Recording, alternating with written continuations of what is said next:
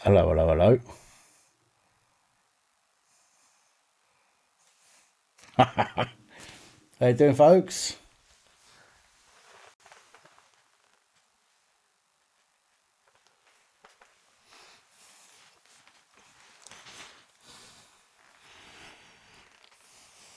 How's everybody doing?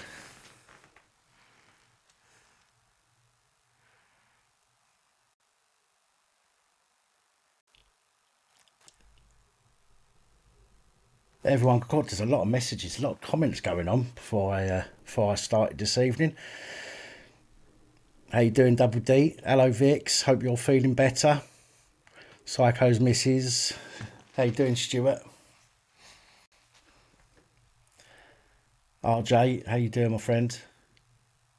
Hey up, Fraser. Roger.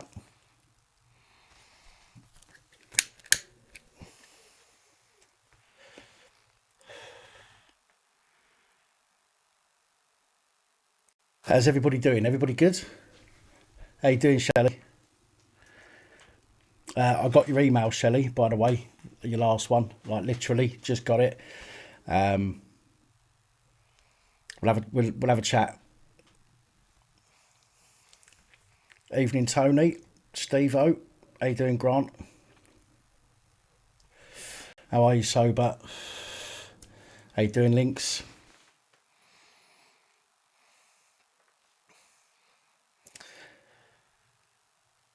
Yeah, well, Stuart, Boris Cromwell. What can we say about that? You know, I mean, I've actually spent this afternoon putting together a story for tomorrow. I just need to check me so I can take my earphones off. I just want to check me how far behind I am. Ah, not far behind at all. That's the result. So yeah, actually been working on story for tomorrow's report, or one of tomorrow's report about Boris Cromwell and the police and what they're going to be doing over Christmas and whatnot. So we'll get to that tomorrow. How do I sound, by the way, folks? Can everybody hear me okay?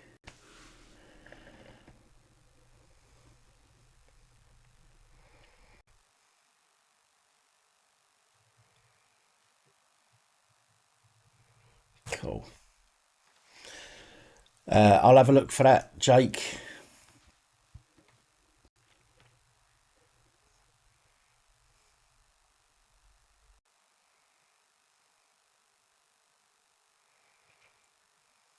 Cool, cool, cool, cool.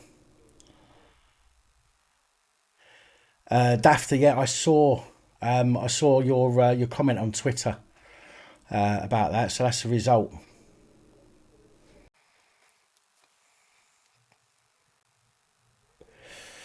Oh, Danny, what'd you come back here for? No way.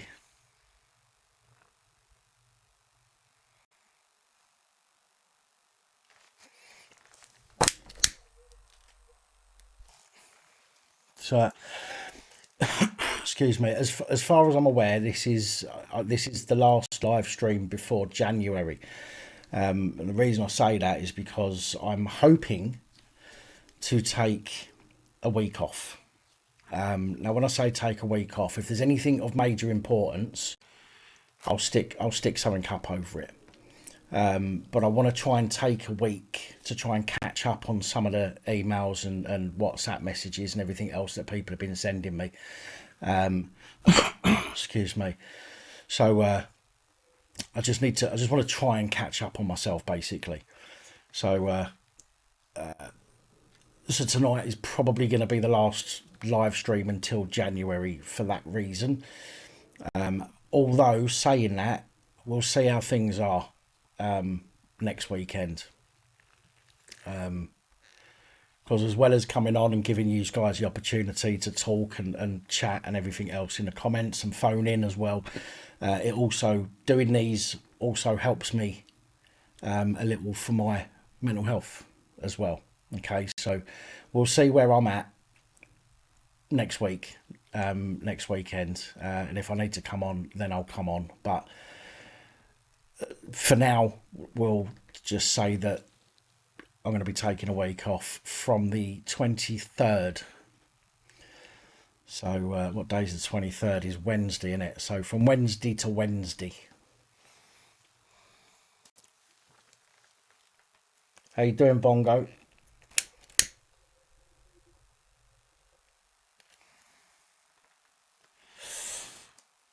Oh,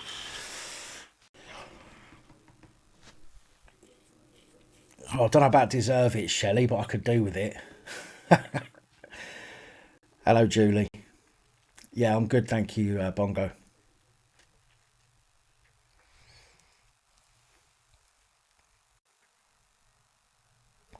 How you doing, Rob? Hey up, Merlin. Coconut oil's doing fine, thank you.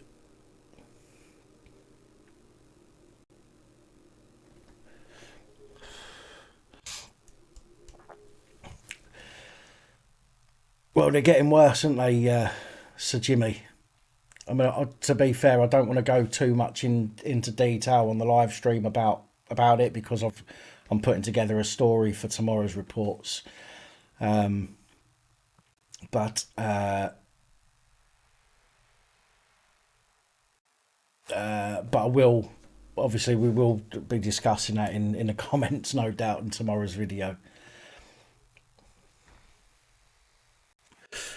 Hello, Winston.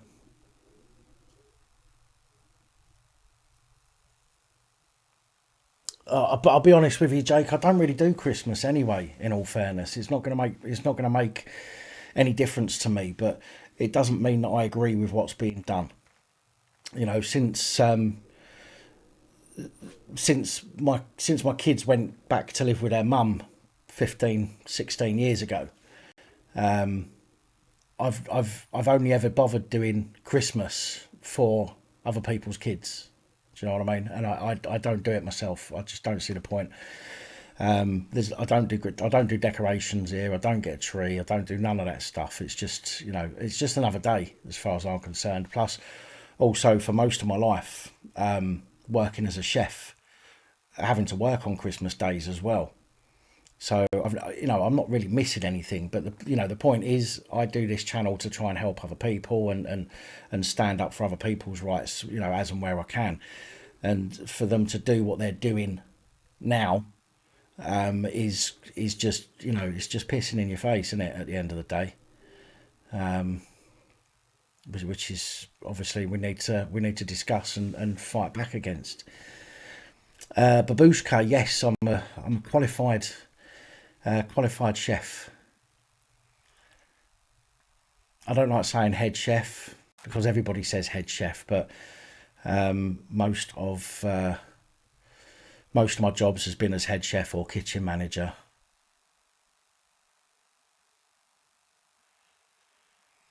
Yeah, it's been a year, isn't it, Aid? Almost a year since then.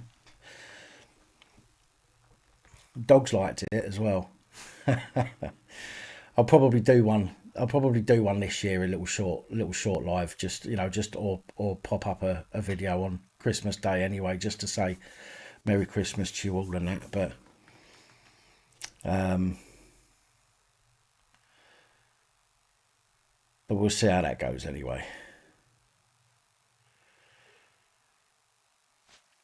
Favorite chef for inspiration? I've got to say, not a lot of people like him, but Gordon Ramsay, but only because of his work ethic. I mean, the guy is doing, you know, so much work, and I know he's a Freemason and all the rest of it, but the guy does so much work, and he's got his fingers in so many pies, shall we say? And I respect him for the amount of stuff that he does. So I've got to say, fair play. Evening, Dean.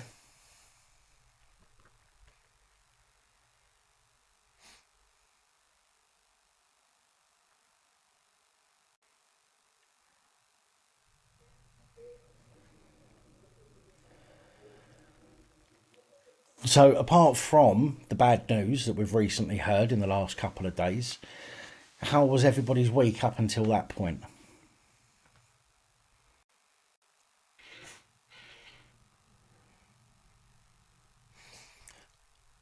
You offered to double team me.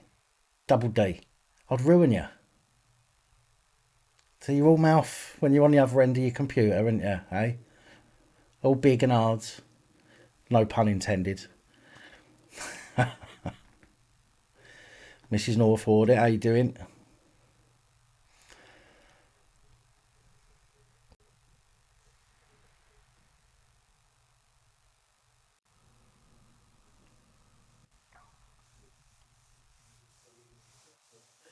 You'd wreck me.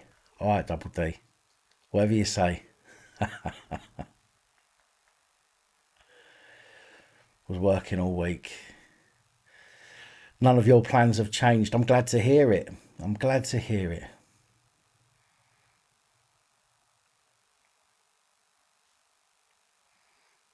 I'm sorry to hear that, Julie. Now, bearing in mind, again, I need to be careful how much I say because I don't want to ruin tomorrow's video. But you got to bear in mind that, I mean, Priti Patel said just before Boris changed his mind, she said that the police will only be enforcing egregious breaches. So, like the worst breaches, as in house parties, raves, that kind of thing. Although we all know full well that what the government say and what the police do are two completely different things. We know the police are enforcing advice, for example, and misusing the law, which isn't an example because that's actually happening. So, so whatever the government say and what the police do are completely different things. But I think tomorrow's video is an awful lot of information in tomorrow's video regarding the lockdown situation over Christmas. There's probably going to be about a 20-minute video, that one. Yeah, well, I've got three pairs now. Un, deux, three. Did I receive a package, Dean? When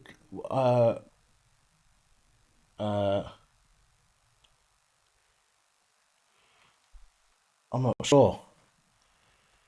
Oh, what was in it, Dean?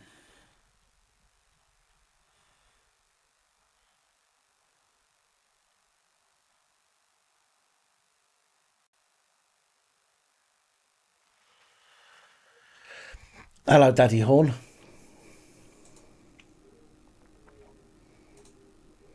You've been chatting with your account and you're not getting messages. Can you get me off? However, Trolls blocked my account. I'm not sure I understand what you mean, Daddy Horn. Sorry.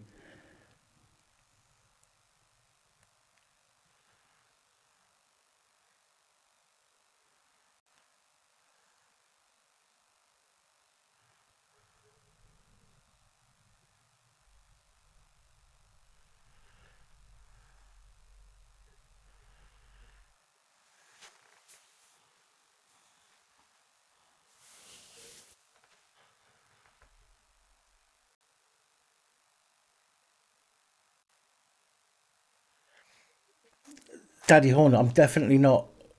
You're definitely not blocked from me. I would have to block you myself, which I haven't done.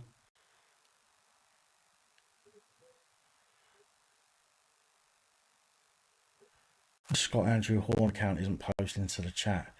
It was last week. Not last week. Was it the week before? The last time I done a live chat, your other account, I think it was your other account, was posted.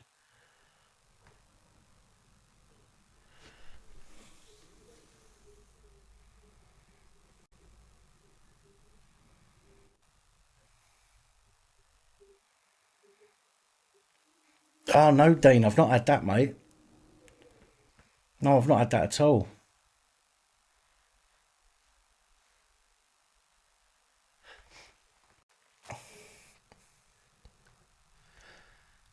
Hi, Dave.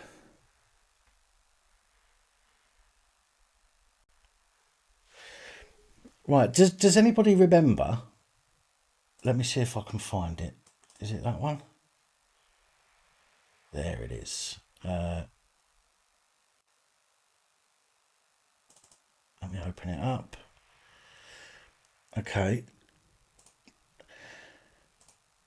Does anybody remember these stickers that I said I was getting made?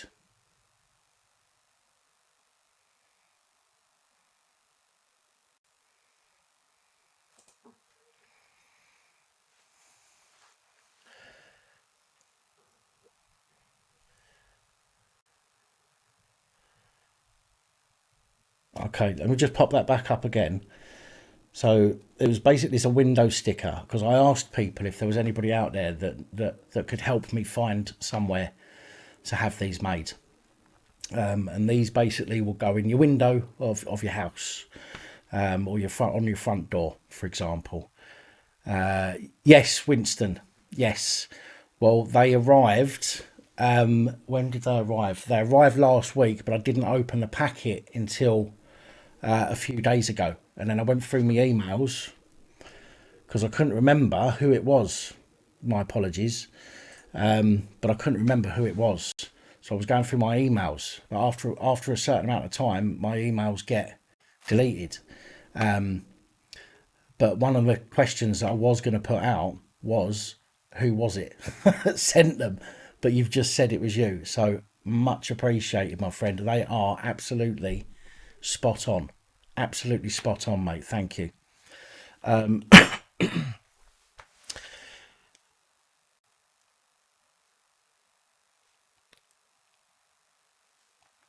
Now, those stickers,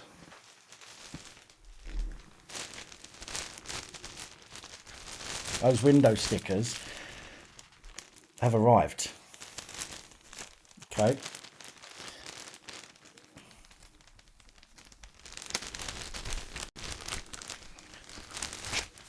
Now, you can't really see it. You just peel off one side and you stick it on your window.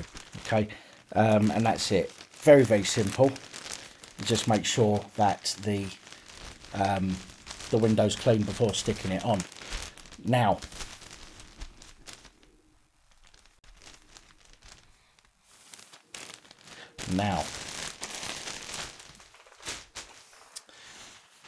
the price of them, because I'm sure that people are very much interested in how much I'm selling those for. But we'll have a guess. We'll see if you can guess how much they're being sold for. Just for a bit of fun. Just while I make a cigarette. So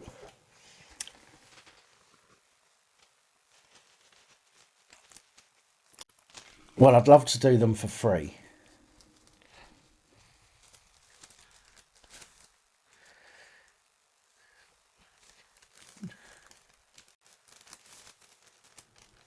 Yeah, of course you can, Lisa. Yeah. 29p, 1p, 3.99, £6, 30p plus postage.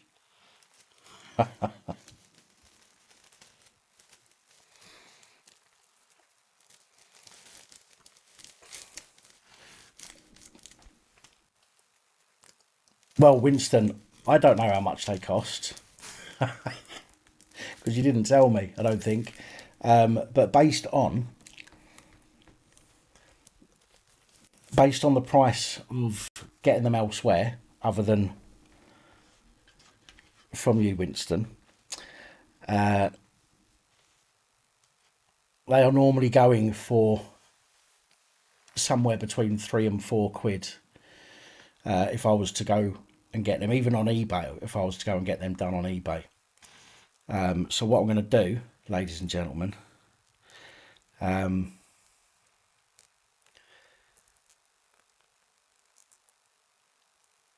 is I'm gonna do them for £2.75 each. These ones I'm going to do for £2.75 each. Okay, that includes postage, so you're talking about £2 for the sticker. All right, So 275 will just cover the cost of the postage as well as the thing itself. Okay, so if anybody wants them or wants one, please follow the same rules as you would do from for the cards, for the PAP cards. Use the PayPal address, which I will grab for you and pop in the chat. Now there is a limited number, by the way. There is a limited number. So what will happen is if they all go, then I will refund anything that you've sent. So if you've sent some money through PayPal for some and they've all gone, I will refund that to you straight away once they've all gone, and then I'll have to get some more made and do it that way. But bearing in mind, these ones here, I believe are discounted. I believe that the person that got those for me discounted them, but I can't promise that they'll be. I can't promise that they'll be that cheap in the future if there's any more. But at the moment, there's a limited amount. PayPal address, which is actually is in the description under this video. The PayPal address, £2.75 each, and that will cover the cost of the postage as well. But again, if you make a payment, some people have done this, they've made a payment and there was something wrong and I've refunded them. I will always do that, send that straight back to you and send you an email to explain. And then as soon as I can get some more, I will do another video and let people know.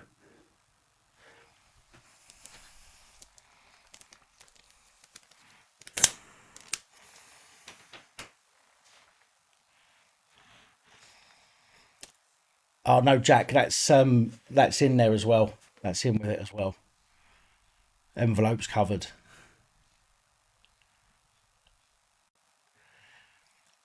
Yeah, Winston, do me a favour, Winston. Drop me an email if you would. Just drop me an email with a cost if you can, and I appreciate that. And yeah.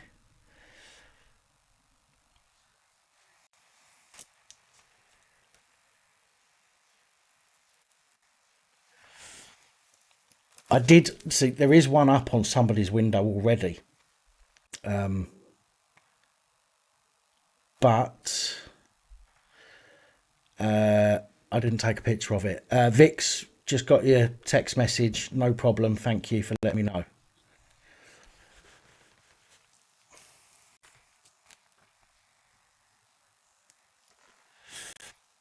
How you doing, Angela? Oh, there's Graham. How you doing, Graham?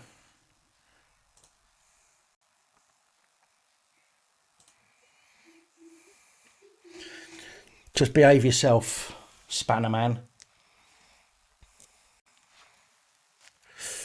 Tap the nose, yeah, I can do that. If that's what you was talking about, Tapper Man.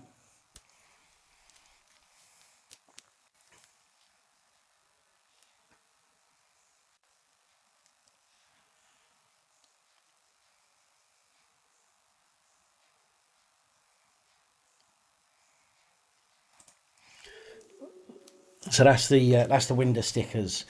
I'm also, and I wanted to ask you guys as well. I'm thinking about getting some small stickers, just like small stickers, like the same size as like address labels for envelopes. So I was thinking of getting some of those done, getting a few of those designed as well. I know some people have asked me for stickers in the past.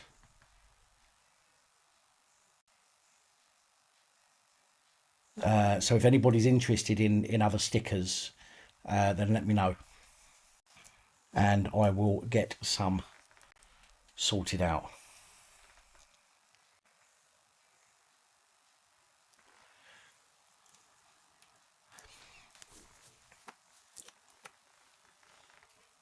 Right, well, I've been chatting for about half an hour now, so I'm gonna finish my cigarette, have a couple of sips of my coffee, and then I'm going to open up my phone lines, and we can get some calls going. Pap, you've been nasty to Harvey. What are you talking about, Merlin? Tapper. Just click friends and family. And yes, the PayPal link in the description under sort of ways to help. There's only one PayPal link down there, I think. paypal.me/support Pap, I think it is. The t-shirt.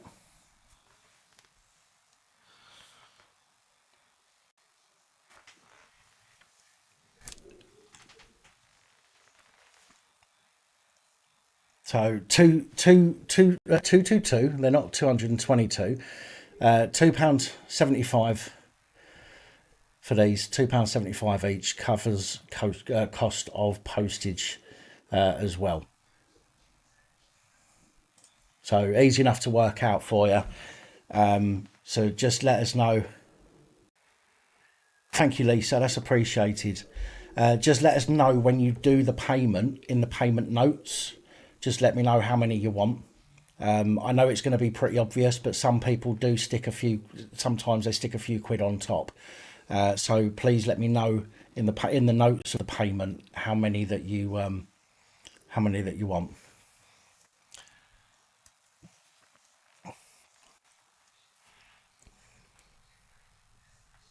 It's a good t-shirt, this one.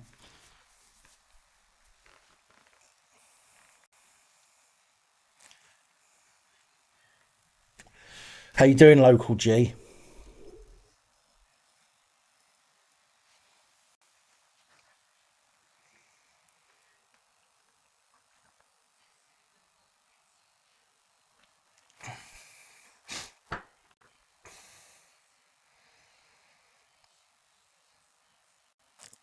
Richard, I can do, yeah.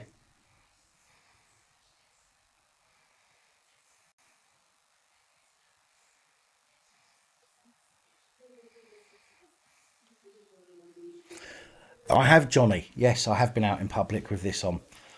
I went to Asda.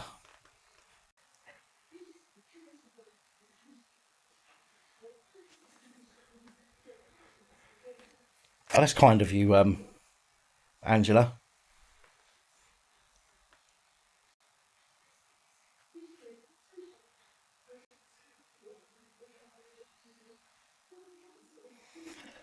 Well, to be honest, Jay, it works a treat because people swerve me.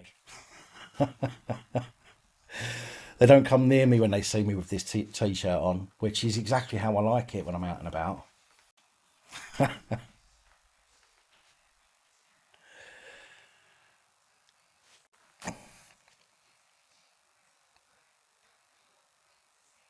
Hello, Lindsay. Yes, yes. PC Pig over there. I have to keep him separate from the rest of them because he thinks he's above everybody else. You know, he's got these delusions of grandeur and thinks that he is more important than the rest of the team. So I've got to keep PC Pig separate.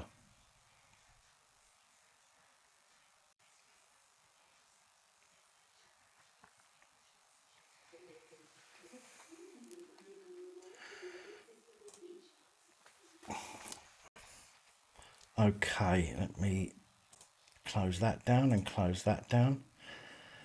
And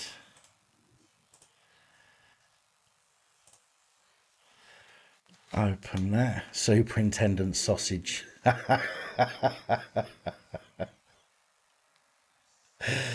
Okay, well, ladies and gentlemen, boys, girls, innies, outies, and in-betweeners, phone lines are open. 01515289590. Give us a ring, share a story, whistleblow. We really need some whistleblowers on here. Talk crap if you need to. If you just want somebody to talk to, feel free to give us a ring and we can just talk crap for a little while. And you can even call up and call me names because we don't mind people phoning up and calling me names because I've got thick skin. Hello, good evening and welcome. Hello. Hello. Hello, Dan. How you doing? Are you alright? Hello, mate. It's Graham. Yeah, no, it's not quite. It's Scott. Oh, Sorry, I'm my, just in the Echo's flat at the minute. I'm just walking up the shop, Dan. Sorry, bear with me, mate. my apologies. You Just sounded like coming up someone your else for way. a minute That's there. it. Yeah, no. I was tricking you, Dad. I was going to give you a secret Santa. How you doing, Dan? You doing all right, yeah? I'm good, mate. Yes, thank you. Yeah, just wanted to quickly say hello to all my family in the side chat there, my brothers and my sisters. A good hello to yourself, Dan. Thanks for everything you do for us. No problem at all. Be wary, guys, that someone's got my, whether they've opened up an account in my name, they're trolling my name, Andrew Horn. Right, So okay. I'm under Daddy Horn at the moment. So if anyone's posting in the chat as Scott, it's not me. Right, okay. So just be mindful of that, Dan, yeah? No worries. Yeah, let's get on to the subject of this, what hopefully a few of us are going to be talking about, which is this Tier 4. I mean, when's it going to end, Dan? Tier 4. That is. It's more, do you know? It's more like the. It's more like the sex offenders wing in the prison, isn't it? It's Tier 4. I mean, what's it all about? It's ridiculous. Well, do you know what, my brother? It's just going to go on and on and on, Dan, until it's Tier 6, which is obviously their favourite number. We've had groups of 6 down, haven't we? We've had lockdown at 6 from the public houses. The next one will be Tier 6. That completes the trio. And, of course, everyone that's sensible knows what 360 stands for. Yeah.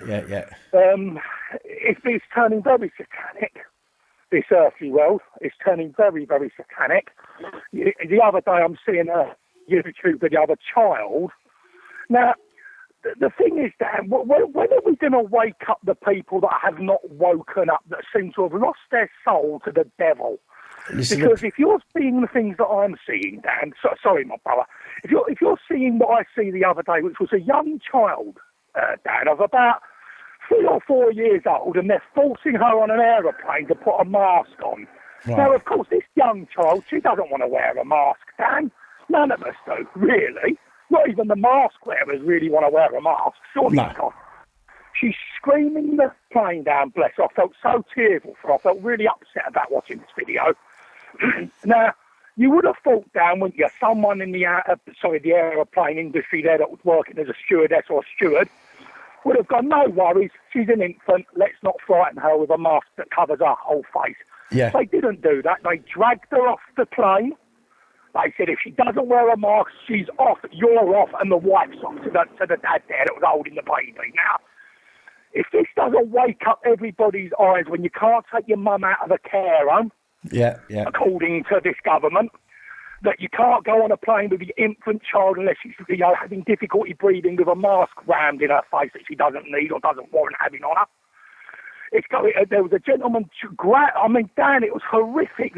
The police in America were dragging this geezer horizontally. He's holding on to the handrail and they're dragging him by his feet off the bus. And giving him an hiding as well, Dan. Right, giving him a few drives. 1 second, Scott. 1 second. Leo Hurd. Oh, mate. So somebody's just put in the comments. Leopard.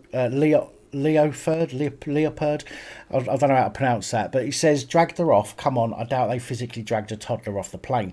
Now, what I just want to say is, have you not seen a video of the black lady on the bus? There's a black lady on the bus, a video that's been going out the last few days. She's holding on to her child, who is maybe 2 years old. She got CS gas, okay? And there was about 4 or 5 cops literally trying to drag the baby out of her arms. The police do not give a shit, right? People do not give a shit. They are more concerned about what they're being told by the government than about their own morals. Yeah, okay? That's 100% right, my brother, Dan. Their morals have gone out the window at the moment, okay, because they've been frightened by the government, right? And there is a video. You can't say surely they wouldn't be dragging a toddler off of a plane. And I've seen the police literally grabbing hold of a child and trying to wrench it from its mother's arms. Sorry, let Scott. me assure this person. No, come on, mate. You ain't got to apologise to me, your family, brother. Listen, I assure anyone in that side chat, I'm no liar. You won't meet a more honest man on this earthly world, mate. And I'm telling you that woman and the husband and the child were escorted off that plane in tears. Yeah. So if this doesn't wake you, and like Dan quite rightly said, there's another video of a black lady there, a sister of ours, getting abused. Now, what annoys me is the police are supposedly our brothers and sisters as well. You know, we all go home to heaven together. There's not a separate heaven for them and a separate heaven for us. Why are they beating the granny out of us? Why are they not standing shoulder to shoulder with us in united force to say we will not honour these government rules and stipulations and regulations? It's because they've sold themselves. They've sold themselves out for the wage and the pension. They don't care about anything else apart from what's coming through the bank. And unfortunately, money is evil, as we know, and it corrupts people, and that's exactly what it's done to the police. The people are joining the police because they know that they're still going to get their pension even if they get the sack. There's no other job that does that, is there? Yeah, and that's it in a nutshell, Dan. Because the old saying is, money is the root of all evil. Now, if you can't do right in the middle of what is probably one of the worst things we will ever experience in our earthly lifetimes, all of us, okay, we've got to do something. We have got to do something. We have got to start standing up. And if it requires us to all get arrested, then we all need to get arrested. They haven't got enough jail cells to lock us all up. Of course not. Of course. Somebody called me out the other day saying, I put a video up the other day and I said and at the end of the video I turned around and I said, what upsets me is that there's not enough white people who will come together for to back up their other white brothers and sisters. But the one thing that I can say that I fully respect the BAME community for doing is if there's a problem, they will all come together within hours. Yeah. And I respect them for doing that. Okay, because when you are in a position to be able to call on your brothers and sisters and say, look, we need to make a point here, and they will come running, right? But the white folks out there, they don't do that, and that is disappointing. Well, we're all brothers and sisters, aren't we? Whatever nationality and race and colour and creed that you are. But what concerns me, Dan, is we've lost our humanity. Is what we've lost. Yeah. I could not be in London, okay, standing around, Dan, and seeing brothers and sisters getting beat the granny out of. I'd end up getting arrested, Dan. I swear to you on my soul, I would not be able to stand back and let these thugs in uniform. What gives them the brass neck to think that we have a uniform on that excludes us from any prosecution? We can get our batons out. They're going mob-handed, Dan. They're getting their batons are drawn past their neck, ready to strike down with anger, vengeance and fury. Yeah. Who the fuck do they think, sorry for the language, Dan, who the fuck do they think they are? You're beating 70-year-old women. You're beating 40-year-old women. You're beating teenagers. You're beating every creed and colour.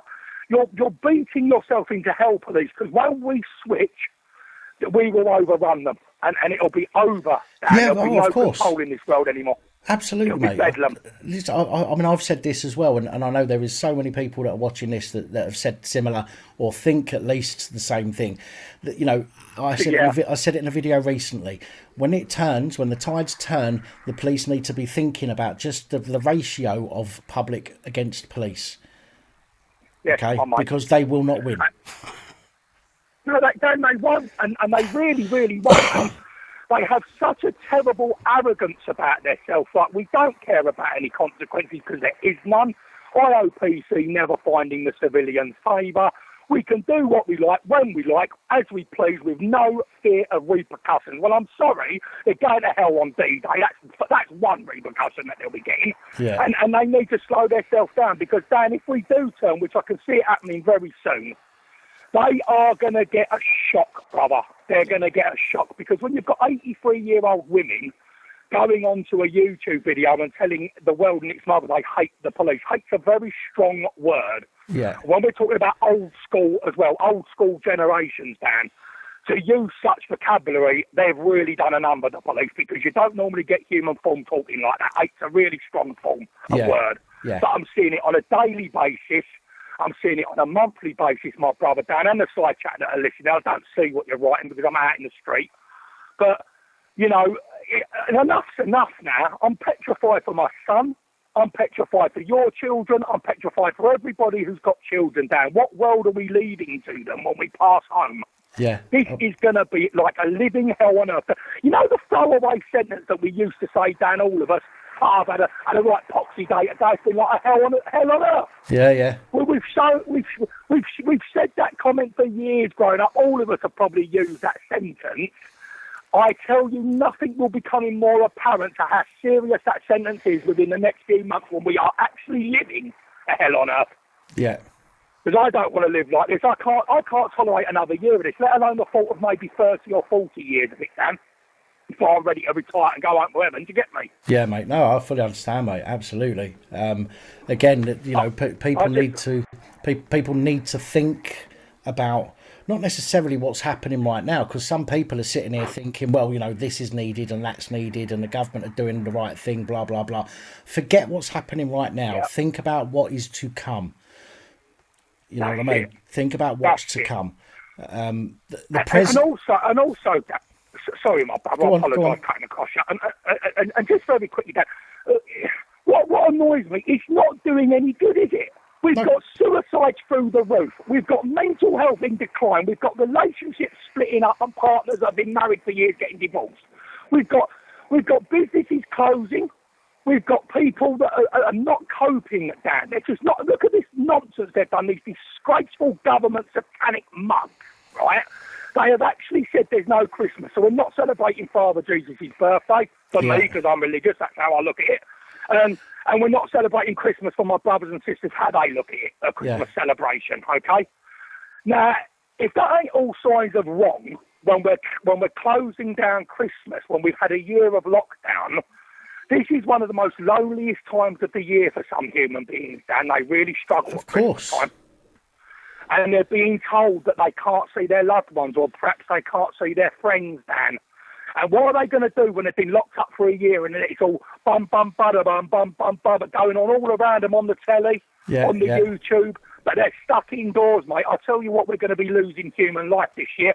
The government have got blood on their hands again for this Christmas period. Well, Go on, mate. You've got all the films that they're starting to put out, okay? All the family films where all the families are around, sitting around enjoying their Christmases. You've got all the adverts that are showing families together and all the rest of it.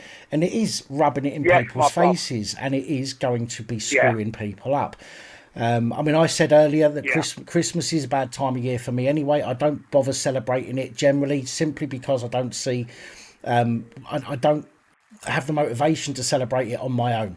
Okay. Well, I know why, my brother. Why? It's a similar thing to me, Dan. And I've lost my kid, and you lose the will to success. Christmas is really for families. I've got no family, and Christmas is also for children.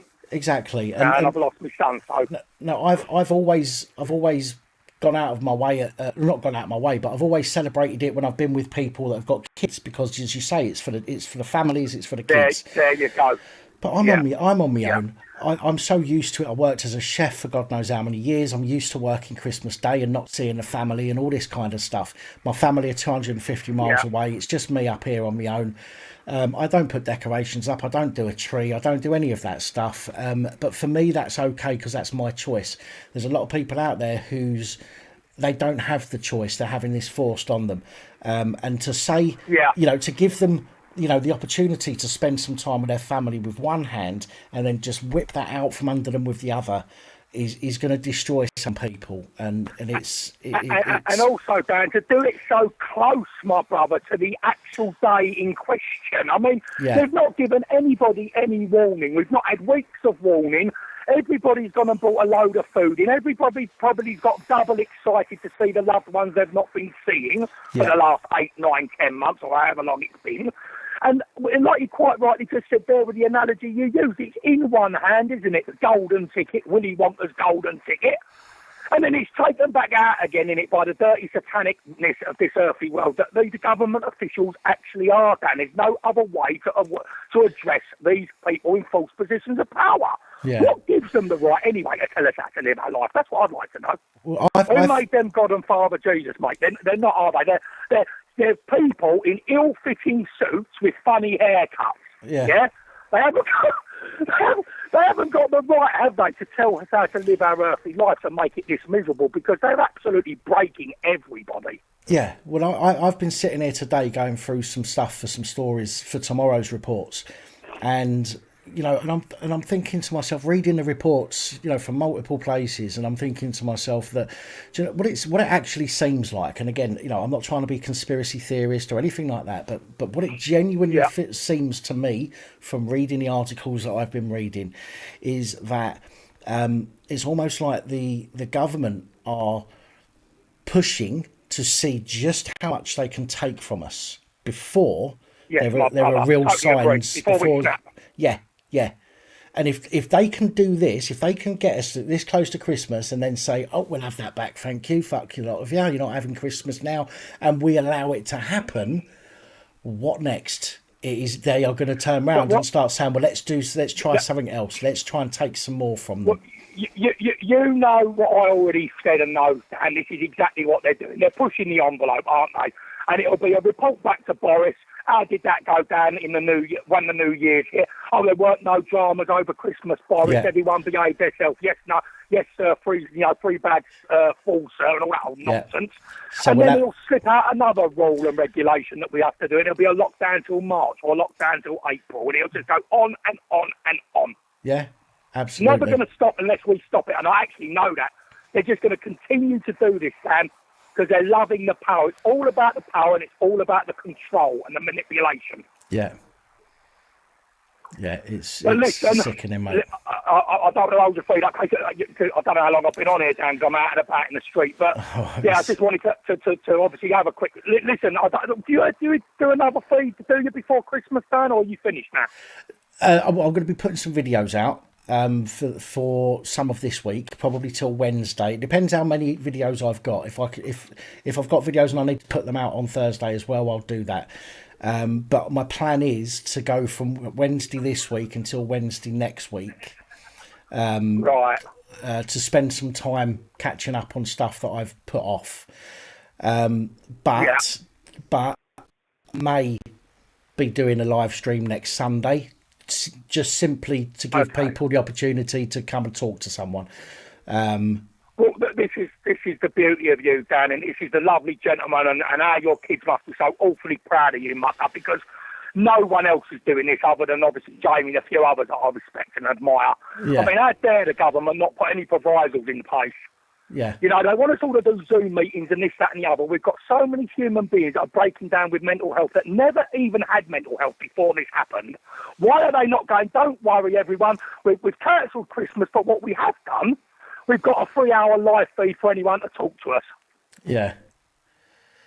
Do you understand? It wouldn't kill them, would it, Dan? To go, we're here for you. Or a 24-hour live feed, actually. Listen, why only 3 hours? You know why they're not doing it? Because they're going to be spending Christmas with their families.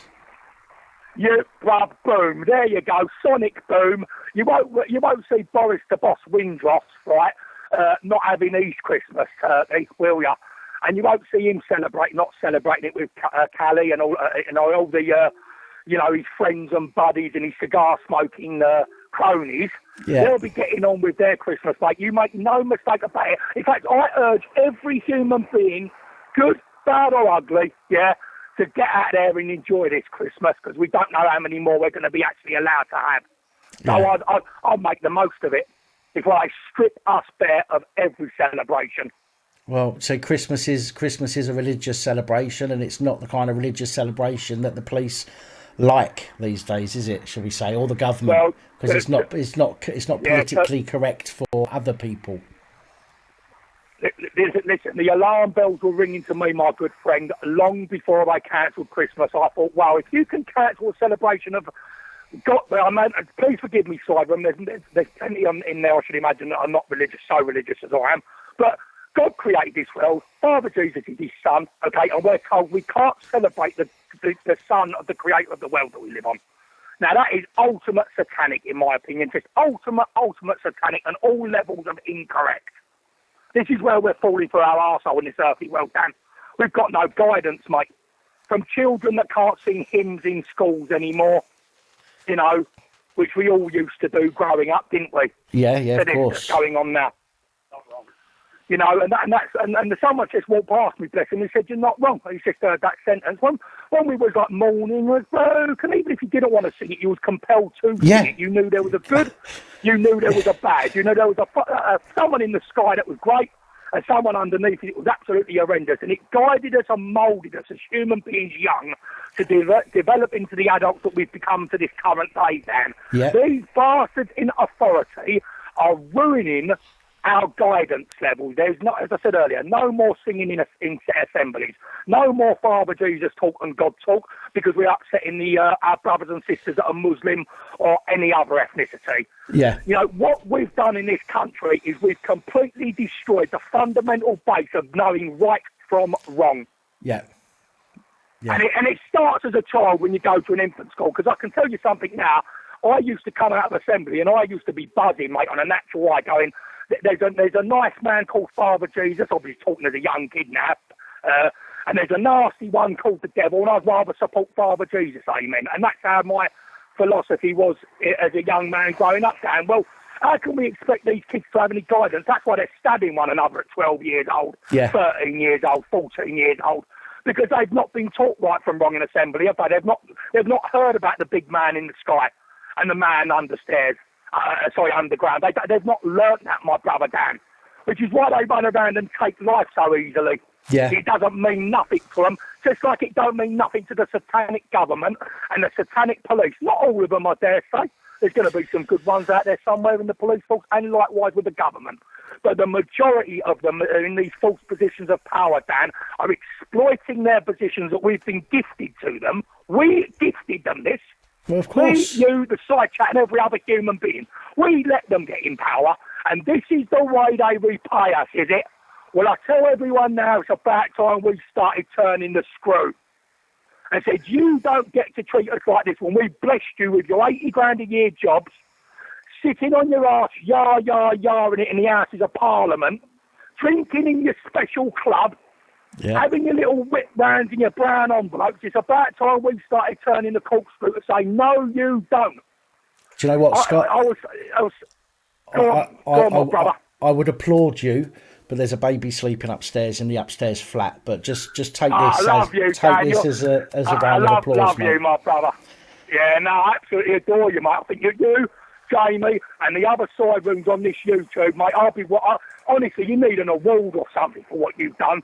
You've put yourselves out, Dan, and if you don't mind me saying, Jamie as well, and Rob as well, you've put yourself out, mate, when you could have easily just pulled that blanket over your head down with depression like I've done in the past and gone to bed.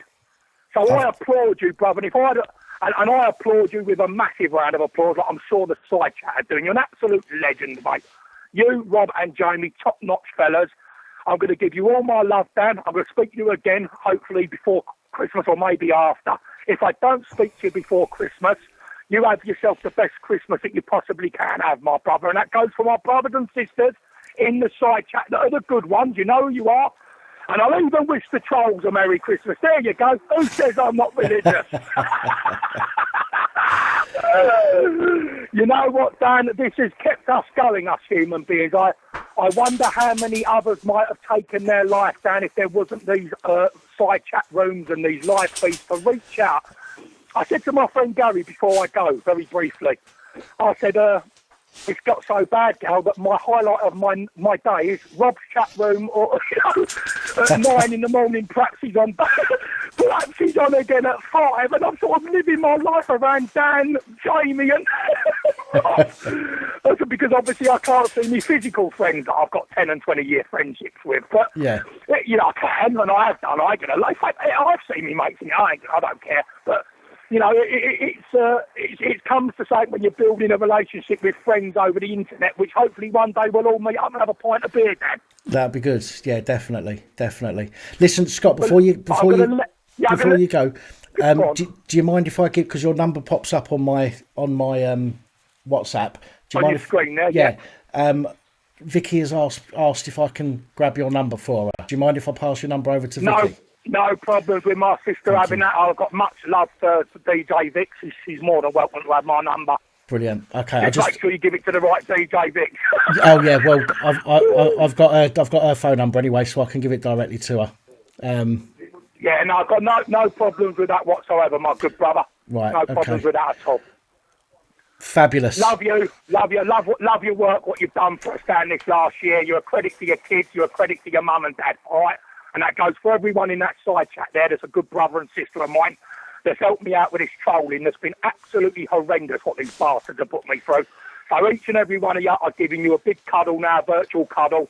And when we meet up in the future, I'll be buying you all a drink, all right? Thank you very much, and I'm going to get off the phone here and let these other guys that might want to ring in. I don't know if they're going mad in the side chat, and I'm sorry if I've been on the feed a bit longer on the live chat here. No worries. Because I can't see the live chat. You look after yourself. Yeah, God bless you all, yeah. Have a lovely Christmas, everyone, and we'll meet again some sunny day. Yes, mate, exactly. All right, my All right, friends. much love to you, Dan. Speak soon. God bless you, brother. Bye-bye, mate. Bye-bye.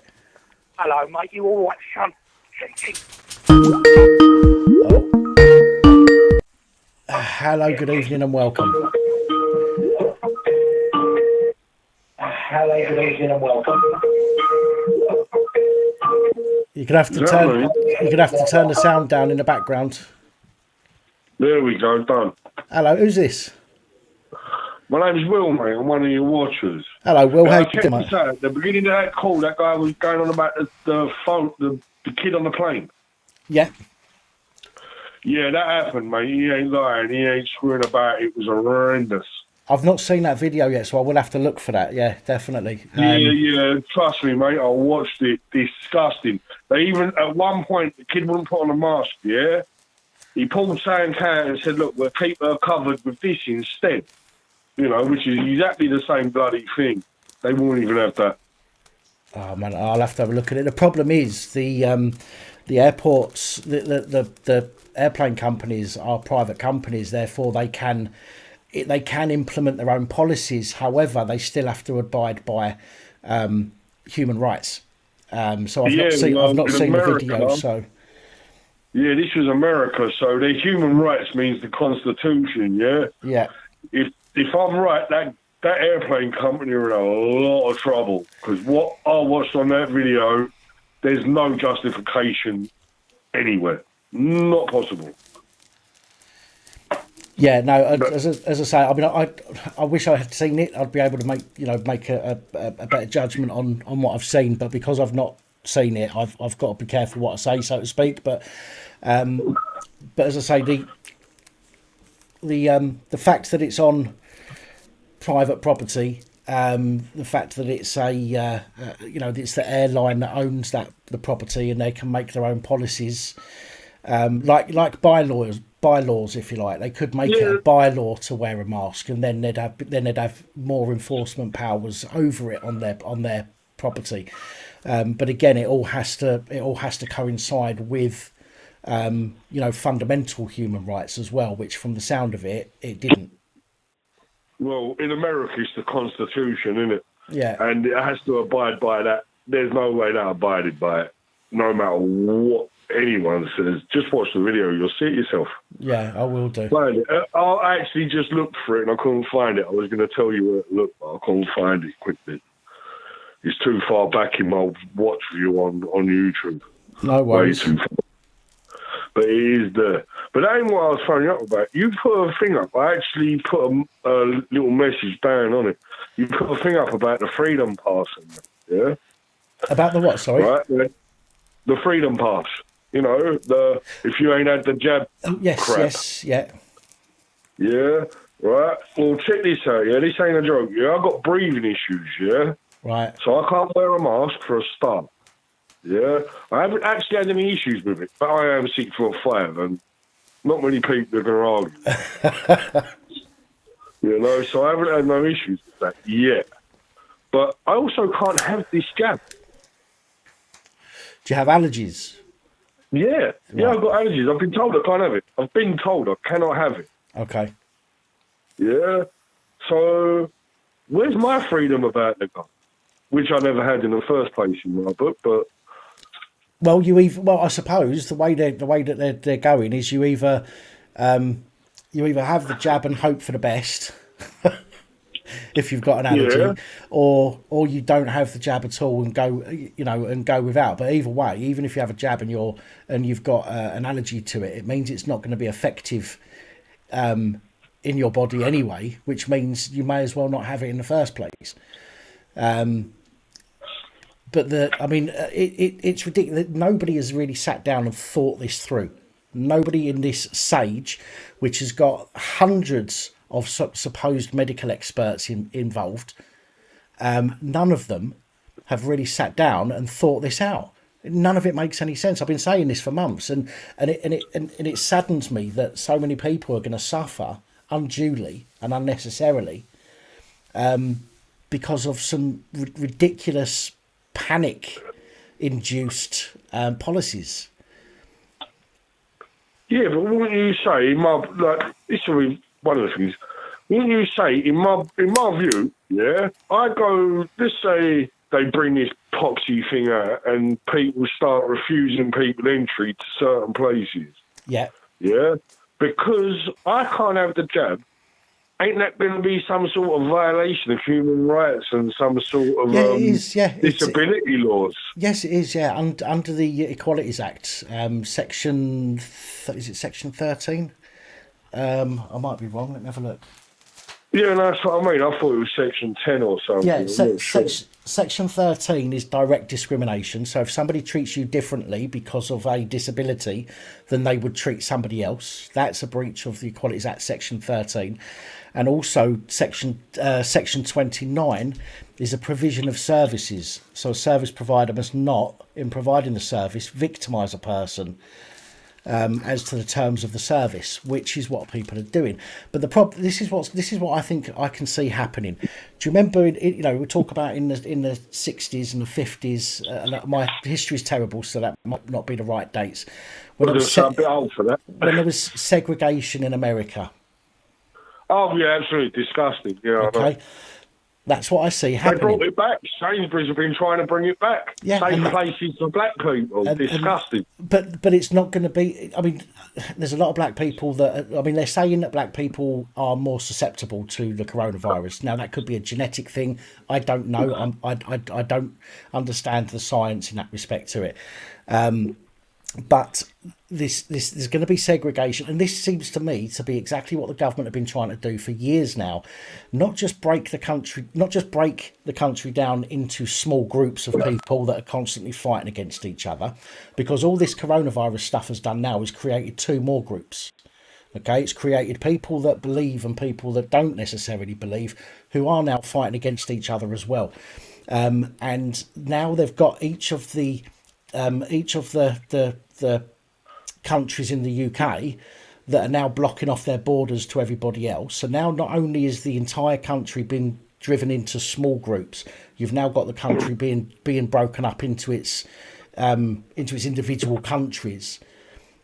Do you see what I mean? And we are being broken down into smaller and smaller and smaller groups who are constantly going to be arguing and bickering against themselves over things that really don't matter in a lot of cases. And it just makes it so much easier for the government to take control of us, because when everybody's fighting against themselves, they're not going to say, let's put our differences aside and let's turn on the people who are doing this to us. Oh yeah, definitely. No, I've been up London a few times as part of the protest this year. Mm-hmm. But there's no point when there's not enough people. It's a waste of time. Yeah, you're just going to see what you're seeing. Police getting out of their batons, smashing people in their heads, which is illegal, and walking away laughing. Yeah, that's what they do. Yeah. But with the racial equality, I'll give you an example. I'm 40 years old, yeah? Yeah. When I was about 9 or 10, can't remember exactly, I was taken. Well, wasn't taken. We were playing in a park on my estate where I live in South East London. Two Indians or Pakistanis, I don't remember which, they come up the road, they took a shot at us in the park with a gun, chased us, and they caught me.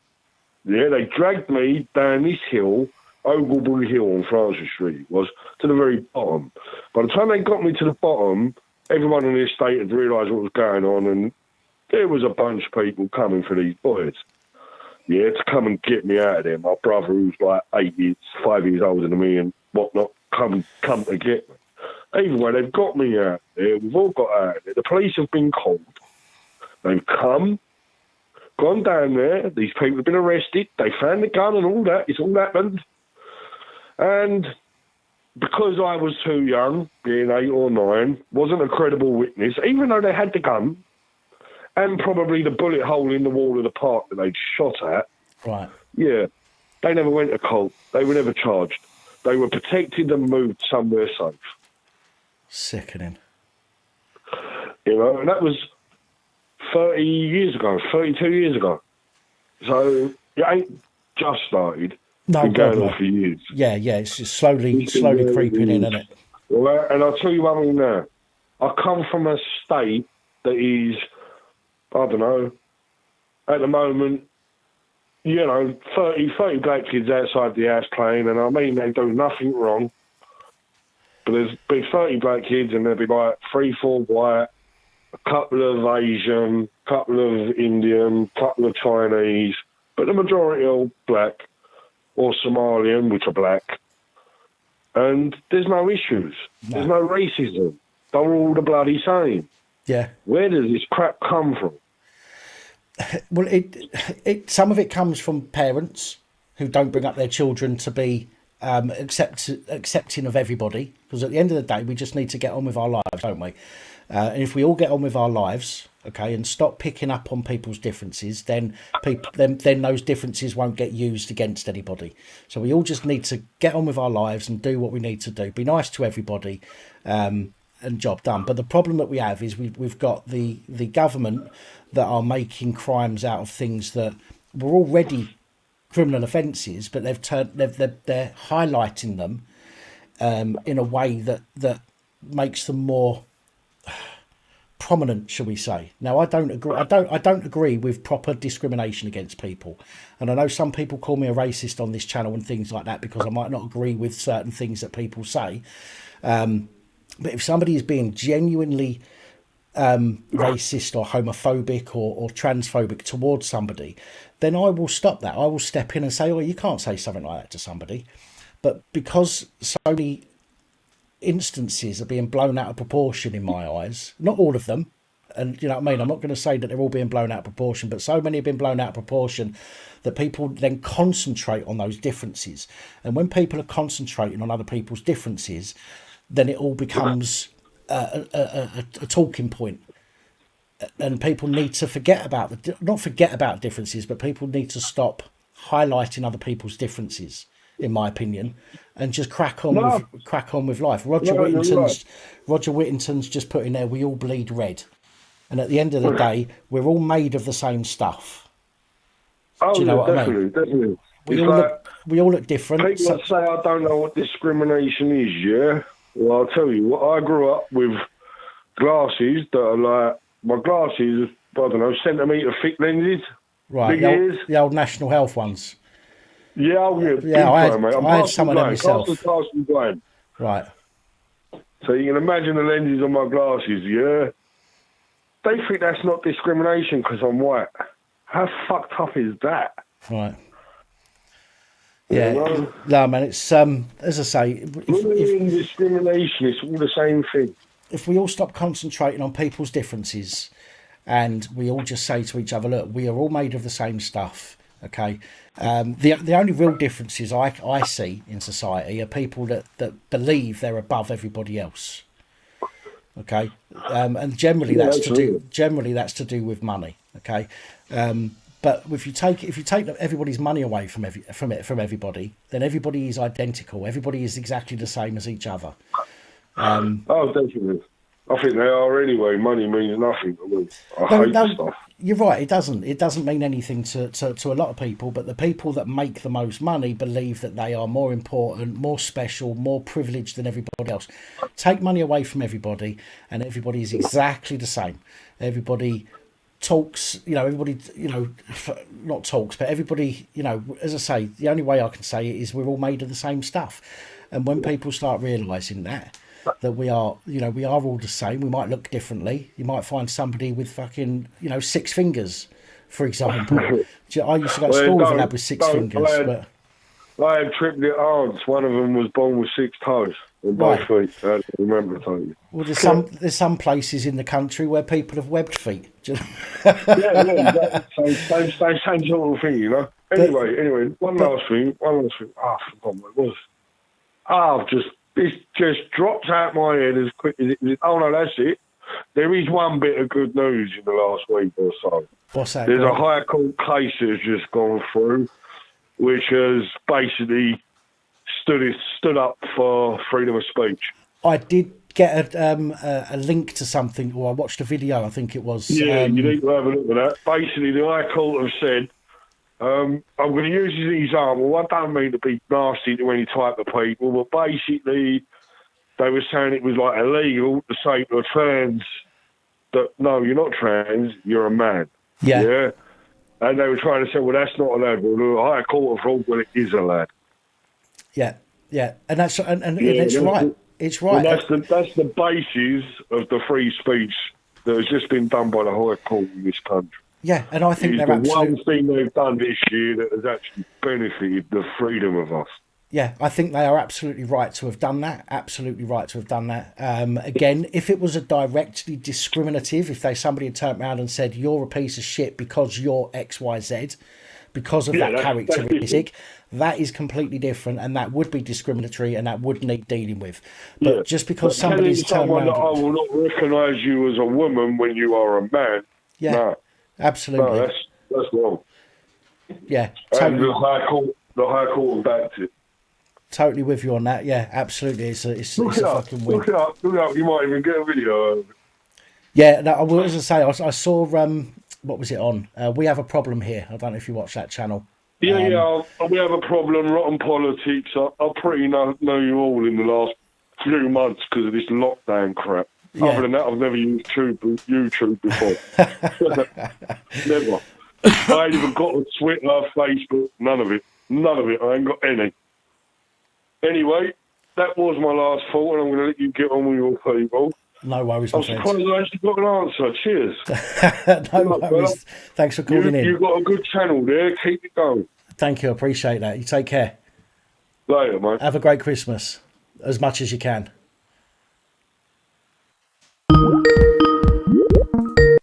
Hello, good evening and welcome. Hi, Dan. Hello. It's Richard. Hello there. It's Richard, one of your PCSOs here. How are you doing? Not so bad. Jolly I've good. got a couple of things. Go ahead. First of all, I just want to say thank you to Angela, Miss Angela. Right. Says she paid me a sticker. And what I'll do, on the 23rd when I get paid, I will, if she has a preferred charity, I will donate the money I was going to give to you to whatever charity she wishes. That's very kind. Donate it to her local food bank. What I do need from you, though, Richard, is I need your address if you want to send it to me via email. I've just sent you a message on Patreon. Right, okay. If it's got, okay. Oh yeah, I'll have your address there anyway. I think I'll get if I need to. I'll come back to you, but I'm sure I've got it there anyway, Richard. But yeah, okay. But fair play for that. That's a very generous thing for you to do. Like I said, I don't know Miss Angela, but I love her for what she's done tonight. There are some incredibly generous people in this community. I know. It's why like I've said before, it's why I love watching your live streams, because it's like I'm actually, because I live on my own and being in tier 3, I don't get much opportunity to go see people. No. So, but the second thing I wanted to say was, I don't know if you got it or not, but I sent you, Time and Find and Live Free, a video on Instagram, and it was 2 doctors giving each other the jab, the supposed vaccine. Is that the one where he doesn't even press the plunger down? Yeah, the plunger's already down. Yeah. Before he... Yeah, I saw that. Yeah, it was like, if they're so confident in this vaccine, why are they pretending to take it? Again, you're absolutely right. I mean, we saw Sadiq Khan a few weeks ago. Supposed to have had there was a picture of him taking a vaccine. I'm not going to say it was the COVID one, but I think it might have been the flu jab. I'm not sure. But yet they didn't even take the plastic bit off of the tip, off the needle. The orange fucking bit. And these things are happening and they're putting them out. I mean, surely if you're trying to convince an entire population of something, surely you would have some continuity experts at least to say, right, let's have a look at this before it goes out. Let's see if we can spot anything wrong with this. But they're not. They're just chucking stuff out with these mistakes in. And then they're just not even... what's the word? What's the word I'm thinking of? Oh,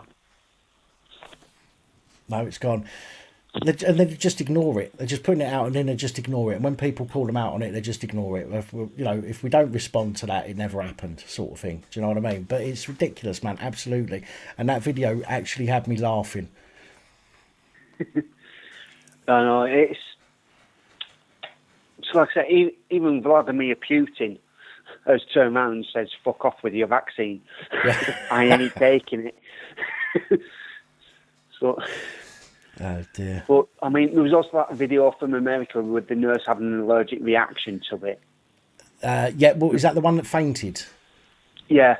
Yeah. Apparently she has a medical condition where she faints or something. But talk about bad timing. Yeah, indeed. Now, the thing with that actual post is I've never posted that. In fact, I've never even seen that video, the one about the nurse, until I looked it up, because I had a notification on Facebook yesterday or day before saying your video or your posts you shared on your page has been fact checked, basically, and you're lying. It's about words to those effect. And I thought, what fucking video is that? So it had a link to the video. So I clicked on the link and it was that video. And I'm thinking, I've never even shared that.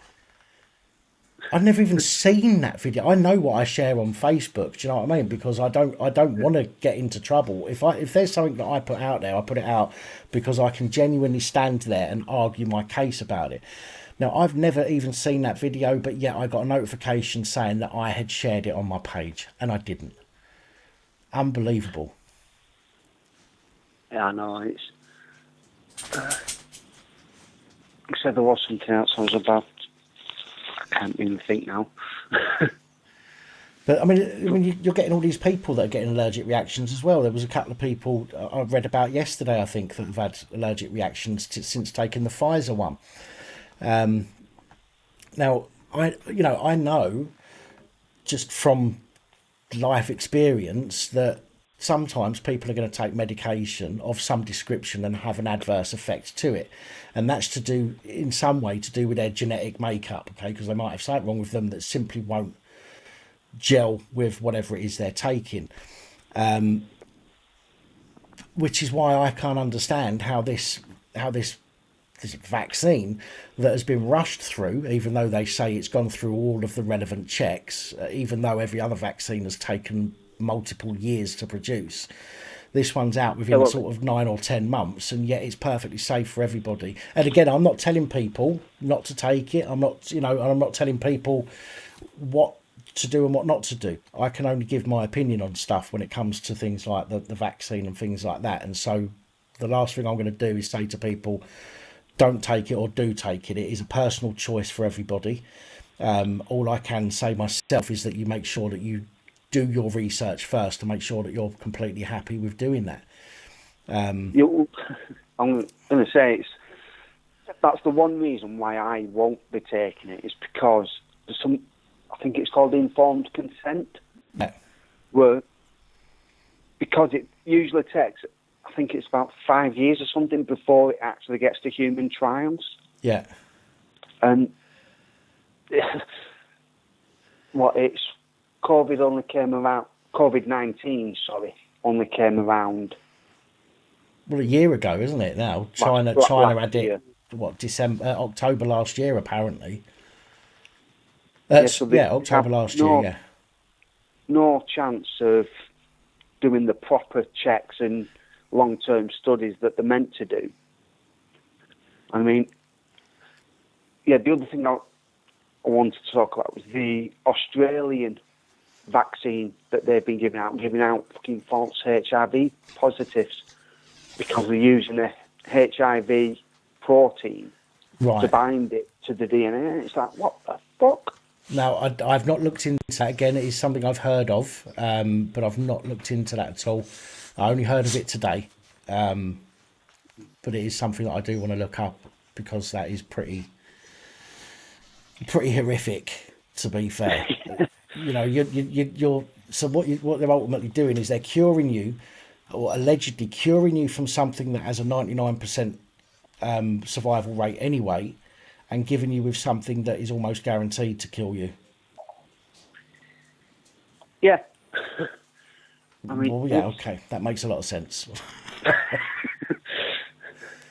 yeah, I mean, I know we're living in crazy times, but coming up with crazy ideas like that. Yeah, it is madness. So just 1 second there. Gaza, I did see the video about the Brummie guy telling everyone that Acro are owned by coppers. Now, I'm actually in the process. I've written to every single police force in the country at the moment. I've done that last week and I'm waiting for some responses. Before I do a video on that, I need some more information. But once I've got that information, I will put a video together and let everybody know. Sorry, caller. Just wanted to respond to that question there. Someone put. Yeah, it's fine, Dan. Like I say, I'm going to get off now, but I'm watching the comments, and Miss Angela, if you have a preferred charity that you'd like me to donate the money I was going to pay Dan, then put it in the comments now, and I'll make sure I donate to it. But otherwise, Dan, love your channel, love what you do, keep it going, and I'll speak to you next live stream. Thank you, Roger. I appreciate it. I'm just writing down here so I don't forget about your sticker because it's been paid for by Miss Angela. It's Richard, not Roger. Oh, right, okay. Richard, sorry. No probs. Good night, Dan. Right, you take care of yourself, and if I don't speak to you before, have as good a Christmas as you possibly can. You too, mate. All right, Thank mate. you. Take care. Hello, good evening and welcome. Hello, Dan. Hello, mate. Who's this? Hello, Dan. It's the nut with the fucking spanner. Hey! Oh, hello, mate. How you doing? Yeah, well, I did promise you guys and girls that I'd phone in, and Oh, Graham, there's been some great crack on the comments. 1 second, Graham. Miss Angela, yes, I did. I've just checked and it's there. Thank you. Sorry, go ahead, Mr. Nut. That's quite all right. You don't have to call me Mister. You don't have to call me Sir. Besides, I don't even work for a living. You ask anyone that's ex-forces, and they will tell you that the Ruperts might be called Sir, but it's the NCOs that actually do the real fucking work. Yeah. Yeah. Now, people like Josie will fucking know all about that. Right. Oh, my God. Yeah, so, it's a great call so far. Respect to you guys. Said I was going to share a couple of stories, but I can't help but want to have a little bit of a laugh and joke with you. I mean, all this convids. Now, it mutated months ago into minks in Denmark. Right. So, we knew about that months ago, but it got ignored. But instead of burning the carcasses, what did they do? They buried it, and it ended up polluting the water table. What a surprise. They didn't think that one through. Then, not so many weeks ago, yes, it was reported that there was a new strain here in the UK. What did the government do? Decide to ignore it until a couple of days before Christmas, having dangled the carrot, and now they're just like saying, yeah, that's it, you lot are in tier 4. So here's the thing. What am I going to do with the fucking turkey that I bought and paid for?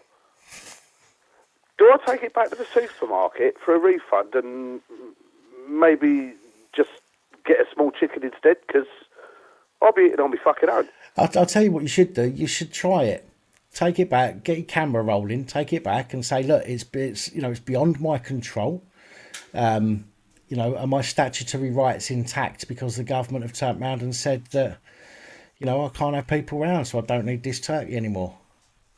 But make sure you film it. Of course, I might then just decide to keep the bloody turkey and say, well, do you know what? Tier 4 or not, anyone that's travelling within Tier 4, within a couple of miles, if I choose to spend it with my fucking family, what are the police going to do? They're going to be knocking down my door with a big red key. Well, no, because they can't. We all know the bloody risks. At the moment, there is nothing in the legislation that says that the police can force entry to a property to enforce COVID regulations. But there is confusion about support bubble within Tier 4. I mean, this is where I'm like, what the fuck? even in Tier 4, as far as I'm aware, there is no caveat, shall we say, that says the police can force entry into your home to check. Even if they did, how would they be able to check if this person is your only support? Well, I guess if I've got my blinds drawn and they can't see in, that would be difficult. Well, leave your blinds open. Fuck them. Let them look in. Let them look in and turn around, wave at them, take a nice big fork full of turkey in your gob, and then turn your back to them. I mean, it's either that, or I just cut the head off the turkey and sent it to number 10 Downing Street and say, right, well, there's the fucking bill. I want my turkey refunded because I can't eat it.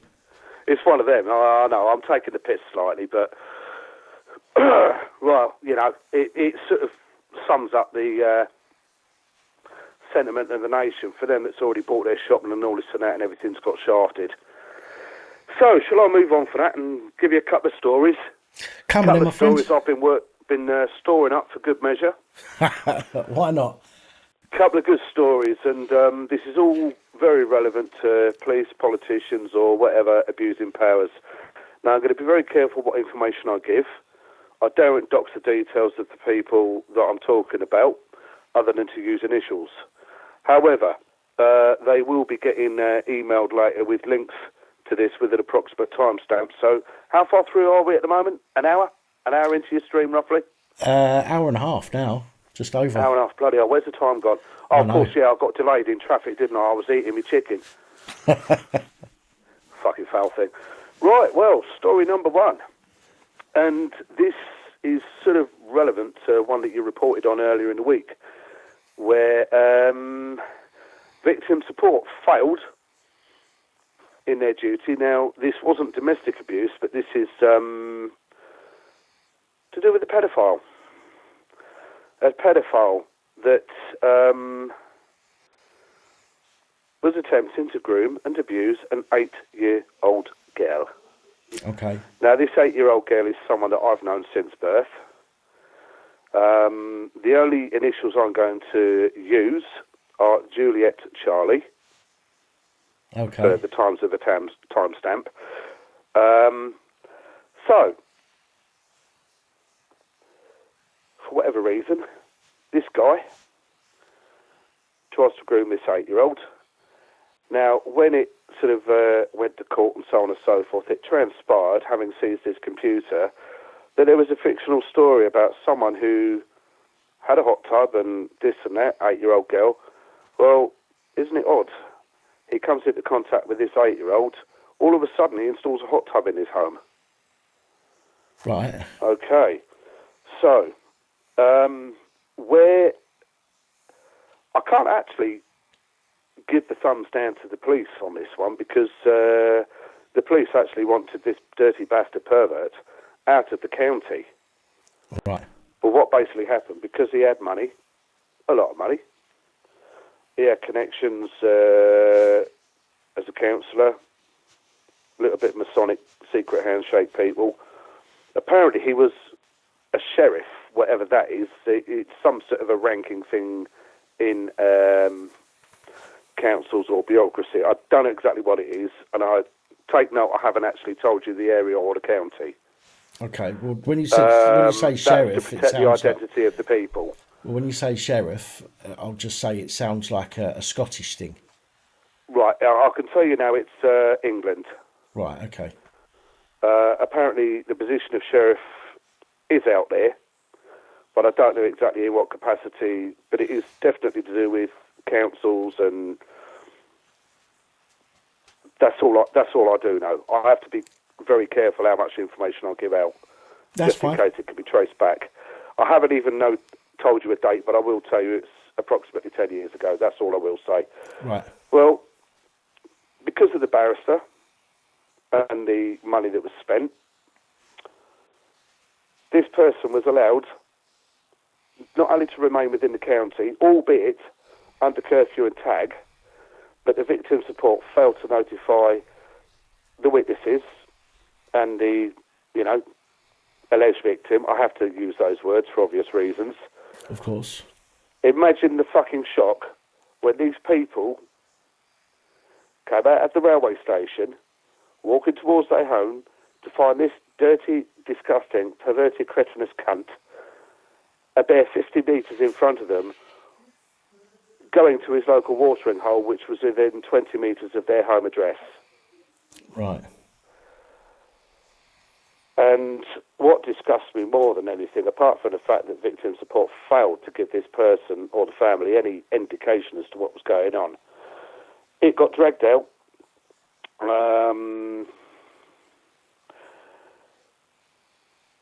Sorry, I'm just trying to compose myself without screaming and shouting. I've got some notes in front of me. Allegedly, he pleaded guilty at the earliest opportunity before trial, but it was only a matter of a couple of days before the court date, which was why the judge was only able to give him 18 months of porridge and then 18 months subsequent probation. Now, I don't call a couple of days before the case is actually in court as pleading at the earliest opportunity. I'll call that dragging it out to the nth degree.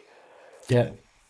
I had a visit from someone acting for his barrister. Well, I sent them bastards away with a flea in their fucking ear. They were trying to discredit the witnesses. It was even being argued that the images, which I don't know if the categories have changed, but at the time, level 5 were the most serious, and this cretinous cunt was arguing that, oh no, they're not level 5, they're level 4.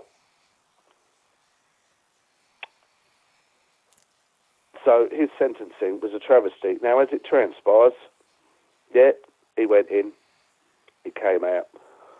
Well, this dirty bastard, through other people I know, apparently he's been sort of at it for about 30 years, abusing his position where he could sort of offer housing and this and that, and he was trying it on with 16-year-olds back then that I know of. And you know what I say about leopards and spots? Well, surprise, surprise. For whatever reason, the police did keep some sort of an eye on him. He had his computer confiscated 3 times afterwards. Well, he got banged up again. Shame it was only 12 months, but you see where I'm coming from. Where's the fucking deterrent for these dirty nonsense?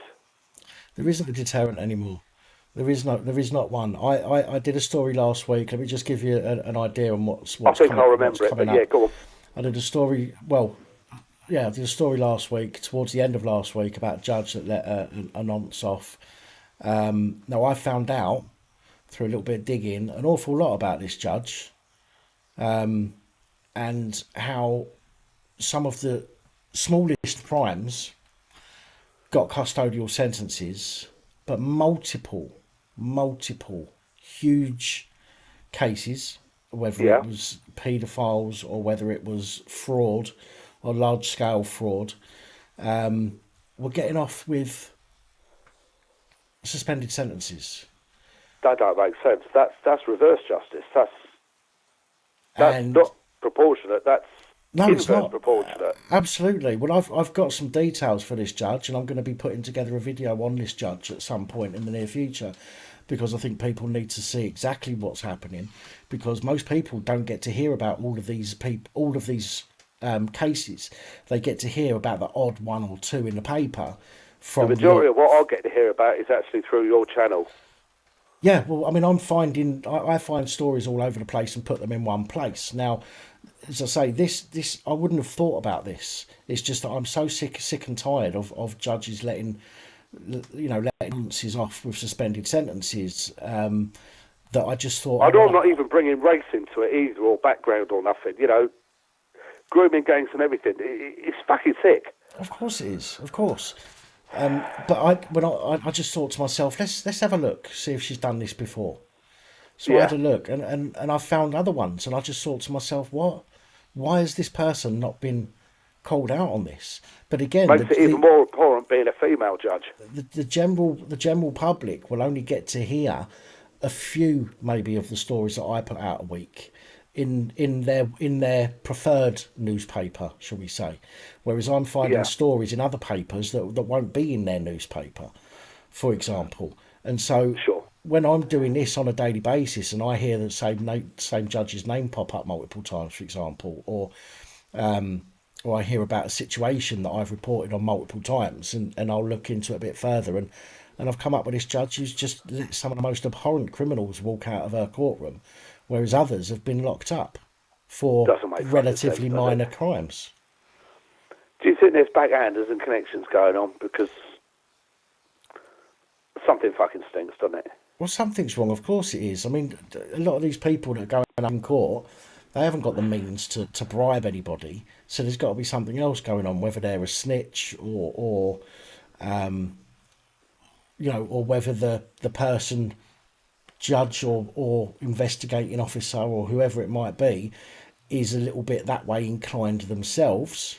Indeed. I couldn't answer that because there's just not enough information out there to make that.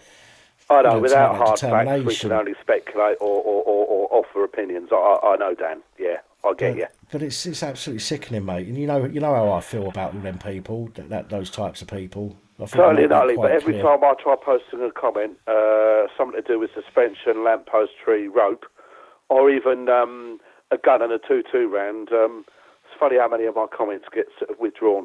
I don't know how units withdraw them. It's obviously butthurt YouTube or some censor somewhere that doesn't like me saying it as I feel. Freedom of speech, despite the so-called ruling, and I refer to the previous caller, I'm aware of that report, and my understanding of it is that the ruling is because they were charged under the wrong offence. Apparently they could or should have been charged under something else, but because they were incorrectly charged, that's the only reason they got let off. That's my sort of understanding of it, but I might have read it wrong. So I'm not trying to cast aspersions on the previous caller or the report. I might have misunderstood something myself, yeah? Yeah, there's something I need to look into. I briefly heard something about it on what's his name's channel, and it might have been you that sent it to me, actually. I'm not sure if it was me, but I know that among others, Tyrant Finder is someone that I do keep an eye on. A lot of good stuff does come from his channel. Yeah, no, it was from Alex's channel. I'll be fair, that's not a channel I subscribe to. My apologies, but I'm subscribed to so many, there's just not enough hours in the day. Right. Especially when I take time out of my day and do live stream and calls and shit. But sometimes I have to have varied interests just to keep myself a bit sane, you know? If it was all about this and nothing else, and I had nothing else going on in my life, I'd go mental. So I have to have other things going on, if that makes sense. And that's no disrespect to anyone I'm not subscribed to. It's not like that. There's a lot of people out there, obviously yourself included, that do a lot of good work. You're out there, you're putting things together, you're trying to expose the truth. And, yeah, I think a lot of us are sick and tired of the... Oh, here's the thing. Here's another reason why we might be in Tier 4, coming up for Tier 5, coming up for Tier 6. Yeah. Do you know where a lot of people plot and revolt? It's in pubs and taverns. Why do you think they're shut down? Any coincidence? Nah. Well, I'm amazed that they haven't shut down YouTube, Facebook, Twitter, and bloody all the other stuff. But I think this may be why, when they were talking, and again, this is something that I'd done a video on, excuse me, when the I think it was the police turned around and said that it was to do with the protests in London. Yeah. So I think it was Monday or Tuesday. It was the video I put out. I think Tuesday, and the newspaper was saying that the people that were organising the protests were using Telegram, which is the preferred choice of use by IS. Oh, right. Yeah, and that's what, and I pointed it out, and I said in the video, why are they comparing people fighting against their rights to a group of people that are intent on causing mayhem and murder?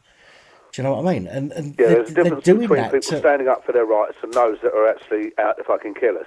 Of course there is. Do you know what I mean? And Big difference. that to me was planting seeds. That's vilifying people who are trying to fight to keep the rights that they've got by comparing them to terrorists.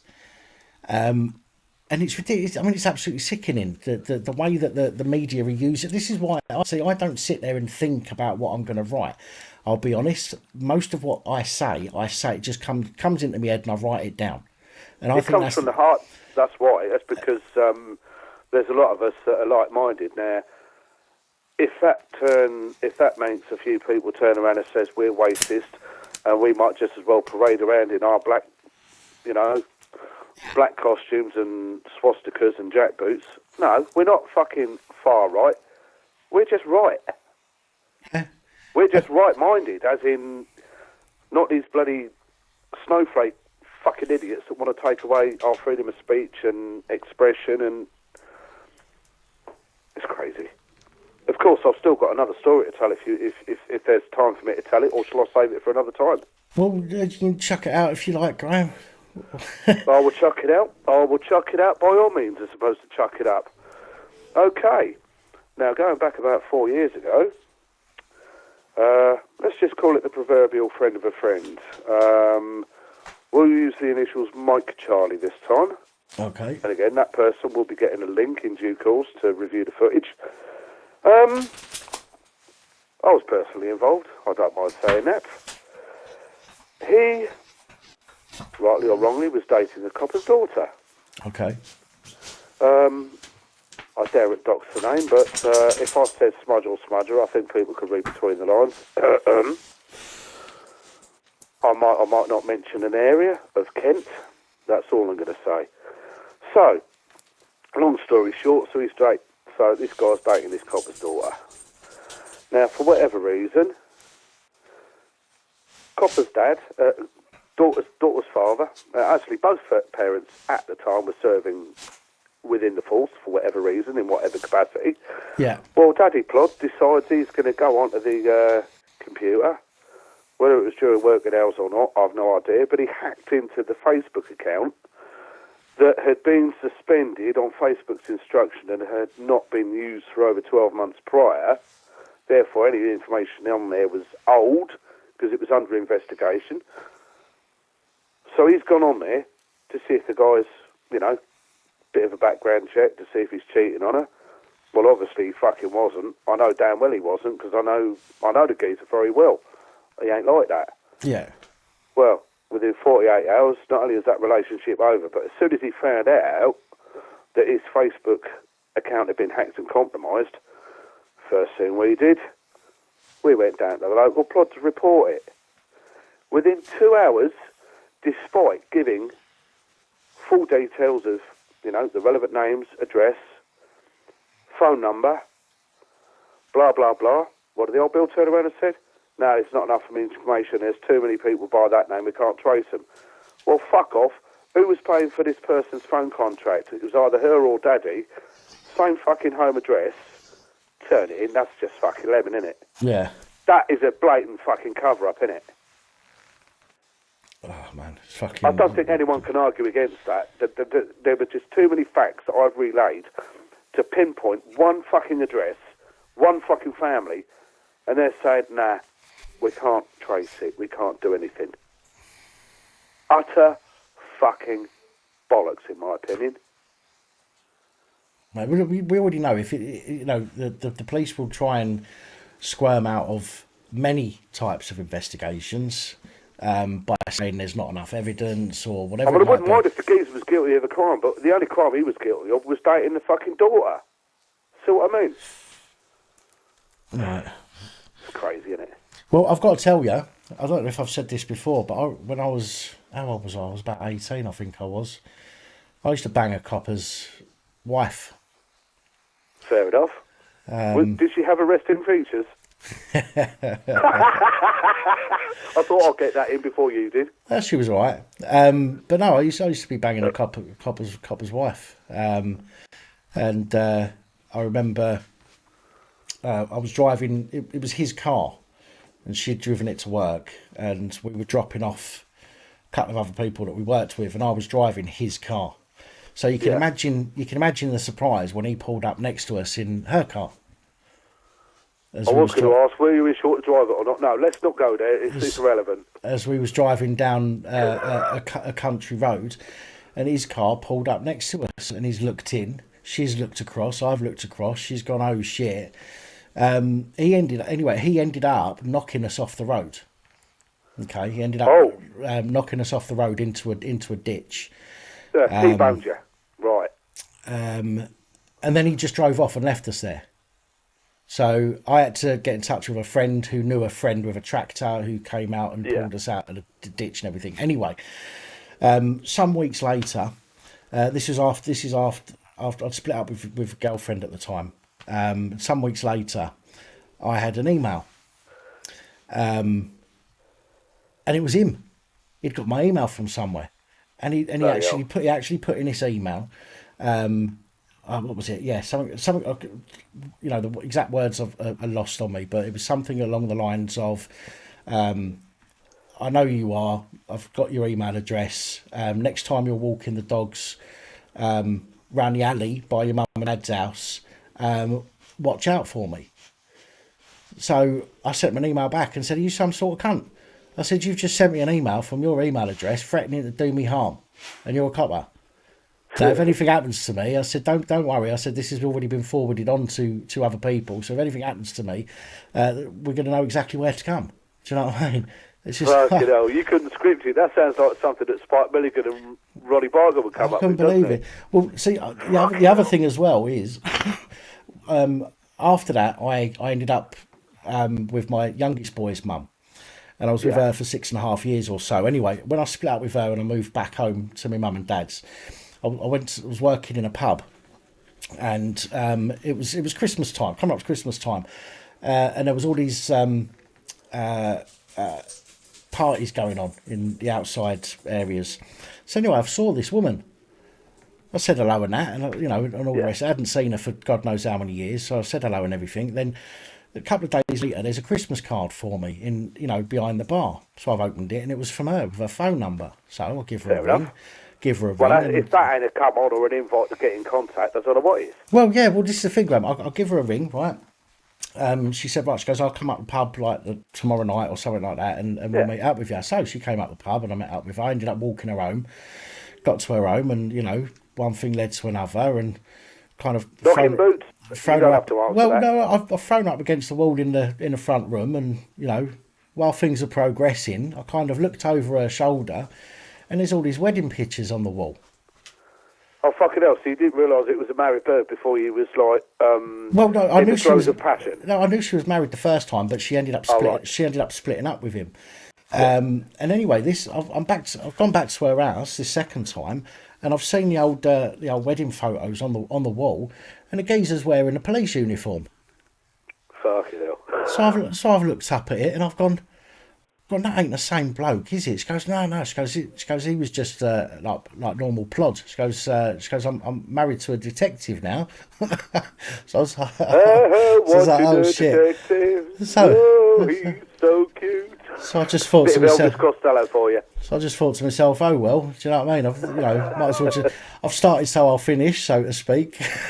As you do, Dan, naughty boy. Same woman. Throw the truncheon where it belongs. The same woman, twice. Both times she was married. Both times to a copper. But, fucking hell! How ironic. It's one of those, isn't it? But mate, do you know what? Even I've shared a couple of stories and all this and that. We've had a fucking good laugh about this as well. And sometimes the only way to put the world to rights. Wait and scream and shout and curse and swear and all the rest of it. But sometimes the only medicine, or the best medicine, is a bit of laughter and a bit of a piss take. So I'm just trying to think, now with everything that's gone on this year, ever since lockdown day one, every time I hear something, not that I actually pay for a TV licence, but I might sort of inadvertently hear something through BBC, whatever.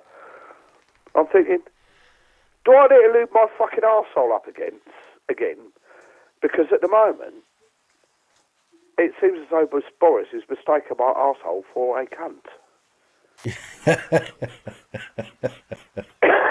That's how it feels. I mean, my arse is so red raw and sore at the moment. All the bullshit has coming out. I'm Well, like, mate, it's I just feel as though I'm you. being fucked by a train week in, week out. It's not I don't know just if anyone you. else feels the same. And I do apologise to the ladies that might find the C word offensive, but this is no detriment to the ladies.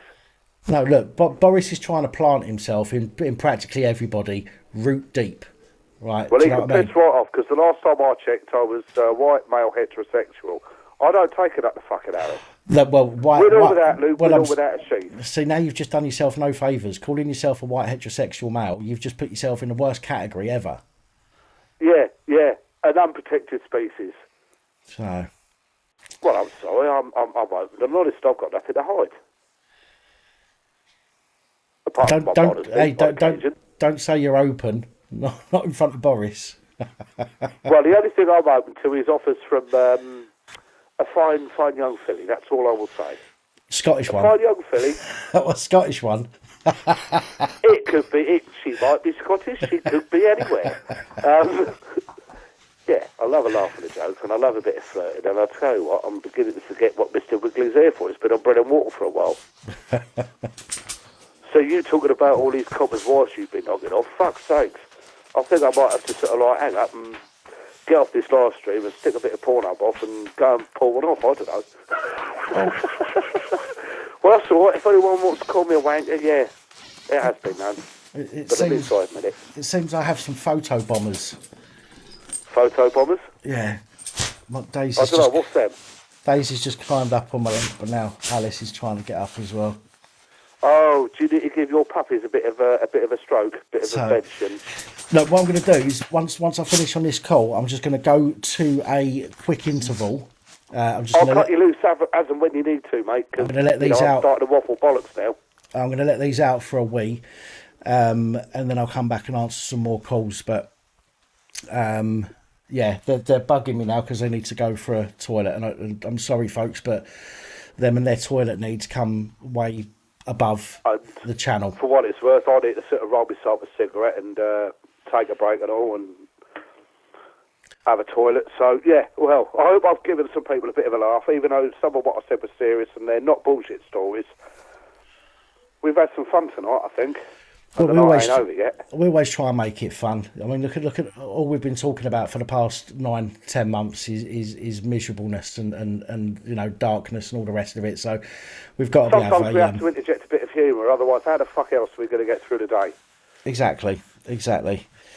So yeah, as Billy Jones said at the end of Lock, Stock, the Two Smoking Barrels. It's been emotional.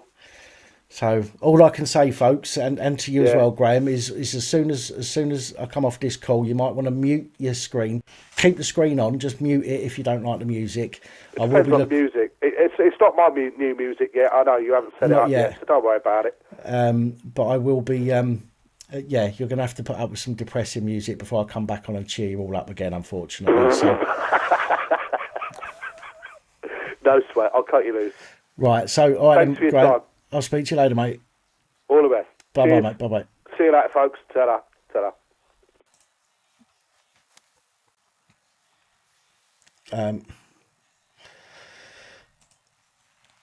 Let's jump over there. Right. I know there's somebody trying to phone through. Phone number ending in 461. If that's you, forgive me. I do need to let the dogs out. I'm afraid that is... the dogs always come above... the channel and everything else, unfortunately. So I will literally be back in a couple of minutes, and then we will take some more calls. Remember, when I come back with the phone line open, even if you just want to chat, even if you're feeling bored, lonely, you know, any of that stuff, feel free to give us a ring, and we'll do what we can to cheer you up. But I will literally be back in a few minutes once you've all listened to this Be Right Back music and got your ligatures out. So it won't be a minute.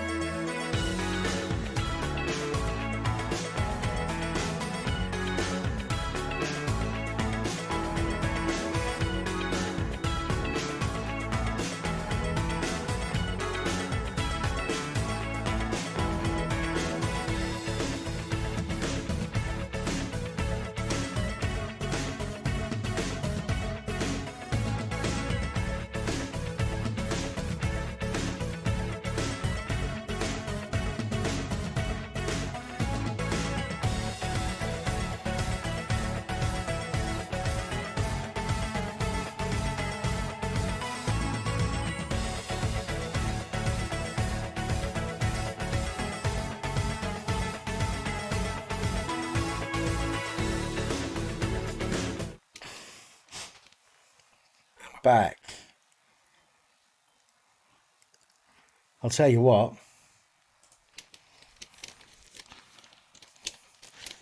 These things are really difficult to get off, even if you've got a key.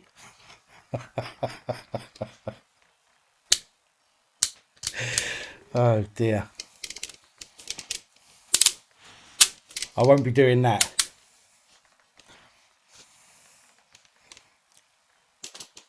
Put them down there.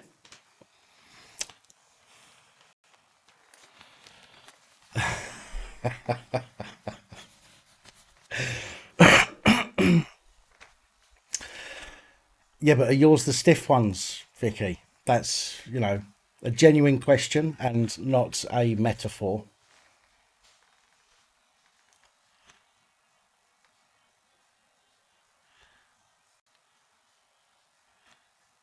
Right.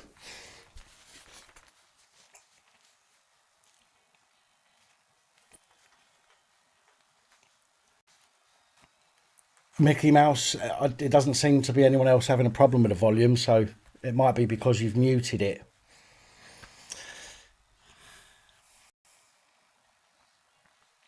What do you mean my volume isn't coming out?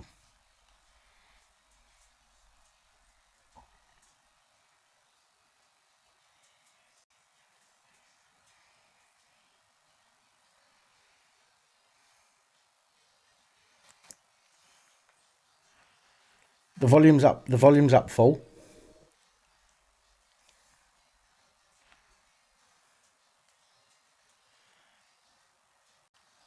Do you think some people muted it and have forgotten they've muted it?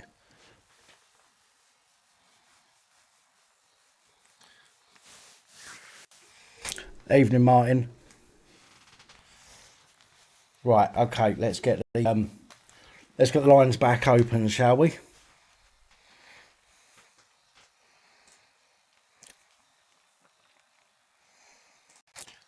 Hello, good evening and welcome. Oh, hello. You got me? Hello, I Dan. have now. I was just saying people have muted and they might not be able to hear me, and I just muted my desktop audio and couldn't hear you. It's all right. Here I am. It's Dan Smith again. How you doing? I'm good, mate. Yourself? Yeah, I'm all right. Thanks. I'm all right. A bit of feedback from our last conversation when everybody was leaving nice comments in the chat about my nice voice. I've applied to go on a voiceover course. I'm going to have a go. So, Really? we'll see what happens there. Well, somebody's just said it's that voice again. Yeah. Yeah, it seems to be a popular one, doesn't it? So, No, mate, that's excellent. so I think good. you should. I think you should. Yeah, I'm going to have a Definitely. crack. We'll see what happens. So many people have said this to me, and I've never with it, but I kind of thought after those comments, well, I'm going to have a crack, see what happens. So, Yeah, no, happy that's days. awesome, So thank you for that's everyone for that valuable feedback. But I thought I'd call in tonight with a little bit of a chat about GDPR. I know it sounds like a boring subject, but it's actually quite a powerful bit of law. And I've been doing my research into it. I used to run an IT company, and part of what I do is keeping people's data secure and all that kind of stuff. So I'm supposed to be quite au fait with this. But I don't know. I think a lot of people are aware that you can make a data subject access request and request a copy of the data that a company holds on you. You know, I've gone out of breath again, Dan. What is it with me speaking to you? And it used to be the case that when you did that, you had to pay £10 to get a copy of your data. That's right. Well, now that's changed under GDPR and under the Data Protection Act 2018. That's changed. So you can now make a request for your data, and you don't have to pay a penny. The company has. Sorry, there is a caveat to that. I'm sure you're going to get to that yourself, though, aren't you? So what? The only time that they can place a charge is if it's a vexatious or a repetitive request. So they've got to prove that that's the case. Well, I was under the impression as well, if it took more than, I think, 18 hours to gather all the information, then they're allowed to charge you as well. No, different thing. So that's freedom of information requests. So that's when you're asking for digging out data. This is a data subject access request. So right. As an example, let's say I don't know. So a good and this is a good example to save you a few quid. Let's say you're applying for a mortgage, and the mortgage provider wants to see the last 3 years of your bank statement, so you don't have the paper copies. Right. You ring your bank, and they'll tell you, oh yeah, we can print them off for you, and it'll cost you 20 quid, and we'll send them in the post. Yeah. But if you say the words, it's a data subject access request, they have to send them to you for nothing. Okay. Interesting. Yeah, absolutely. Now the new law also says that you can make your request either verbally or in writing, so they can't make you fill out a form. You can just request verbally, and you can do that to any member of staff as well. So as long as that the person you're asking works for the company that holds your data, they have a legal responsibility to take your verbal subject access request. Now, most companies haven't twigged onto this yet. Most companies still think they can force you to fill out a form. Yeah, it's funny you've mentioned this. I saw a video just a couple of days ago regarding this. Is this the Oracle Reading? I don't know where it came from, but there was a video that I saw. It was all blurred out apart from the guy himself in a shopping centre, I believe. Yeah, that's me. Right. So there you go. There's an example of the data subject access request in action. So and it works in your favour because there's a part.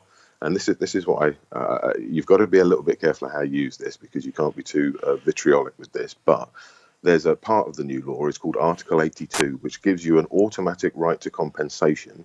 And the words they use is pecuniary or non-pecuniary damages, which basically means things it might have cost you to get your data subject rights upheld. So as an example, if you had to send off a load of registered letters and all that kind of stuff, you can claim that money back. But you can also claim back just for the shag and hassle of having to follow up to get your data subject access rights upheld. So that one at the Oracle, for example, that you saw, I got a big fat check from them as an apology for not upholding my rights. So now here's the interesting thing. Here's the thing that I think folks, your subscribers and listeners will enjoy this evening, is this works right across the board. This is an absolute right. It's a fundamental right that you have under law, which means that when you go to a theme park and you go on a ride and you slide down the log flume and they take a picture of you on the way down the log flume and then they want to charge you 10 quid every time you want a picture. Okay. That doesn't work anymore. All you do is you record yourself going up to the little kiosk, tell them the photo number that is the one that you're interested in, give them a copy of your email address on a piece of paper, and they have 30 days to send you that picture. If they don't, they're not upholding your rights and you have a right to compensation. It's an absolute wheeze. Very interesting. So what I did when the law first came in, I thought, well, I need to check this out. So I rang Merlin Group, the folks that own Norton Towers and Chessington and all that lot. And basically got put through to their legal team and had a conference call with 3 of their legal team. I've got it recorded if anybody needs it, where they basically acknowledged and said, yes, we don't want to admit it, we're not going to publish it and all the rest of it. But if somebody does come up, we do have a legal obligation to give them a copy of the picture. Now they're obviously going to blur out the other people on the log flume, so it might look like a weird picture from a theme park. And I think the other thing that folks might want to bear in mind is, if you went around the theme park doing it in security get wise, they do have the right to sling you out for any reason, so they might sling you out. But what you could do is at the end of the day, go up to the customer services desk, give them a list of all the photo numbers on the rides and the rough times that you were on the rides, right? And a copy of your email address, and get them all sent at once. Won't cost you a penny. So this is really interesting. Do you know what? I think you and me should have a chat on an actual video. I think we should get on a StreamYard. I do. You know what? I don't want to sound like the boring fart, but this GDPR stuff is very, very powerful. You can do an awful lot with it, and it's really, of all the laws I've ever read, and I haven't read that many, but of all the laws I've read, this is the one that works best for the citizen, the end user. It's very, very powerful. I've actually, if you want to chat about this, I won't bore you with this one tonight. I'll call you back when this is actually concluded. But for the last 2.5 years, I've had DVLA on the ropes. I've got an investigation open at the ICO for DVLA sharing details of private parking companies. And it looks like they're about to get that shut down. So that would be entertaining. But yeah, if you fancy a chat at some point, if you want to do that, maybe we can have a hook up and I could explain another few tips and tricks about how to exercise your lawful GDPR rights. I genuinely think that would be a really interesting video to have a chat on video about the specifics of how powerful that kind of thing is. Because at the end of the day, it's at the end of the day. This isn't, this channel's about people. I know I call it police abusing powers, but it's about people abusing or misusing certain pieces of legislation, and when you use the legislation properly, it can actually be in your favour. And this really is, Dan, I can't emphasize enough how powerful this is for the individual. If you know what you're doing with it, it's really quite. As an example, a lot of these auditors go out and they'll be on police body worn camera footage, and they'll say, "Please hang on to that. I'm going to make a request for that." Yeah. They're daft. Then they can make a request there, and then all they have to do is say, "I'm making a data subject access request verbally for that footage." And from that point forwards, the force has 30 days to provide it. Otherwise, they are not upheld in their rights, and they've got an automatic right to compensation. There was a court case between Google and a load of users that set that at £250 per occasion of hassle. So every time you have to write an email to the ICO or make a complaint or whatever to get your rights upheld, it's 250 quid a time. So it's pretty useful. Okay. Well, yeah. I'm going to ask you if you can email me. Okay. If you can, I don't know if you can send me a phone number. Maybe we can have a chat on the phone. Yeah.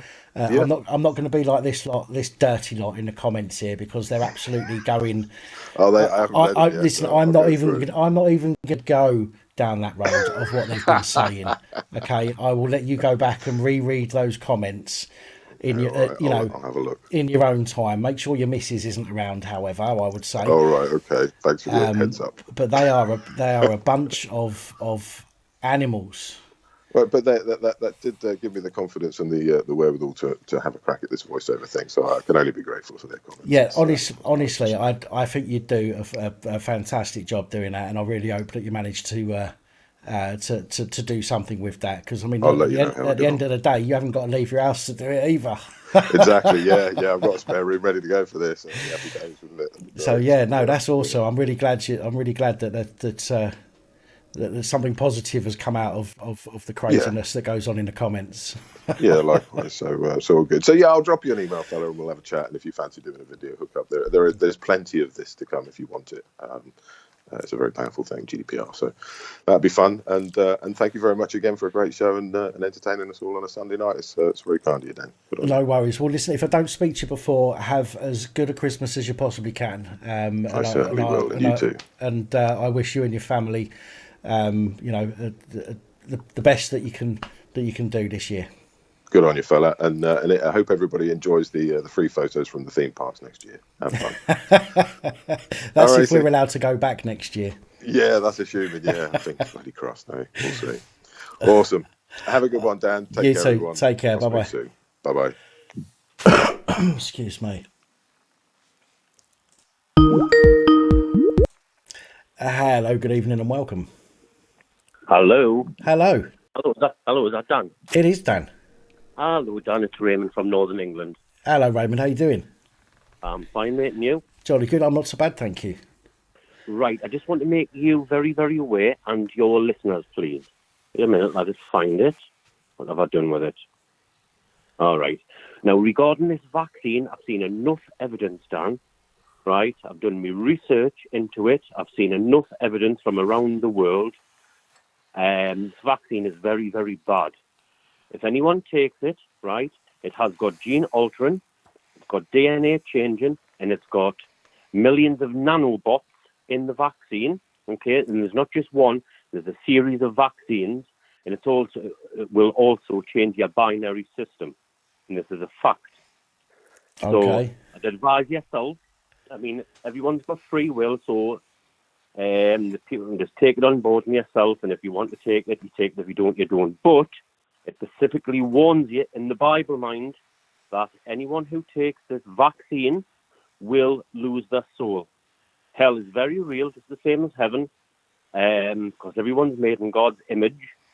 And taking this vaccine, you're no longer of the Creator, which is very true. And it warns you specifically, take this vaccine, and you will lose your soul, and you will go to hell and be cast into the lake of fire for eternity. It warns you very specific not to take the vaccine. Millions and millions are aware of this, and millions and billions are not aware of this. I will not be taking it. I will not capitulate to these evil tyrants. Because what's going on around the planet now is all coming to pass in the Bible, believe it or not. Yeah. Right. And it's going to get a lot worse. But all I'm saying is just very quick, brief and short, for your listeners and for yourself, it will change your binary system, it will gene alter, and it will change your DNA. And like I said, there's millions of nanobots. Just before I go, all these, I don't know if you've heard about these 5G towers going up around the planet. What they want to do, they want to hook you up with these vaccines and hook you up to the 5G towers. That's in the plan. I've even got a video, or very brief, regarding what's his name, Evil Bill Gates, saying that this vaccine. I've got the very short, brief video of Bill Gates saying the vaccine will change your DNA out of the horse's mouth himself. It's pure evil what's going on, and the reason why all this is going on is for to bring the Great Reset in and the New World Order, and it's going to exponentiate very, very soon. Right. So it's just to advise you and all your listeners, but to take it on board and probably pass it to their friends and family, and it's up to them what to do. Well, yeah, absolutely. I mean, obviously, you've got to appreciate that I have to be careful what I say as the host of the channel, which is why I've got my own beliefs, and I never knock anybody for their beliefs. Do you know what I mean? No. Because that would just be hypocritical, and I'd just be like the police and the other people that I report on. But absolutely, if somebody feels that they've got something that they need to share, everything I'm saying to you is 110% correct. And as God is my witness, everything I'm telling you is true. Well, as I say again, just obviously to cover myself as well, is there anything that somebody feels that they want to share with other people, and I do the live phone in so that people can discuss anything that they want to really. So I'm more than happy for people to come on and share their opinions on something, or if they've got. If they've got something they want to get off their chest, for example, and I always leave it up to people to make their own decisions with, once they've received that information. But as I say, I don't knock anybody for their opinions, because, people's beliefs are important to them, and to start knocking people for what they believe. No, I purely understand that. And just to say before I go, that in South Korea, not North, in South Korea, there's over 100 people died regarding this evil vaccine. And like I said, it's not the first vaccine. There's going to be a series rollout of follow-ups. But it does specifically warn in the Bible regarding the mark of the beast, because that's what's coming, where the chip will go into your right hand or forehead. And obviously, once you do that, it's like the Satan system 666, you will go to hell. Doesn't matter who takes it and who you're off, you're a celebrity or the Pope or whatever, you will go to hell. I think most celebrities are going to hell anyway. Yeah. Yeah. But I just want to make you aware and your listeners aware. And like I said, everyone's got free will, but I just hope they make the right choice, because if they take the vaccine, like I said, they'll go to hell and they'll be cast into the lake of fire for eternity. There's no ifs or buts, no middle ground. It's either heaven or hell. That's the way it is, I'm afraid. No worries. But anyway, thank you very much for speaking to me, and you have a lovely Christmas. You too. So keep yourself safe. And you, brother. Take care. Take care. Bye-bye now. Bye-bye. Hello. Hello.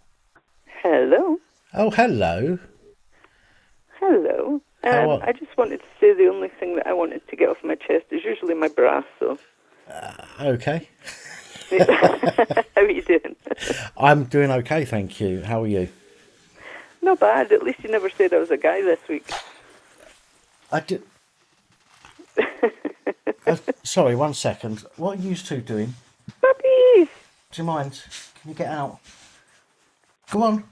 Sod off. Puppies! I'll call you when you need it. That's not... Yeah, no. always need puppies. Sorry, right, go ahead. Carry on. No, I'm just... how are you doing? I'm doing all right, mate. I heard you were talking about... Before that last caller, you were talking about me as being, because I heard you say, depraved, sick people in the chat, so I thought, oh, you want me to call? So, Yeah. so I better say hi. Well, I never said those words. Well, Right. I said those words, but I didn't say anything about you. You brought that up, not me. No, it's been a weird night. We've had some good laughs and some good callers. Some weird. Everybody, each to their own, Right, I'm sorry, Duncan, but Yeah. I've timed you out because I don't care. If you want to share something, then share it. But putting it message after message after message and spamming the chat, not having it, I'm afraid. Sorry. Winston, I love you. I was going to say I love your pussycat, but that sounds wrong. So I do like your cat. Yes. Dan doesn't blush. See, I told you before, I offered a double team with me and DJ Fix, and he turned us down for Coconut Oil Lady. Yeah. Yeah, he did. Yeah. He did. And that mark that I had in his nose that he said was for coconut oil was actually carpet burns. It was stubble rash. You lie. You lie. If she's got coconut oil, you're not going to get a stubble rash from there. Oh, I hope she's So not is watching. this why we're getting I have to ask, is this why we're getting the break over Christmas? So you're actually, oh, look, he's blushing. I'm not Is blushing. it because It's just the you're lighting. you're actually going to see Coconut Oil Lady, is it? I might be going to see Coconut Lady. Secretary might have it. But hey, it's good to hear. Oh, thank you. Thanks, guys in the chat. Hi, how are you?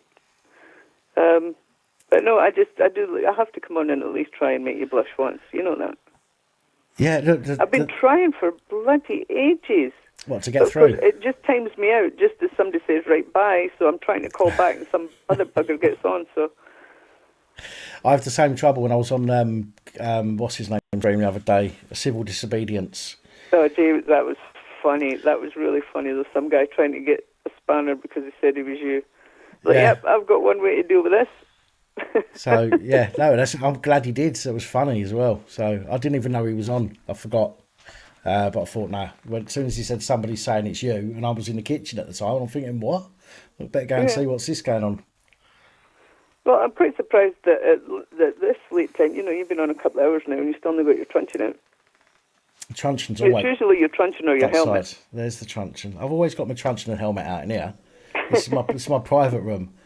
What do you think of Superintendent Sausage over here? I think it's brilliant. I used to have those, I think they're no longer made now, are they? You used to get the pig in statuettes. Right. He's one. That's what he's from. He's one of the Piggin set, and I think I had mine was a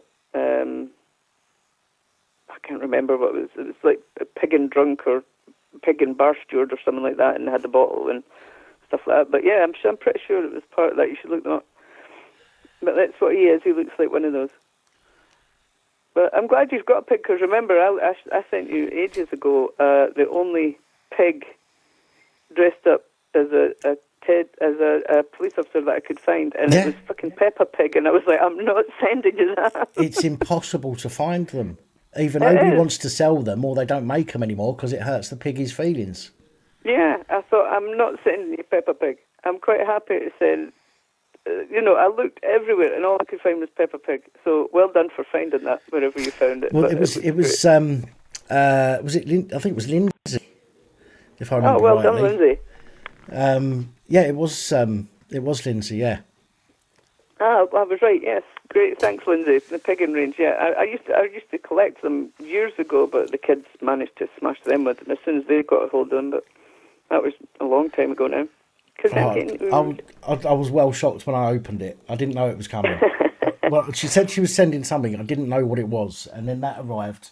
It didn't say it was from her. You just have to worry if it's me or Vix that says we're sending something. Just make sure they're washed before you send them. Why? What would be the point in sending them clean? Is that not the point? Oh, dear. Just if it's Vix, throw them at the wall first. If they stick, wash them for fuck's sake. Oh, dear God. Oh, my word. I genuinely don't even know what to say to that one. You love it. Well, I'm not going to take too much of your time up because I know that you look at us. I can see you're twitching and sweating and shit like that. So I better not do too much. But just want to say, everybody in the chat, have a lovely Christmas. Fuck Boris, especially fuck wee Jimmy Cranky. She can ram it. Enjoy your Christmas. As Dan says, you can look out the window, say and wave to them, but they can't come through the fucking door. Yeah. So well, they can, but only if they're there to arrest somebody for an indictable offence, or they're in the process of chasing somebody. Exactly. Other than that, bye plod, go away. Yeah, definitely. Just wave. Well, I'll not be able to wave. My kids are actually upset because I've said I will be cooking dinner this year, but I will not be having it. So they can all sit around the table, and I want to sit and just hold baby. My daughter's like, no, well, we can put her in her seat. I'm like, no, that's not the point. You can all eat. And I'll just play with the baby. That's fine. I'm quite happy. But well, I hope you have a good time with, I'm sure you will have a good time with Coconut Oil Lady over the Christmas period. And as always, cuddle Alice and Daisy for me, please. Of course I will. Okay, and I'm glad I managed to get you to take a ridder because it's always nice when you blush. And you enjoy baby's first Christmas as well. Make sure you although it's a shitty Christmas, thankfully the one won't know. So just enjoy as much as you can with that little one. Oh, I will do. Thanks very much. No worries. And wish your family Merry Christmas from me as well. Well, high five, Coconut Oil Lady for me. Okay, love you and love to the PAP community. All right, you take care. You too, bye. All right, bye.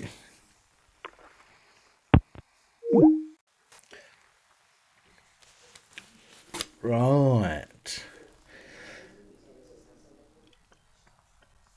We're ringing again. Just getting some air to me ear rolls. Oh, hang on, caller.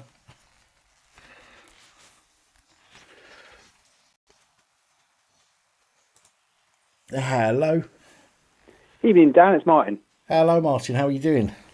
Oh, I'm in a time lapse now. I've paused my computer now. I'm seeing you 5 minutes before you spoke.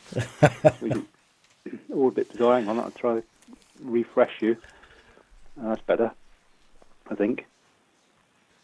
There'd always be a slight delay anyway, unfortunately. Yeah, it's just a bit mental though, isn't it? It does your head in. If you were just talking on the phone, it'd be fine. I was just wondering whether you are celebrating winter solstice tomorrow. I'm not. No, I don't. I generally don't bother celebrating much these days. I don't have a lot to celebrate, to be fair. Simply because I'm so used to being on my own and just getting on with life. I don't really take the time to do stuff. I should take the time to celebrate certain things, but I just don't. But yeah, I mean, that's, you know, as I say, it's not necessarily because I don't agree with it or anything like that. It's just because I just don't find the time or the energy to be able to do it. Yeah, no, I get that. I say I'm much the same as you. I live on my own, so yeah, there doesn't seem a lot of point with the whole Christmassy thing, but that's kind of why I like the winter solstice stuff, because it's a bit more sort of natural. It's basically celebrating the coming of the new year, you know, the rebirth part of it, if you're into that sort of stuff. But it's quite nice. And on Christmas Day, I normally get out on my push bike up on the hills, so yeah, it's something different rather than doing what the normal people do. But I respect what people do. I think it's a good thing if they're together, and it's a nice time of year for them. But I think people should be celebrating if they, if they're the sort of people to celebrate these particular days. I think they should. And I'm not saying to get people into trouble or anything like that, but I genuinely think that people need to continue doing what it is that they do. just because. Yeah, absolutely. Just Keep because, some normality in their life. Otherwise, they're going to go mad like us. I mean, having this whole Christmas thing, I don't even know. I don't even want to get started on that. But this whole withdrawal of Christmas this year. I mean, Boris said, "Oh, I'm not trying to cancel Christmas." That's what he said in his press release. Yet he's cancelling Christmas. I don't want to cancel Christmas, but that's exactly what I am doing. What? Yeah, it's again. Oh, yeah. I was down the listening to you earlier with voiceover, man. I was thinking I could do voiceover, but it'd have to be for Ambrosia Custard, wouldn't it? But I was down the canal earlier, and it was really nice just watching like normal people walking along the footpath there, and there's like couples holding hands. It's all very nice, and then out of the blue comes this person, and they're in the middle of nowhere. They're wearing a mask, and it's like, oh God, it brings you back to the new norm that they're creating. Yeah, yeah. I end up being a bit sort of outraged by it, or the thing that I went there to get away from has followed me. But I still see people driving around in a car on their own with their mask on, and they pull up to some traffic lights, and they're fiddling around with their mask while at the traffic lights, then putting their hand back on the steering wheel, and yeah. What? Do you know what I mean? I think the only thing I'm trying to develop is a better sense of humour towards it. And laughing at them rather than just getting angry. Mm-hmm. I think that's it. And this is what the people that believe the masks are doing them good need to do. And again, I'm not saying that they're not doing them good, because even if it's only a psychological thing, and it's making them feel better, then that's a good thing for them. Absolutely, yeah. But I think that the people that are wearing masks or need to wear masks need to understand that, providing they're wearing their masks and washing their hands and doing everything that they're being asked to do, then they should be relatively safe. So why do they need to then go and approach other people that aren't wearing masks, get into a confrontation with them, which is going to make them potentially put them in an unsafe position? So if everybody just sort of looked at, if you look at someone and you think, oh, I don't like what that person's wearing, you're not going to start screaming at them across the room and go, what do you think you're wearing those fucking trainers for? Rah, rah, rah. You're not going to do it. So why do it over a mask? Yeah, like you, I think I've reached a conclusion. I have my own theorems. I think I'm a reasonably logical person, but I stand to be corrected. I wouldn't deem to think that I'm right and somebody else is wrong, but the science doesn't add up from what I can see. However, if people still like you say, if people choose to wear flares and it's not the 70s or 80s whenever flares are in, that's up to them, and I respect them, especially if it's if they do it well, they do it well, and good on them. But no, just one note on the. I'm constantly trying to fight back. That's how I feel. Not at the individuals, but at the system, and that's where my anger comes from. I think there's so many injustices that are happening, and people are being led, and there's no open debate, which is the worrying part. I think it's not that people have different opinions; it's the fact that there's no platform for open debate for people to see both sides of the story.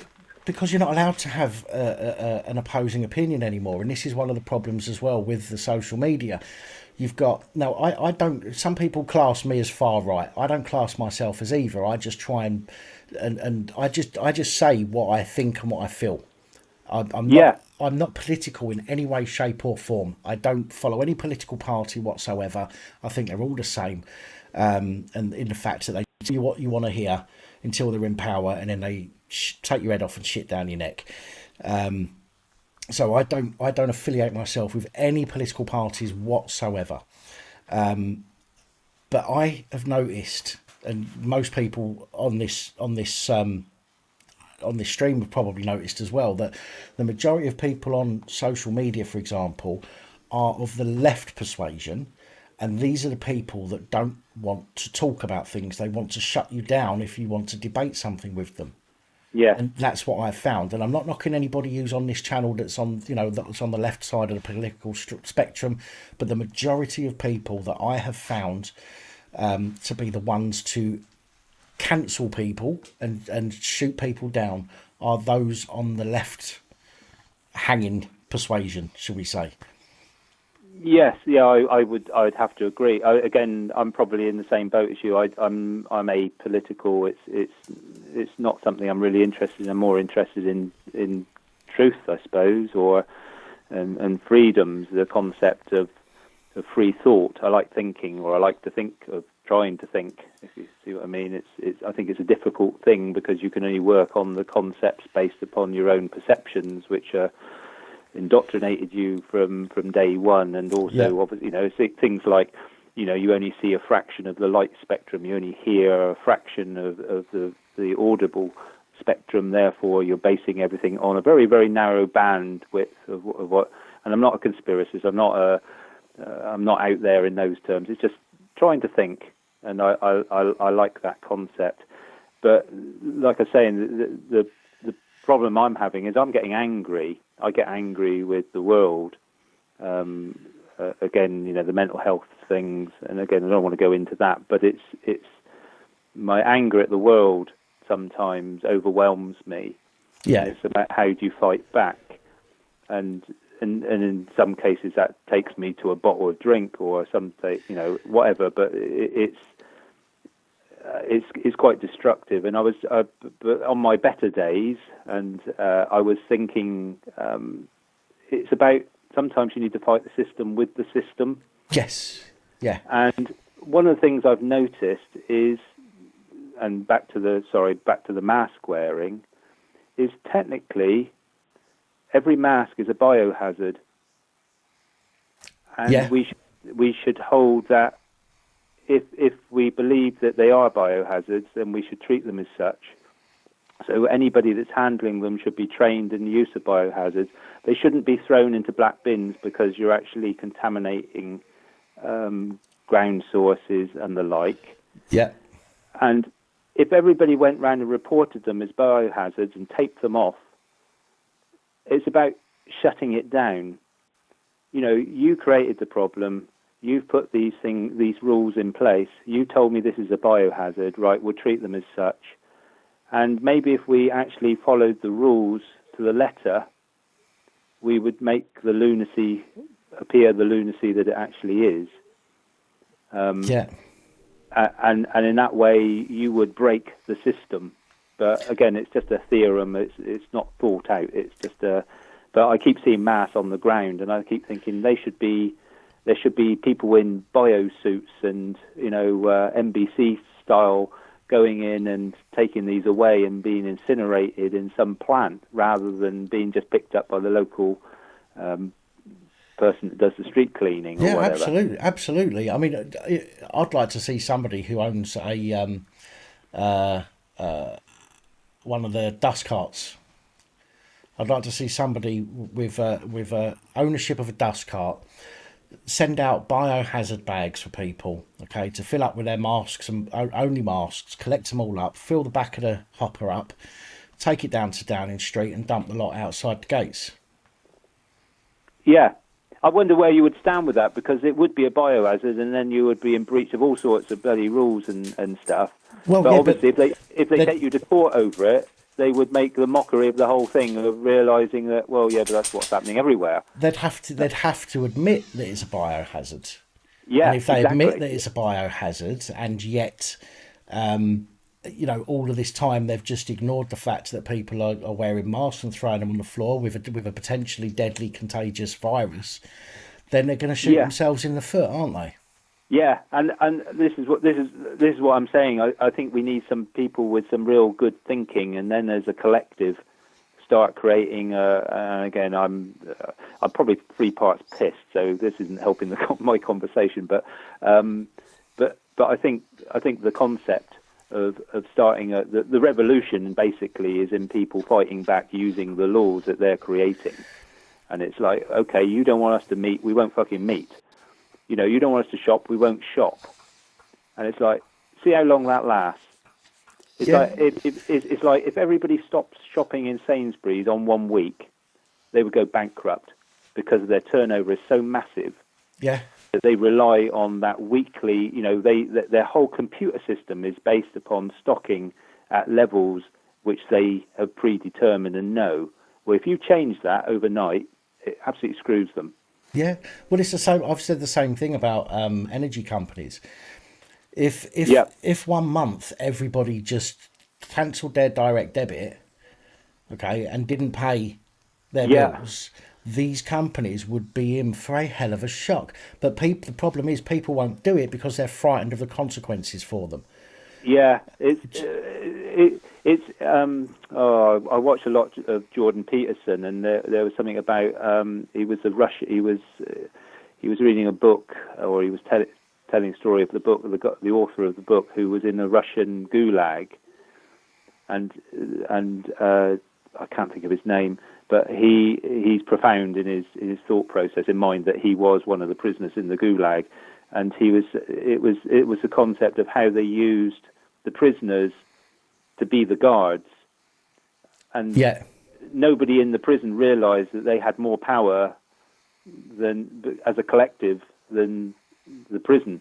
Yeah. And it's the same concept. We are the people with the power, but you need to be united in a common cause, and you need good leaders for that. I'm not one of them, but you need a good thinker and a good leader.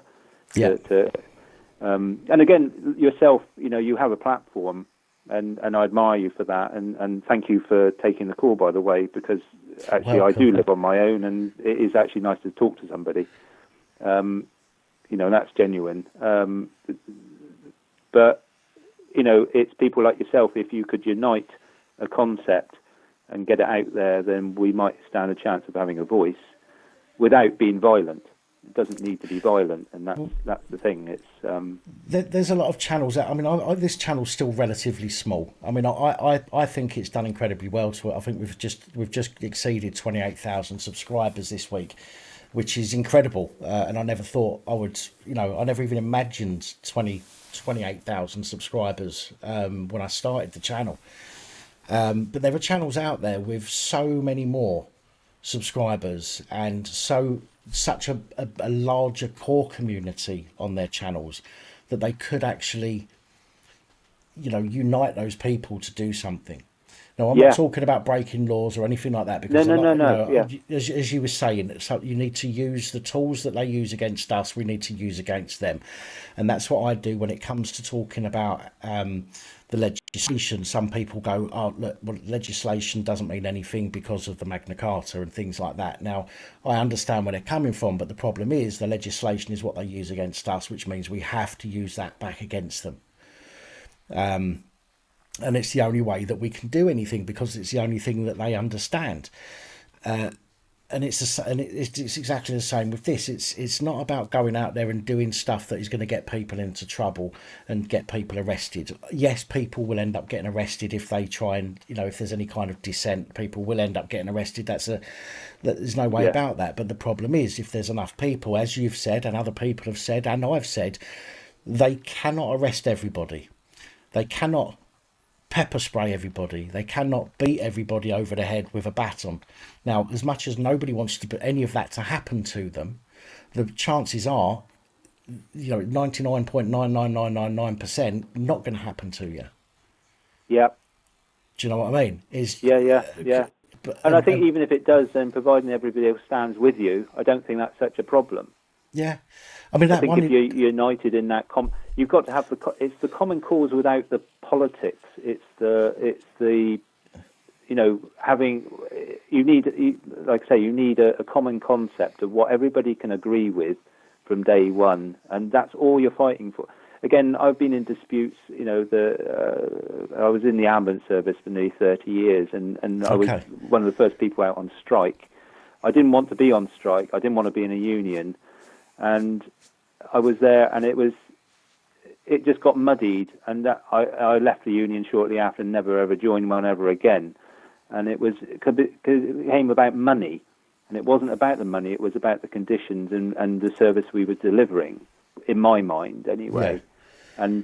And that was, you can give somebody more money, and then in a year's time they've got used to that, and then the conditions are exactly the same, and they're still fed up with those conditions. You need to change the fundamentals of it. Yeah. Can I just ask? You said you was in the ambulance service. Was you a paramedic or technician? Well, I actually joined before there was such a thing as. I am that old, so, but I was the second wave, so I was one of the first paramedics in the country. Okay. I was also a motorcyclist paramedic for some years. So yeah, I did about 27 years. I was a theatre tech before that. So okay. Well, the only reason I asked, Joe, is because I want to say fair play, because the fire brigade and the ambulance service are the only two of the emergency services that are not the people that work for them, on the ground level, are not politicised. By which I mean they don't go out to a job and think, will this look bad if we don't put this fire out, or if we do?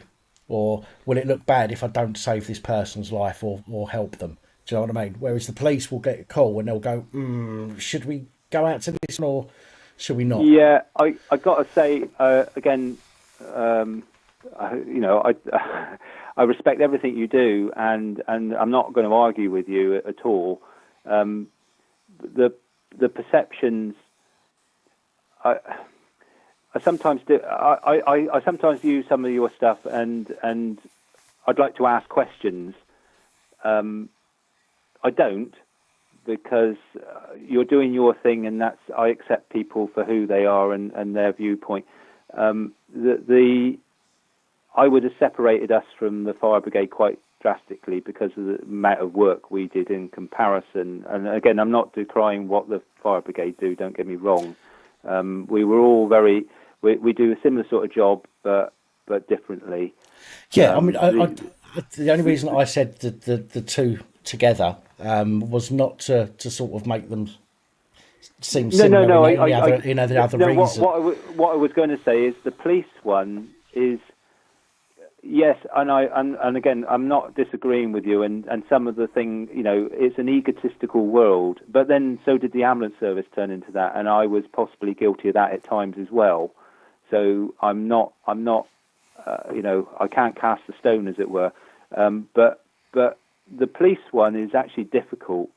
I remember in the old days, and it might not have been right, but it got the job done, some of it, and some of it was for the greater good in my mind. But I agree with you totally. The I can't say the word, politicization of where we're at now is a million miles away from that. And even though the old days weren't necessarily good old days. See, I've read Sir Robert Peel's original document. Yeah. And I think that is absolutely fantastic. Like you're talking about like the principles. Yeah. If we could go back to that, the trouble is all of the services, they're all career-minded. So now if you join the ambulance service, you ask me whether I was a paramedic. Yeah. You see, whereas in my mind, when I joined, there weren't such things, and the people that weren't paramedics actually did a job that was a lot harder than when I did it, because I had a lot more tools at my disposal for dealing with situations. Right. Whereas they didn't. They had to deal with it with pure guts and just their own personal attributes. They were the best personable people I've ever met, as in my elders, if you like. Yeah. And I had the greatest respect for them. They weren't the best technicians, and they certainly weren't ever going to be good paramedics, but they were fantastic people.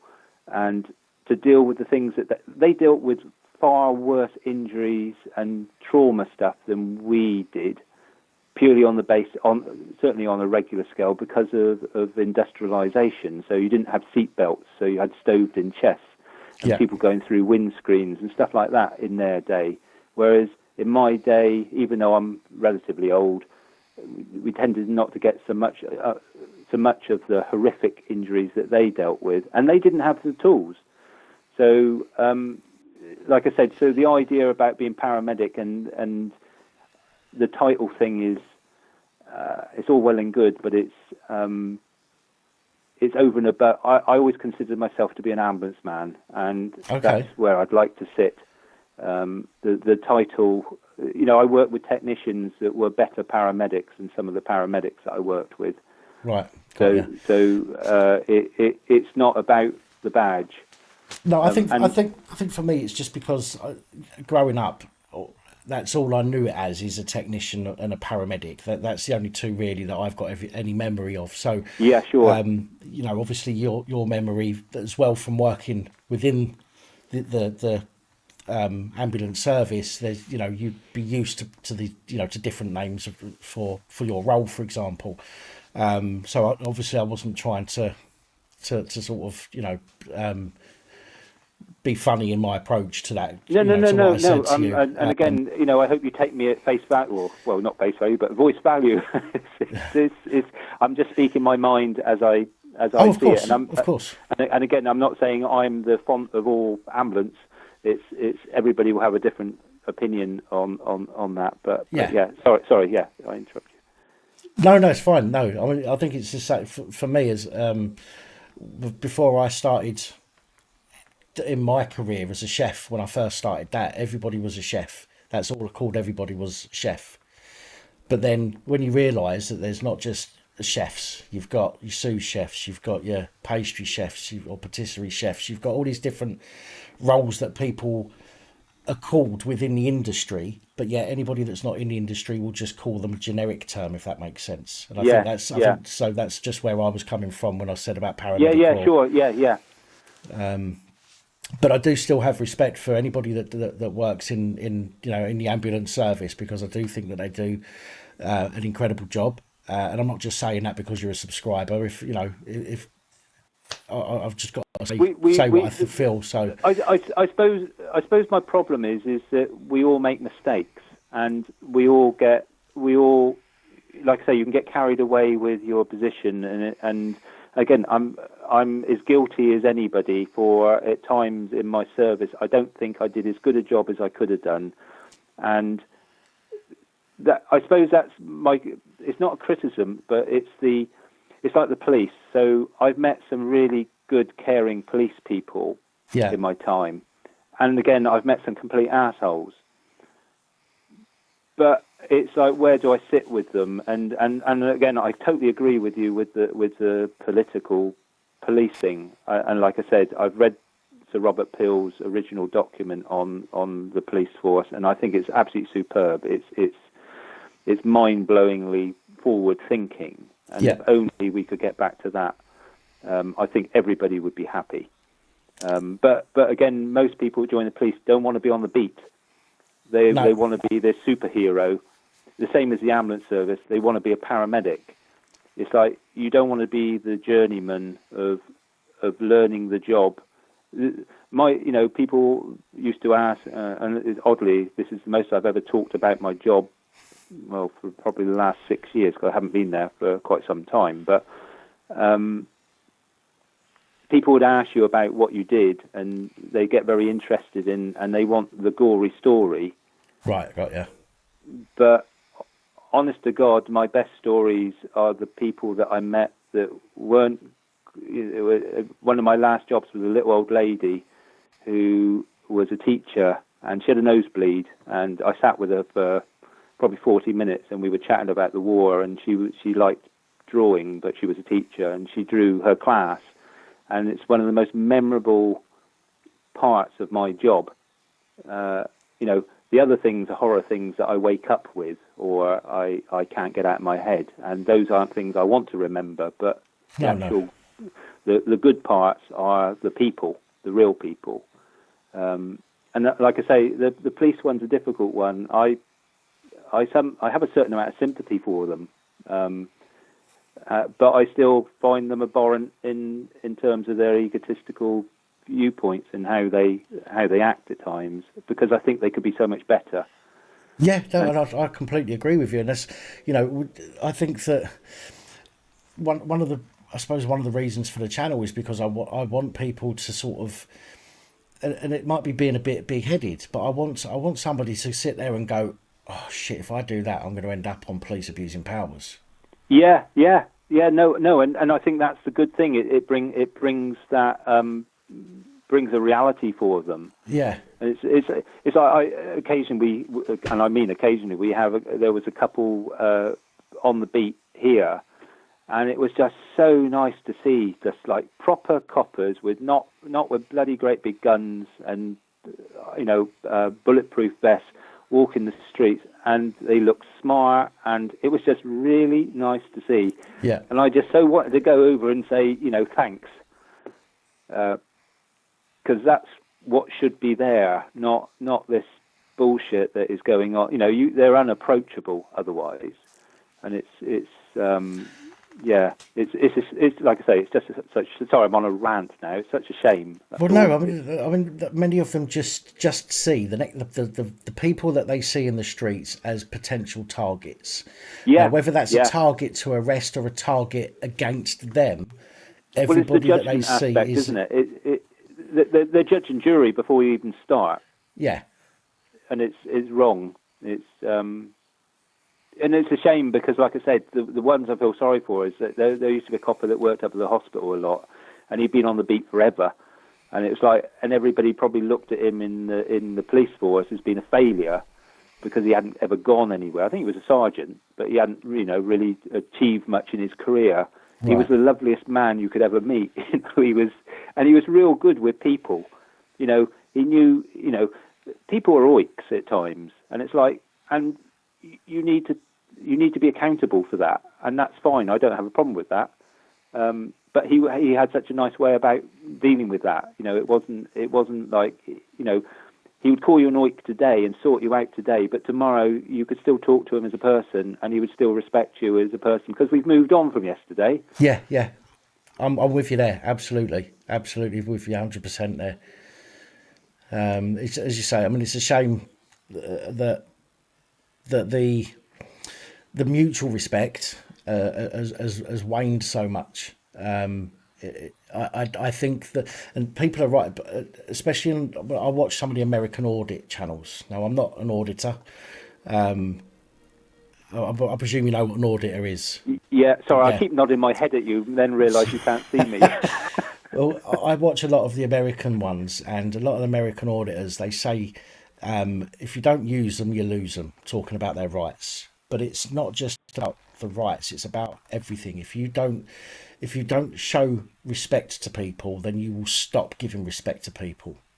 Yes. And if you don't treat, if you don't fight, stand up and use the rights that you've got, eventually people will take them away from you. And the same, moving on slightly to a different subject, it's like with this Christmas, if we all turn around and say, yeah, okay, we agree, we won't have Christmas this year, and what will happen next time? Because we've said it once, we're more inclined to then say it again next time and say okay, until eventually it's been taken from us.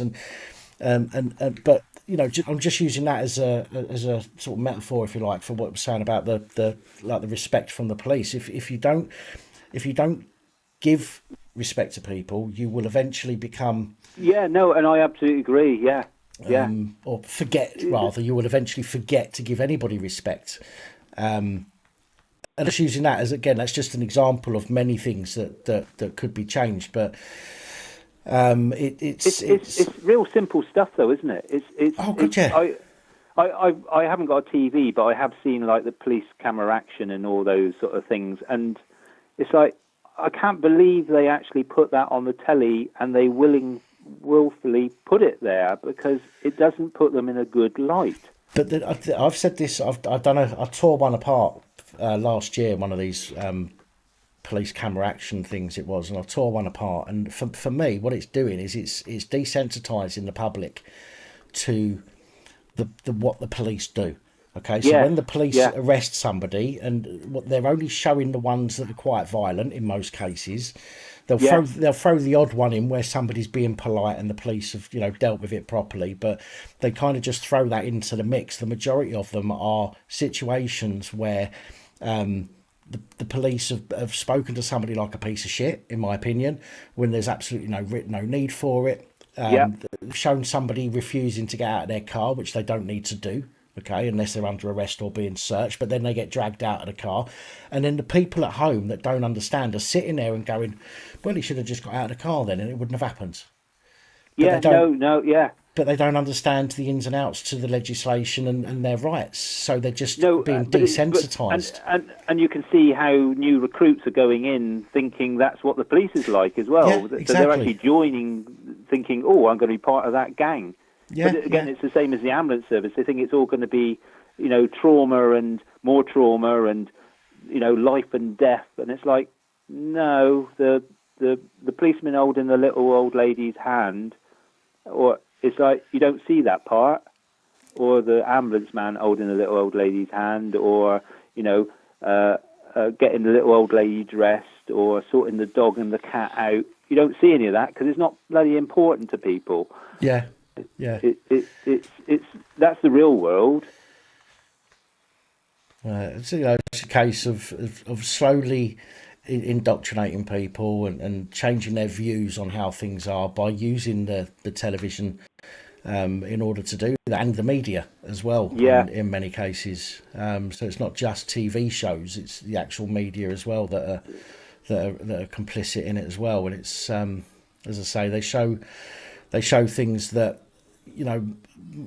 some people would find absolutely shocking, but now a lot of people just look at it and just go, oh, that's normal. That's normal they're now. They're desensitised to that extent. So. Yeah, it's kind of scary. I mean, I suppose we're as guilty. It's when if you're watching this stuff, you're as guilty as the next person because you are you're lavishing yourself in the concepts of that thrill. That moment of thrill, and it's like that isn't real life. It's it's going away from our grasp the concept of real life, and it's kind of scary. But I only really phoned out to see whether you were celebrating winter solstice. That's all right. Well, as I always say, do you know what I mean? I'm happy to talk to people, and I know some of these calls can sometimes go on for a while, but once you get talking, but I don't want to bore and the rest of your people. And like I say, I am going to put myself forward for the voice of Ambrosia Custard. So, well, good luck with that. Yeah, I think so. Yeah, although I don't eat the stuff, but yeah. Nice talking to you, and you take care of yourself and have a lovely Christmas, whatever it is you're not doing. But yeah, you enjoy it, and all your peoples as well. I hope they all have a lovely time. And you too. I wish you and your family, the best Christmas that you can have. So yeah, thank you very much. Yeah. Thanks for calling Good night. in. Yeah. Take care. Bye bye.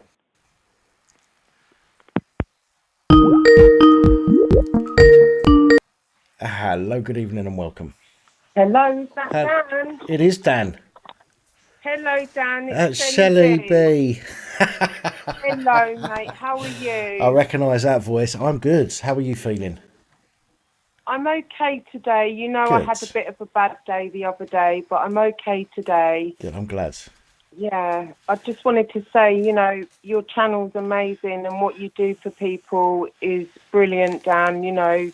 Especially in times like this, we are all suffering and it is so difficult, and I just can't understand why we're being isolated the way that we are, and especially the elderly as well, they're isolated as well, and it's so difficult for them. And it hurts, emotionally it hurts to see people suffer, really. It's I said it earlier. I think it's a test. I think this is the government trying to see just how far they can push the public. Now, look at it this way: if the public bend over and say, "Yeah, take our Christmas away," the government can practically do anything that they want from then on. Okay. Yeah. And that's disgusting, and it's a frightening thought. But if the government can turn around and say, right, yes, you can have your Christmas, then a few days before go, only fucking joking, and people just let it happen, okay, then then the people that let it happen are as much a part of the problem. And there's people suffering out there now, and there's going to be people suffering even more on Christmas Day that haven't seen their family for 9-10 months. I can see people taking their lives on Christmas Day, and that's a harrowing thought. Of course, it's an emotional. They're emotionally abusing people by doing it, aren't they? Our emotions are high, low. We don't know what's happening. They're sort of giving us a little bit, then taking it away. And like you're saying, you know, people are choosing to do it because they feel they have to do it because they're being told to do it. But the ones that want to stand up and fight, for the rights, because our rights are being taken. They're saying that everybody has a right to speak and everybody has a right to do something, but we haven't really. It's so difficult, and it is affecting a lot of people, and it's not nice to see. No, it's an unusual situation. It's a situation nobody's ever been in before.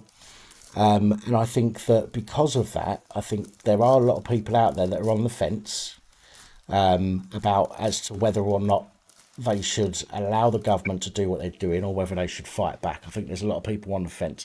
You, me, lots of people in this chat know which side of the fence that they're on, without question.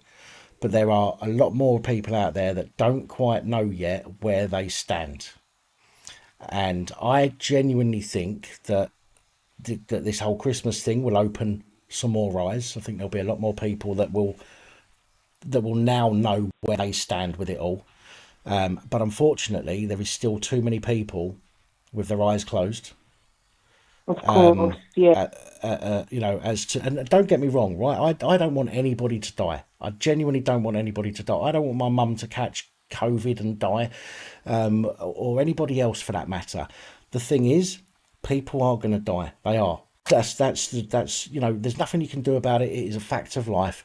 There is a new virus. Some people are not going to be able to fight it off, and therefore they are going to die. It's the same as the next virus that comes along, and the next virus that comes along, and the next one, or even bacteria. Some people just will not have the stuff to be able to fight it, and they're going to die, and that's unfortunate and sad. But it is a fact of life. It is the cycle of life, and it's what's going to happen regardless to what you do, whether you lock down or not.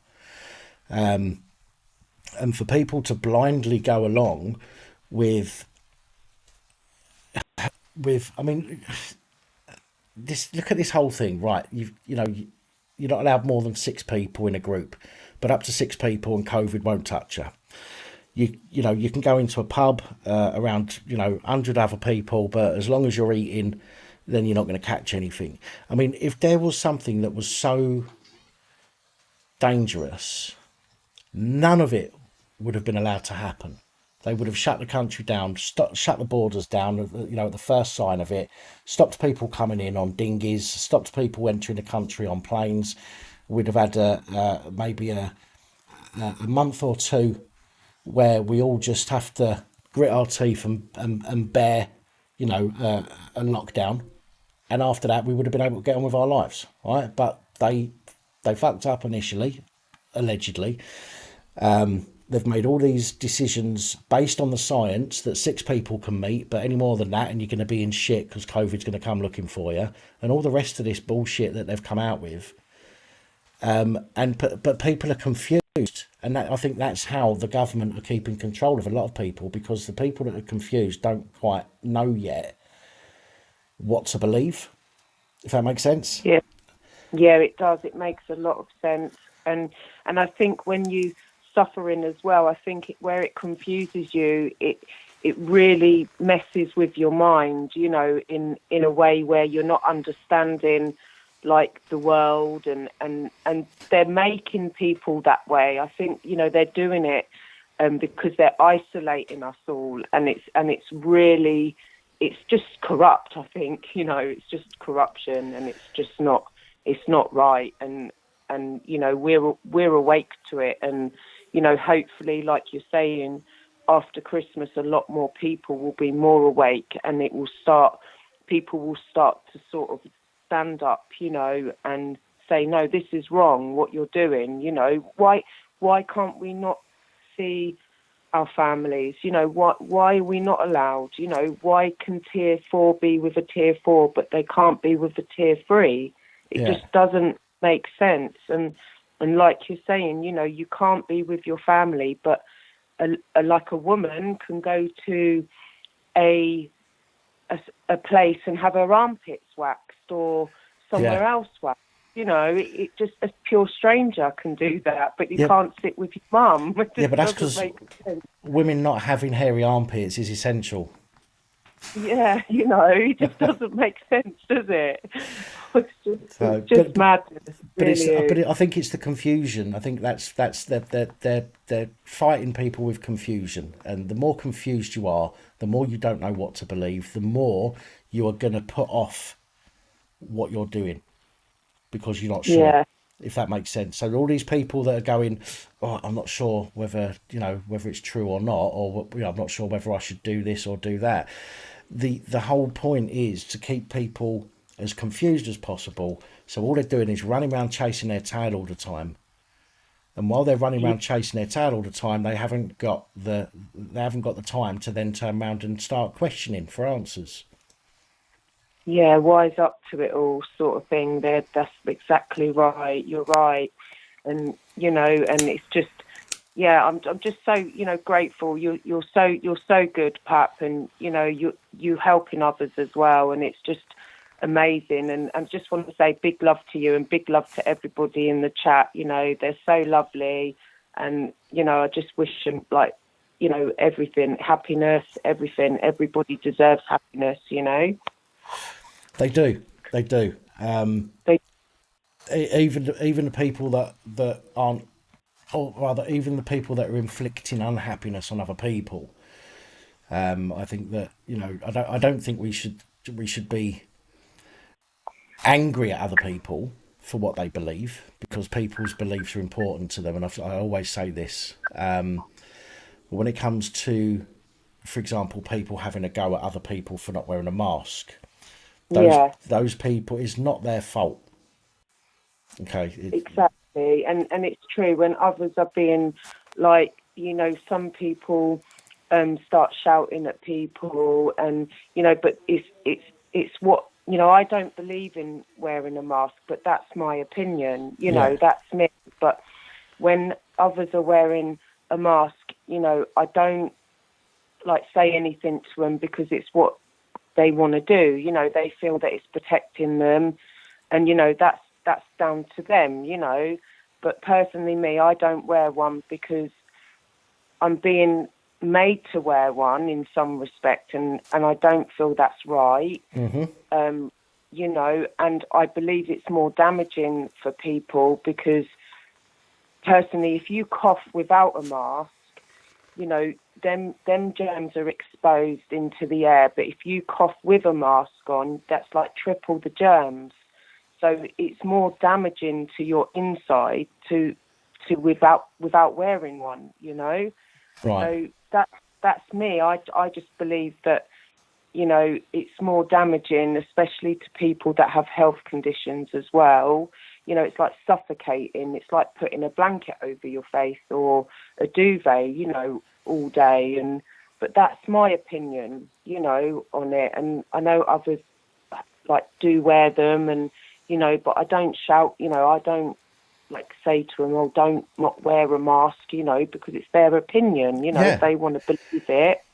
I mean, I see people that have got a mask on. If I'm out and I'm not wearing a mask, out of respect, not for any other reason, but out of respect, I will give that person a wide berth.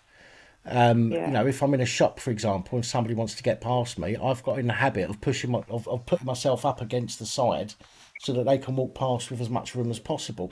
And that's not because I don't want to pass something to them or catch something from them. It is solely a respect thing.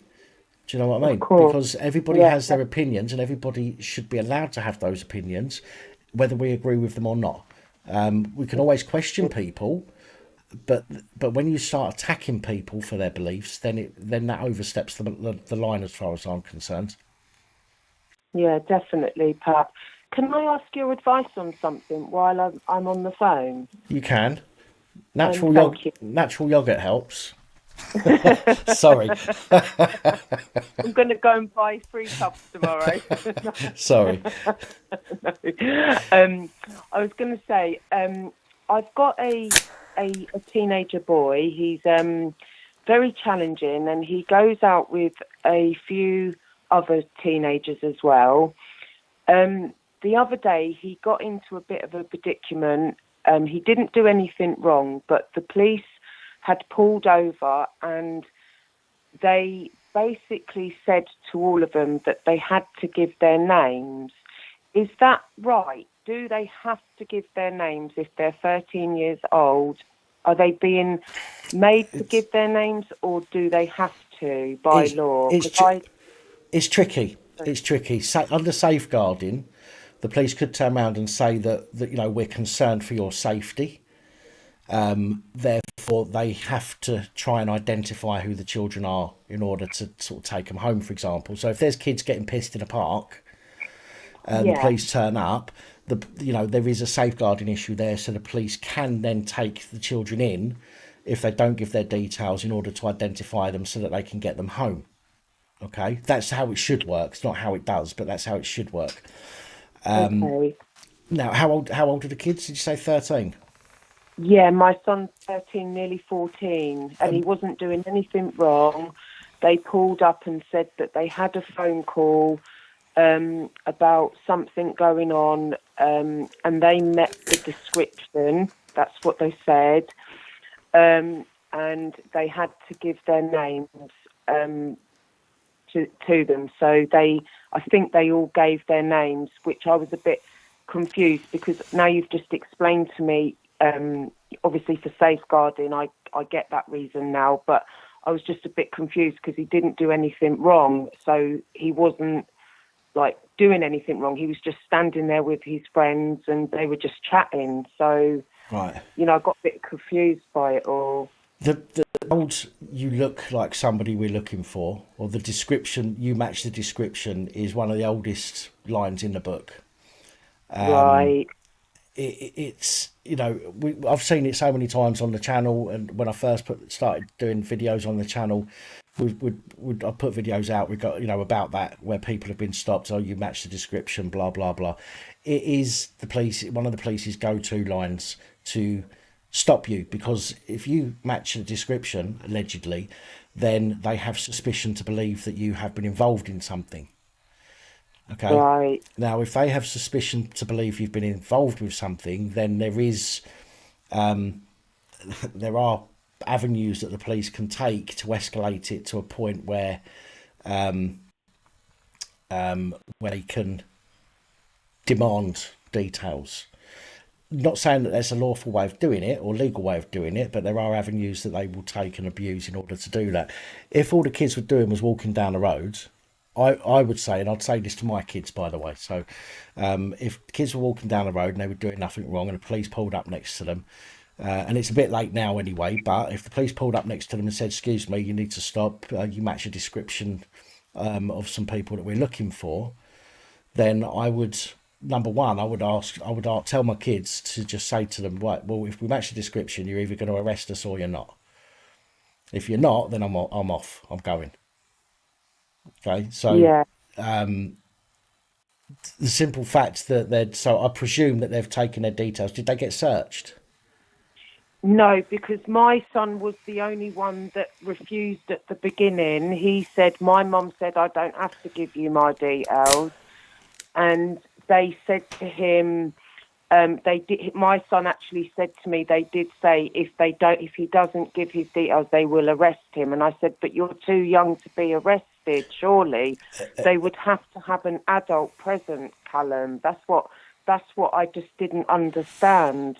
They can arrest they can arrest a child, as far as I'm aware, without an adult present.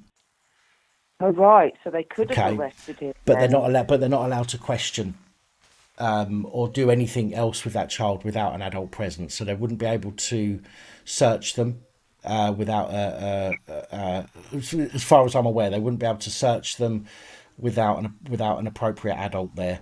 or question them without an appropriate adult there. But I'm pretty sure that they can still arrest somebody who's 13. Okay, 'cause I think when they said that, he then said to me, yeah, I did give my name and where I lived. And then after that, they left him. But, they left him. So, but he wasn't even far from home, really. So it was just like, if it just upset me, Pap, that he wasn't doing anything wrong. And I don't know whether to ring up and question it, really, and say, why, find out the whole story. Why did you approach him and why did you ask for his details? Because he wasn't doing anything wrong. Right. How long ago was this? When did this happen? This was about 6 days ago. Okay, get in touch with the force, do a subject access request. Okay. Okay. I think he's 13, so you should still be able to do it on his behalf. Do a subject access request and ask them for the call. Ask them for a recording of the call that, that the police received with the descriptions. Of the boy. Yeah. Okay. Who, write to them, phone them up, go in there, whatever, and say, look, my son got stopped by the police. He got forced to give his details because they said that he matched a description that was given to the police. So I want to do a subject access request because they said it was my son. When they stopped him, they said he matched the description. So I want that. I want to see the details of that description. You should be able, if it was a phone call that was made, you should be able to get a copy of that. Now, I can't guarantee that they will, because they may turn around and say, well, because it wasn't him, they might use that as an excuse not to give the information, but I can't see why they wouldn't. Okay. Especially, it's not going to give any personal details in the call, so, I can't see why they wouldn't give that info. But there'd also be a log number for the incident that happened. So you could phone up and say, look, my son was stopped because something has allegedly happened. Is there a log number for that incident where the description was given out? If they can't give you a log number for it, then it wasn't. Somebody hadn't phoned in and made a complaint about kids. If that makes sense. Yeah. Because that would it would be logged on the system that there was an incident where that description was given, and it would also have, we spoke to X, Y, and Z, on the street because they looked like those, the description that we were given. So there would be a log there somewhere. Yeah, I wouldn't have been so bothered if they wouldn't have took his name and address, but I think because they took his name and address, that's what's bothered me more. If you know what I mean, because I want to know why, but now you're explaining, because if they've said they meet a description, then I probably get that now. But I will do that. Thank you so much. All right, that is so helpful. Generally speaking, though, if the police stop anybody and ask them where they've been and what they're doing, that's called a stop an account. And I don't mean to talk down to you or anything like that, or talk to you like an idiot, so forgive me. But it's called a stop an account, and under a stop an account, you are under absolutely no obligation whatsoever to even speak to them. You can simply ignore them and then walk away under a stop an account. If, however, they stop you and say, we believe that you've been involved in XYZ, then you don't have that luxury of walking away.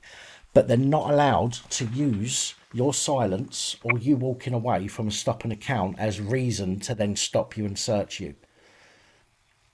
Right. Okay. Thank you. So they can only stop and I know they didn't search your son, but they can only stop and search you if they've got suspicion that you have been involved in something. But they cannot use your refusal to answer where you've been or what your name is as a suspicion that you've been involved in an offence. Right. Thank you so much. That has really helped me. Thank you. All right. Yeah.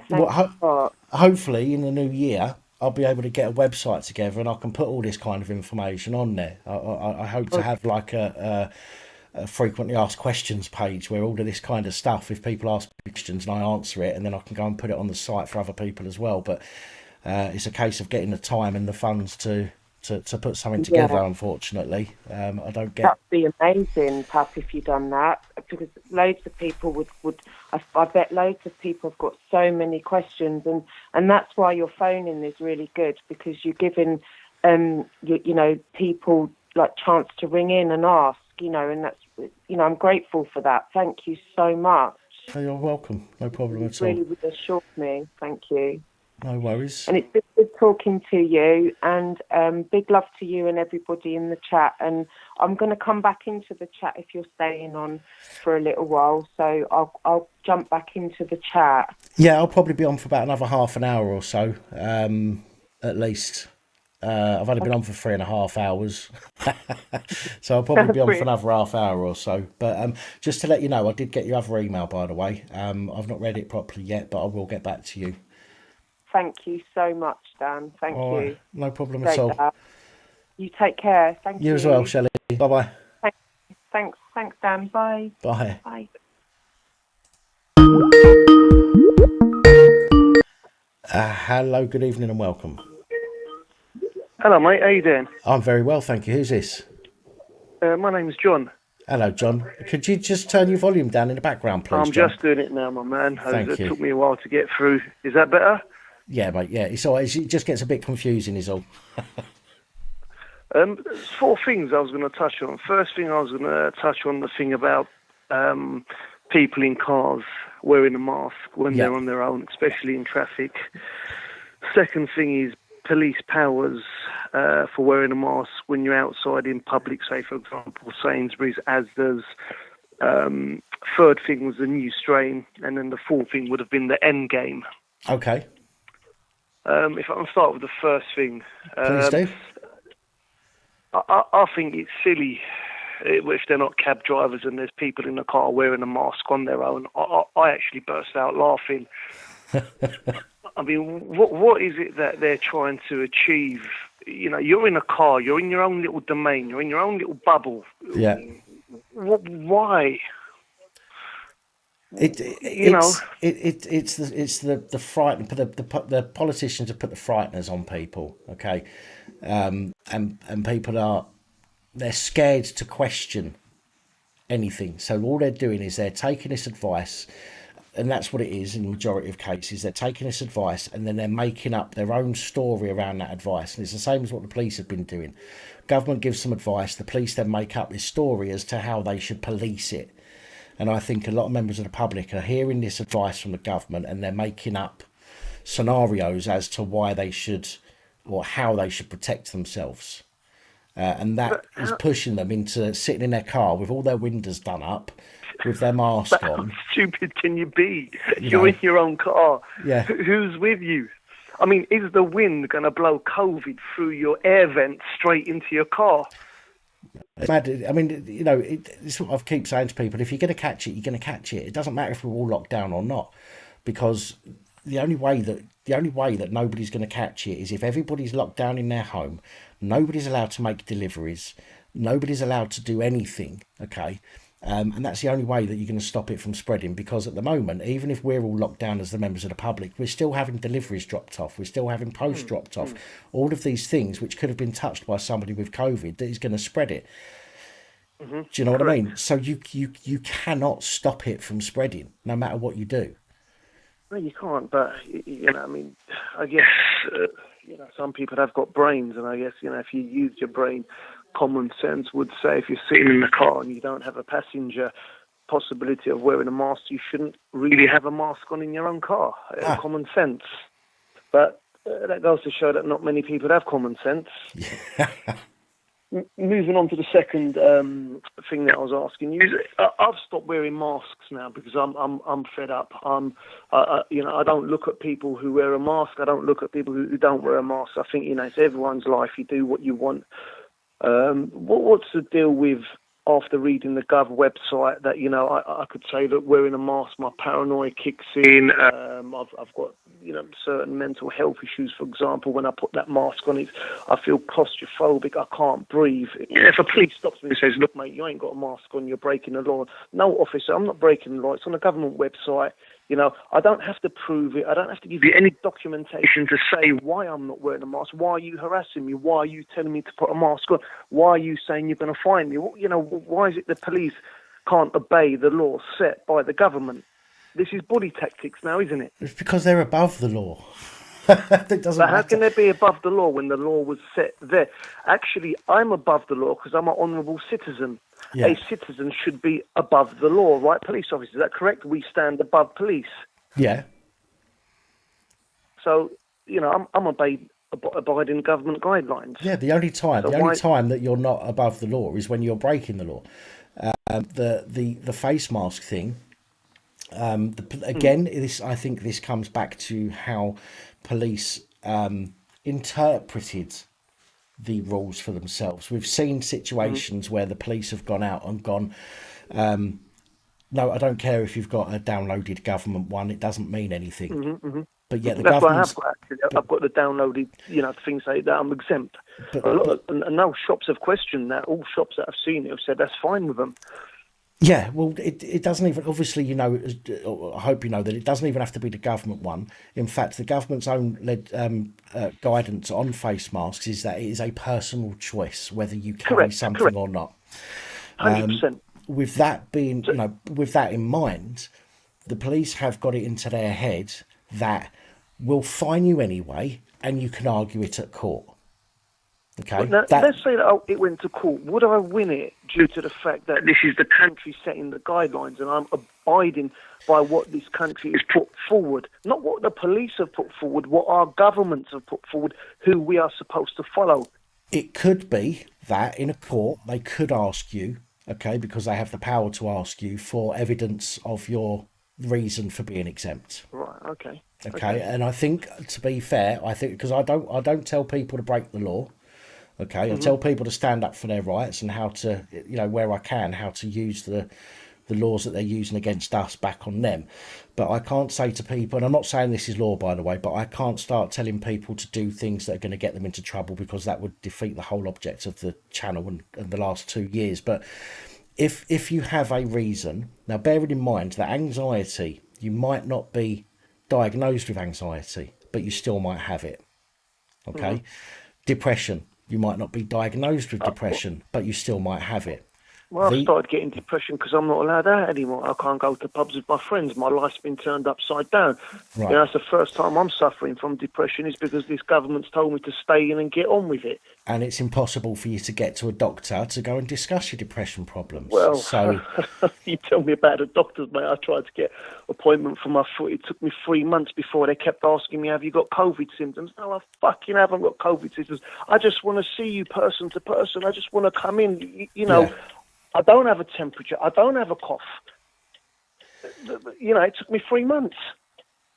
So I think what's happened is the police have simply got it into their head that rather than argue it out, they will just issue you with a fixed penalty notice and you can deal with it with the court.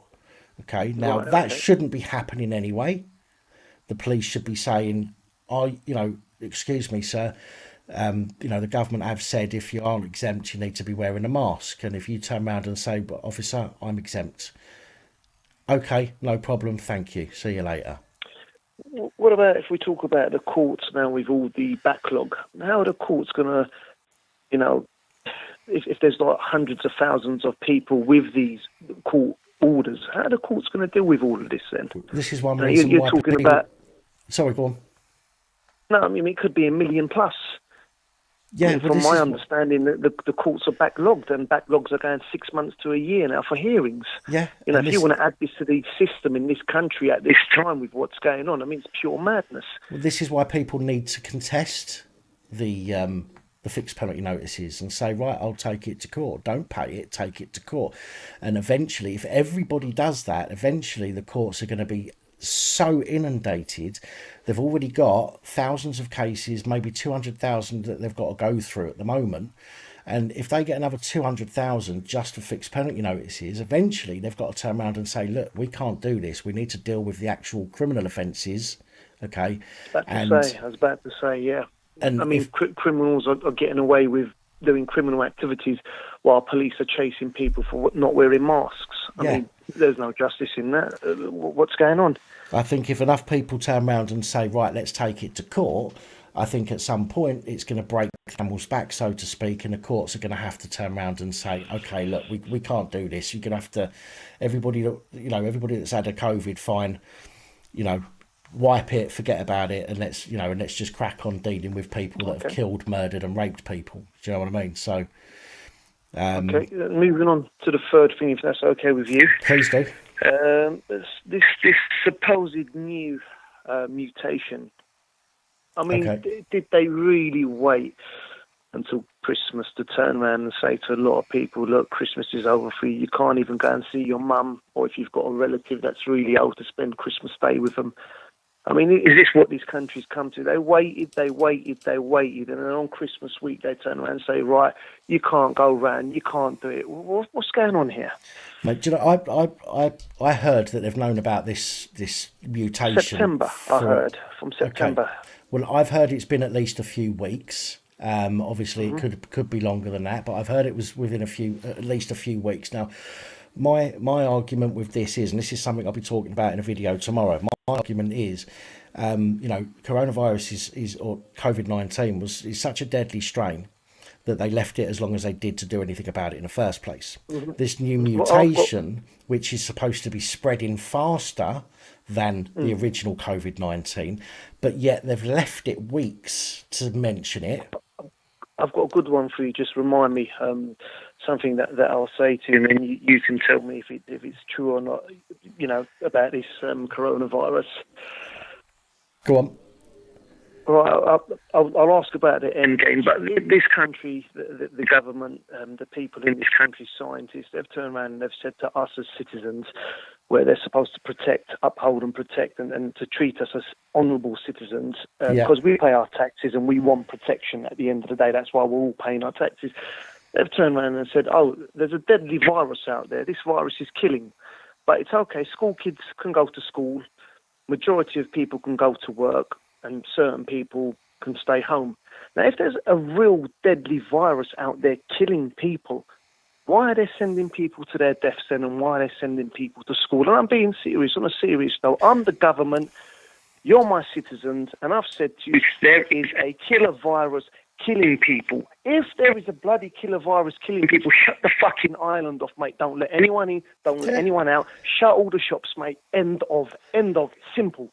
Do not contradict yourself. Do not make people like me. Yes, I'm still working, but some people that ain't working around my business affected. I'm just looking around with confusion now. I don't know what's going on out there. Is there a real virus? Is this a fake? Is this a fraud? What's going on? Listen, I am with you. You're a saying million it's a killer virus. If there's a killer virus, shut it all off. Yeah, and lockdown, mate. I said this from the very beginning. Okay, as soon as they knew. Okay, now China knew back in, as far as we know, in October, November. Our government started talking about it really in the beginning of the year, right at the beginning of the year, maybe January. It's about January, yeah, correct. And they left it until March to do a lockdown. Okay, so they left it 2.5 months or so before they started locking people down. Now, to do a partial lockdown though, because they let certain people go to work, you have to remember that it wasn't.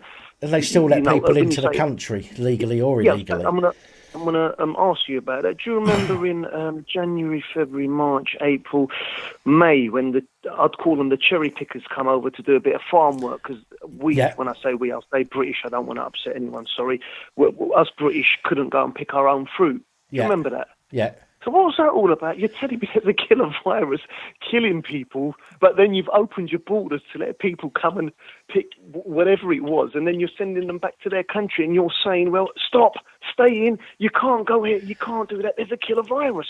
Exactly. And this is why nothing makes sense. This is why I don't agree, and I can't. I genuinely can't. But, my integrity stops me from doing it.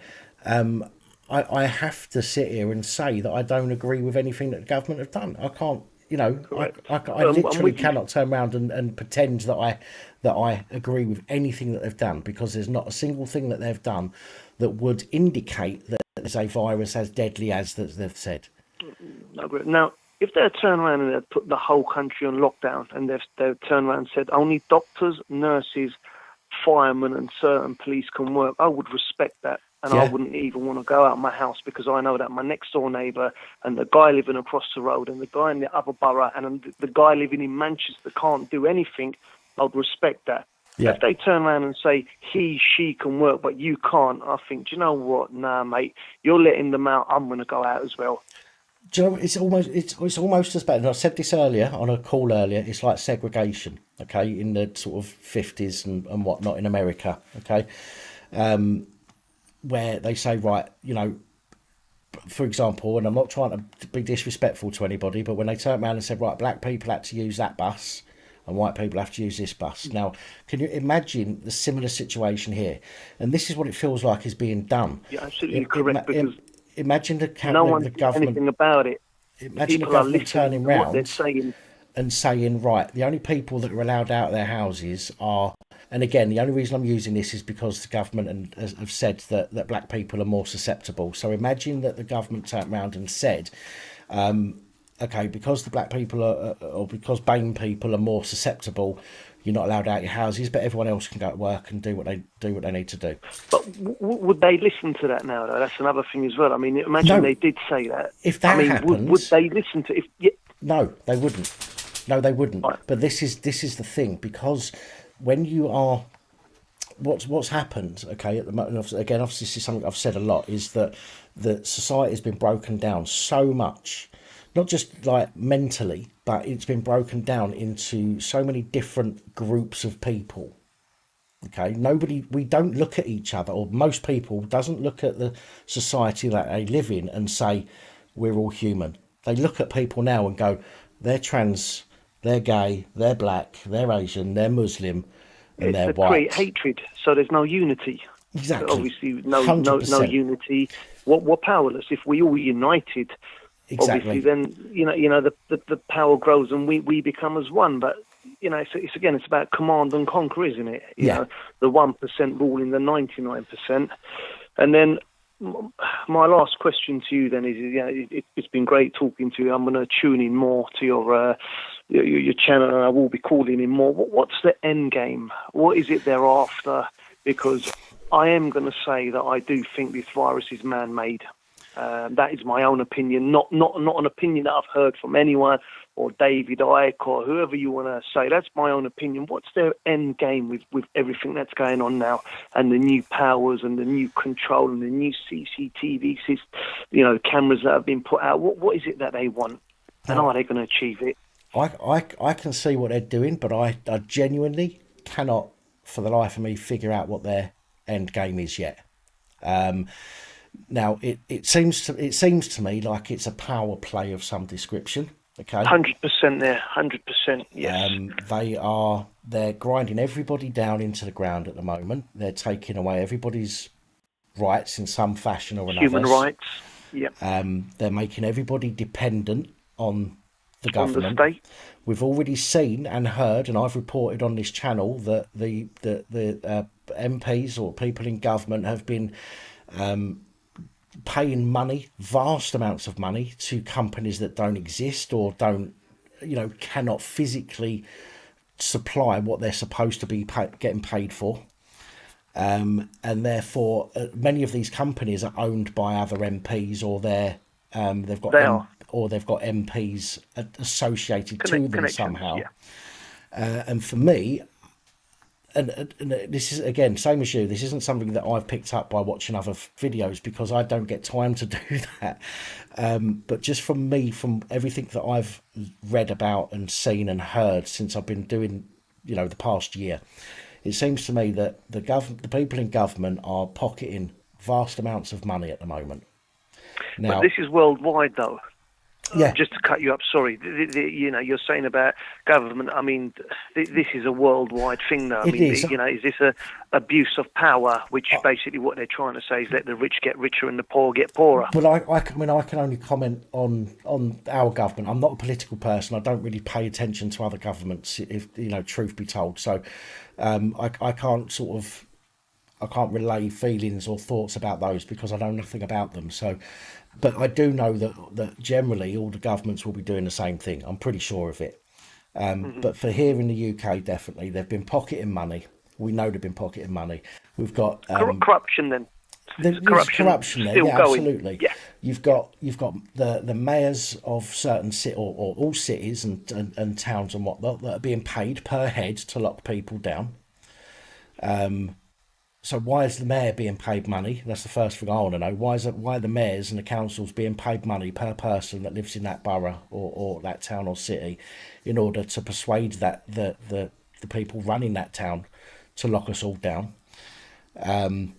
They've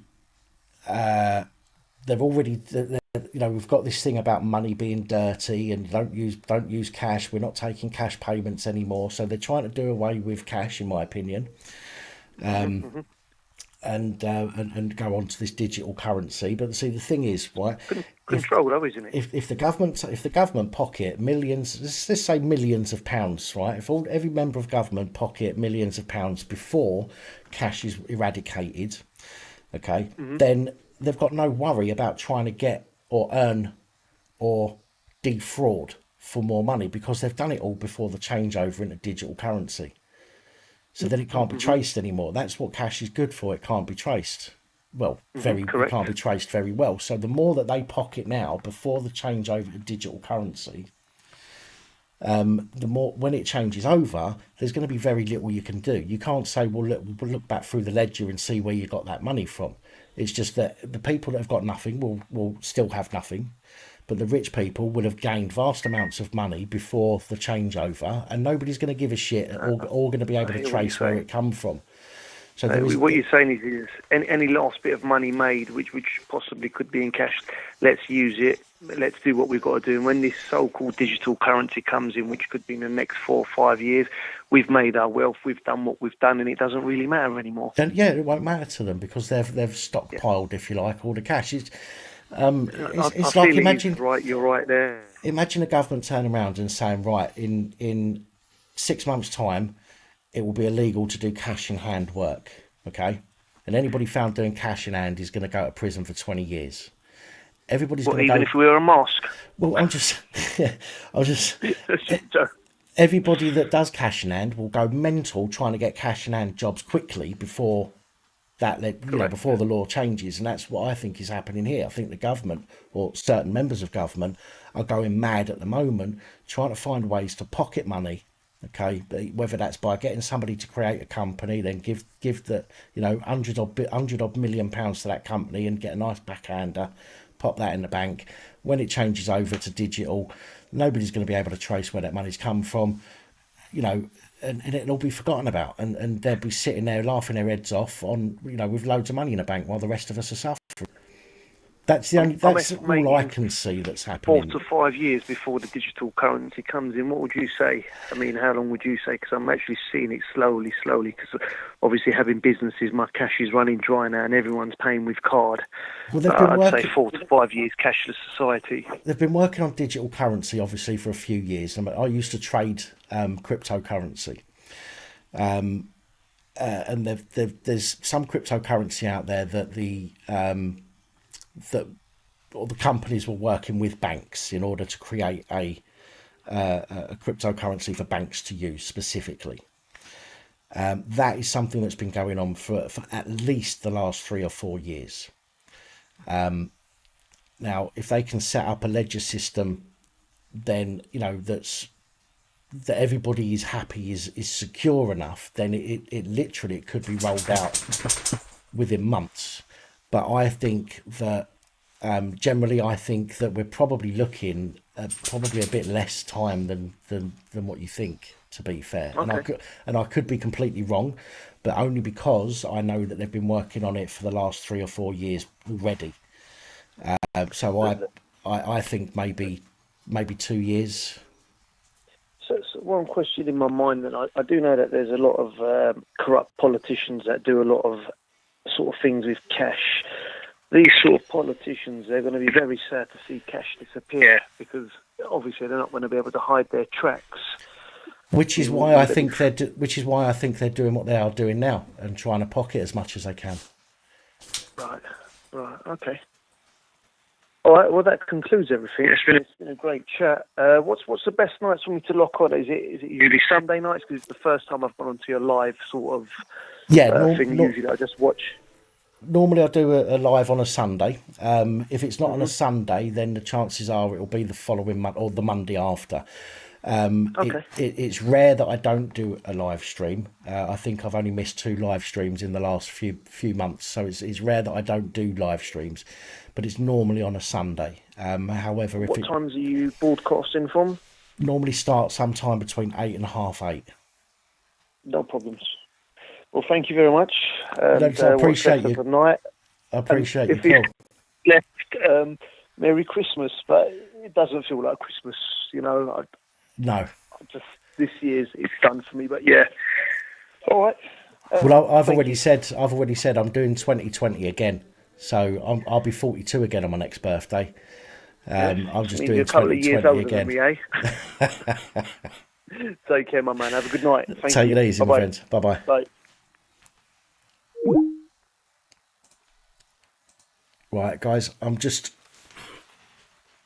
having a rest, so don't call yet, because I need to get some air to my ear holes, I'm afraid. Whoa. Oh, come on. Focus, there we go. Let's get that good looking fat bastard in focus.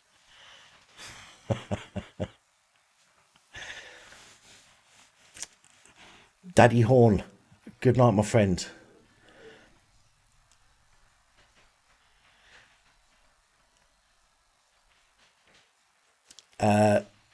Not yet, Jake. Not yet. No music just yet.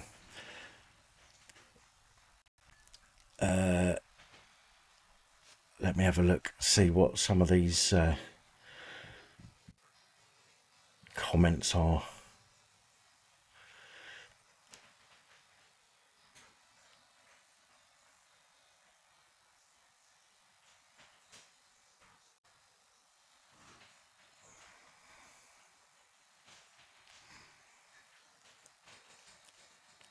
Cash won't go anywhere, because if we have a universal currency, then the country will be poor. The country might be poor, but the people that are running it are the ones, they won't be so poor. They will be, as I think that they are, and again, it's an opinion. I've got nothing to back this up as such, but I think that there are people that are in positions that are able to siphon off, shall we say, put all right, fuck it, defraud the country, and take money to build up their balance for if we go cashless and we get a universal currency. It will keep the poor ultimately. With cash, poor people can get rich. Okay, poor people can get rich. They can create something and start selling it and make money, and and turn their lives around. If there is a single currency, then it will be much harder, I think, for people to do that. I'm not going to go into all the ins and outs of it, because that would be a bit of a lengthy discussion, and it's already 25 past midnight. But I genuinely think that a single currency will keep the poor, the poorest even poorer, and those that have money will be able to stay where they're at. They'll be able to keep that wealth level, if you like. But But again, that's, you know, that's it's an opinion, and I'm not knocking you at all, Angela, as you know. But the fact it will keep the country poor is probably a good thing for the people running the country, as long as they've got, you know, their stash, shall we say.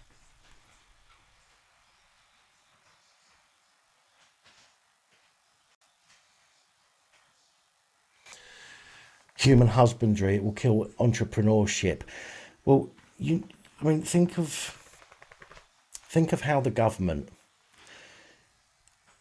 was said, and whether this is true or not, I don't know. But when somebody, because I don't want to go down that conspiracy theory route, but when somebody creates something of importance, for example, free energy. Let's say that somebody created and built and designed a device that harnesses energy from the ether and can power your home absolutely free of charge. The government would steal that idea, okay, and they would use it for themselves, okay, or they would steal that, pop it in a dungeon somewhere and forget about it, okay. Now, if you have people that come up with these business ideas, there's nothing stopping the government or anybody else involved from destroying that business, okay, while somebody else who is in a position of wealth, shall we say, steals that idea for themselves.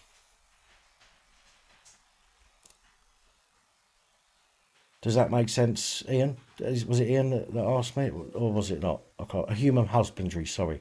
Does that make sense? If somebody came up with a business idea, it could be quite easy for, as I say, for the government or for somebody else to steal that idea and then destroy the company or business that came up with the idea.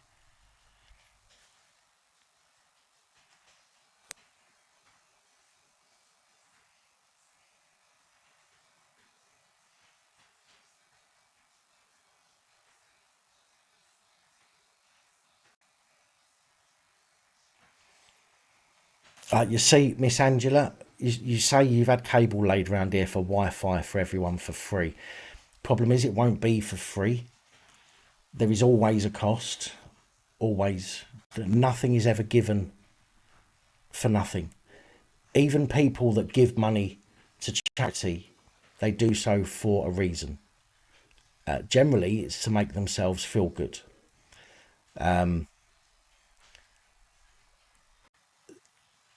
But there is a cost to everything. If the local council are laying cables, I'm telling you, there will be some kind of cost to the public for that. Whether it means that you've got to put up with some kind of advertising, or whether it means that your details are going to go onto a list and going to be shared with somebody for the local government to make some money on that. There is always a price to pay for anything that's free. For example, and we'll just use this as an example because we're nearly there. When I get to 30,000 subscribers on the channel, I'll be giving away this camcorder for free. But it's not actually for free, because you guys are having to spend your time watching my videos and sharing my content in order to help me build up the channel. So the cost for somebody to win this, and I'm just being honest with people, but the cost for somebody to win this is the hours that you spend watching my content, which I am incredibly grateful for, and the fact that you share my content on social media and draw other people in. So there's a cost to everything that's free. There aren't so many people out there that are as upfront as I am. So I'm saying that this is free, although it's not, because it's costing you time by watching my videos. Unfortunately, councils and governments, they will tell you something's free without being transparent enough to tell you what it is or how they're going to be paid for it.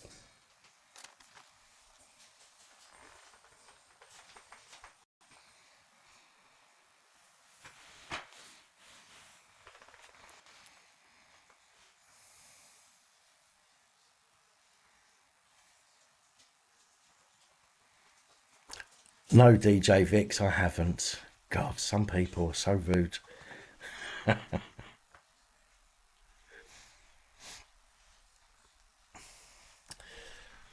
Well, I've got to be honest, Burnt Grills, I think tonight I've had the most likes on a live stream than I've had for a long time.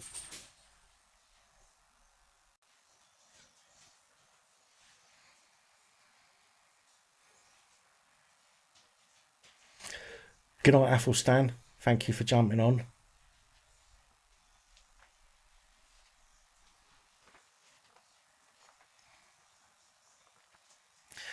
What's on the t-shirt? Just a little message to any coppers that are watching.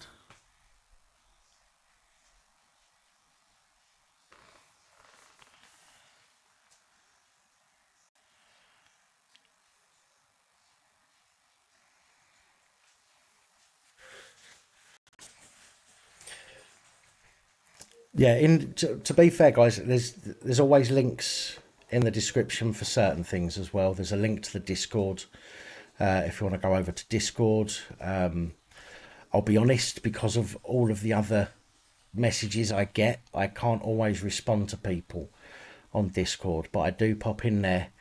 I do pop in there sometimes to speak to people, but generally people send me stuff through the Discord chat and, you know, for maybe use on the channel here. But it is such a nightmare trying to keep up with everything. But there is a Discord link in the description. I've got the Twitter link in the description. If you're on Twitter, I know before anybody has a go at me, but I need it because it's the only way that I can tell the police what I think about them directly. And I'm also on Facebook as well, so you can always, again, link in the description. You can always hit me up on Facebook, Facebook. But again, I know that Facebook is a dangerous platform to be on these days, but again, it enables me to interact with more people. So, and that, unfortunately, the cost to me of using a service like Facebook for free is the fact that, you know, they're monitoring me 24 hours a day, 7 days a week. And also they, you know, use all my information for whatever it is they want, and try and mug me off over stuff that I post, try and censor me. So that's the price that I have to pay for using the free service like Facebook. So there is always a price to pay, unfortunately.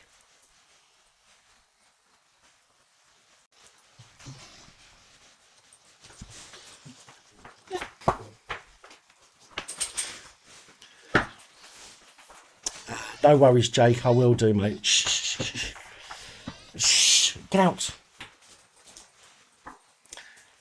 WhatsApp, I still need to get WhatsApp. This is another reason why I want to take a week off, because I have got so many messages that I have to catch up on. It is unbelievable. But yeah, this week off over Christmas, I will be going through as many messages as I can. Oh, excuse me, as I can. I think I've probably got about somewhere between 400 and 600 messages that I need to go through, and that's a backlog of messages.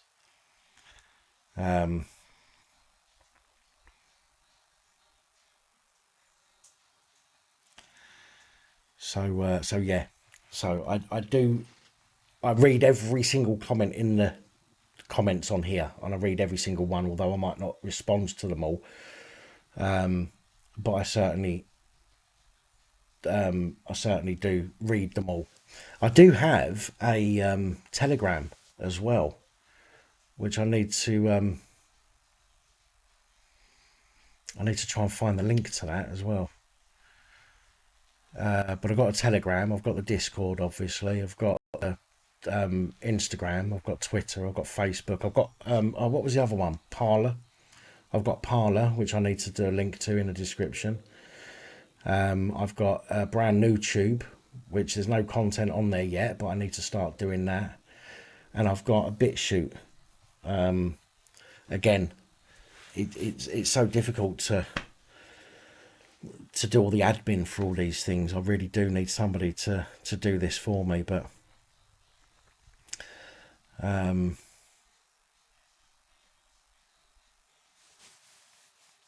yeah, we'll get there soon. We'll get there soon. Right, I tell you what I'm going to do, guys. I'm going to have a ciggy, and then I'm going to have to call it a night, I'm afraid, for tonight. I know it's I know normally I'm on for a bit longer, but I've got so many and so much I want to get done before Wednesday.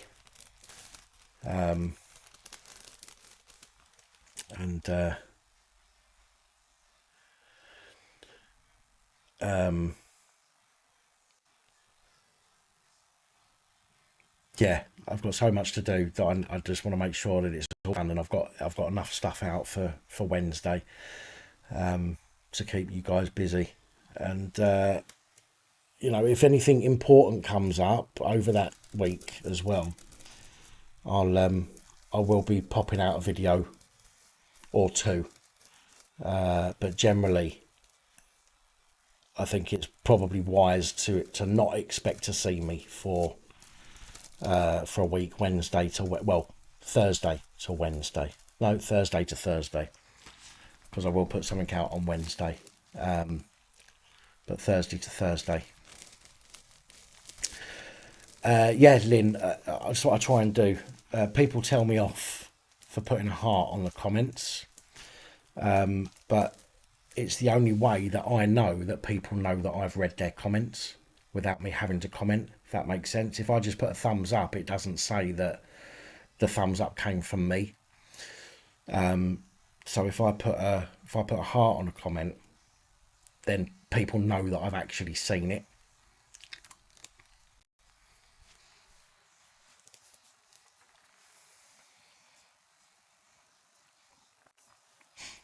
The chokehold yesterday by the police. Which one was that, Jake?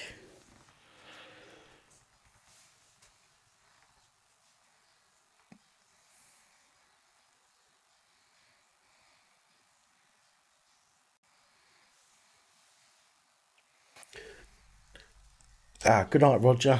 Good night, Psycho's missus. If I don't speak to you in the comments over the next few days, then please have as good a Christmas as you possibly can.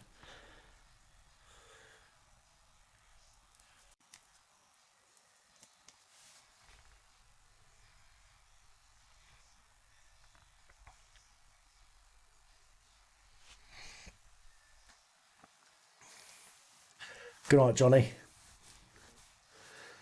The protester. No, I don't think I've seen that video, Jake, to be fair. Oh, don't worry, the dogs will come on before I close down for the stream.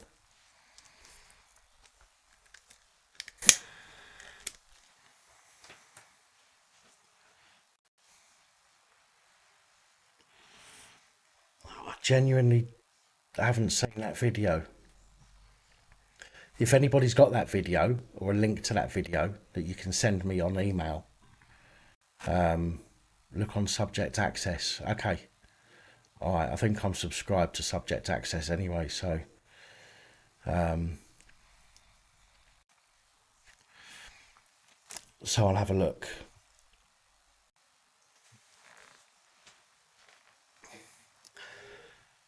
I might have seen it, but I'm sure I haven't. I'm sure it'd stick in my mind. Comments, want to chat to you about Essex Police and West Midlands Police and what they've done to you. Janine, can you stick it in an email? Can you email me? Because I'm gonna have to come off this stream shortly. The dogs are bugging me to go out again, and it's getting late and I'm getting old and tired.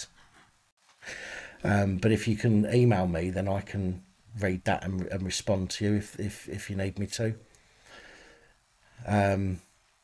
What's up, Miss Angela? Is everything all right?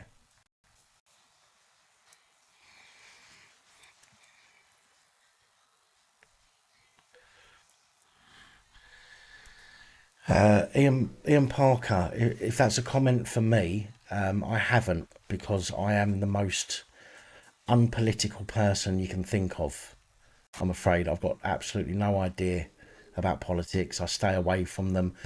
I don't even know, which is why if I'm talking about left and right, I always say left and right. I don't even know what parties are left and what parties are right. That's how unpolitical I am.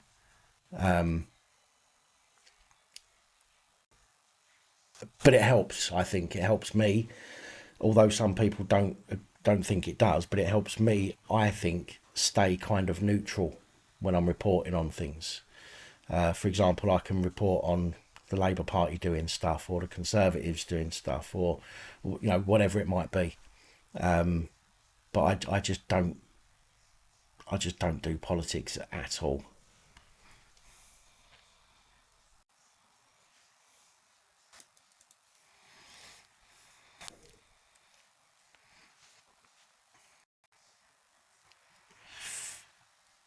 Lynn, I was always told you're only as old as you feel, or the person you're feeling.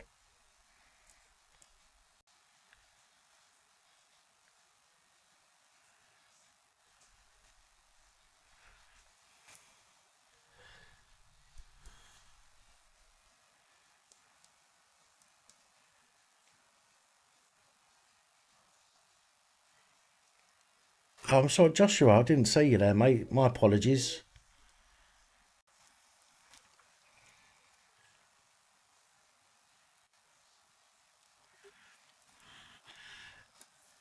Ian, I think, although some people don't agree with me, I just say what I genuinely feel. I don't try. I mean, sometimes I'll word things in a way specifically not to cause an argument, shall we say. But generally, I simply say what I feel. I'm quite uncensored to on saying what I feel, and I don't sit there thinking, but if that person doesn't like me saying that, then I should say this instead. But if somebody else doesn't like me saying this, then I've got to say something else instead. I've just got to say what comes out. Do you know what I mean? And I don't have the time to sit there and try and pander to everybody. So although some people don't agree with what I've got to say or don't agree with my opinions, they're quite within their rights to not. But as I say, I will always be honest in how I feel about certain situations.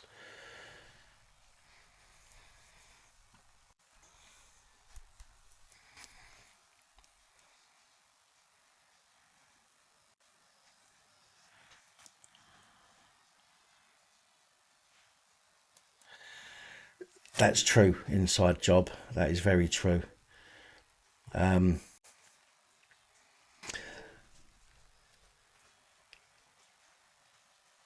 Martin, I've just seen it. I saw my name there, and I didn't realise. My apologies.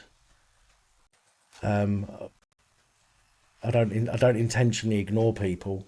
I try and say hello to as many people as possible, at least. 4 hours and 20 minutes, bloody hell. What was I going to say? I was going to say something then.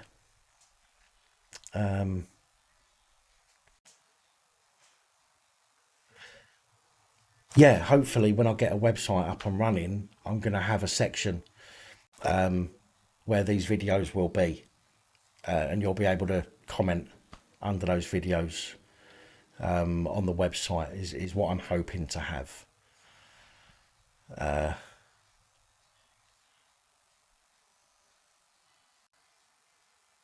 which will be separate. The comments on those videos will be separate from any, any site like this. So, so you will have the opportunity to say what you think, providing, as always, it's not inciting any kind of violence or harassment of people.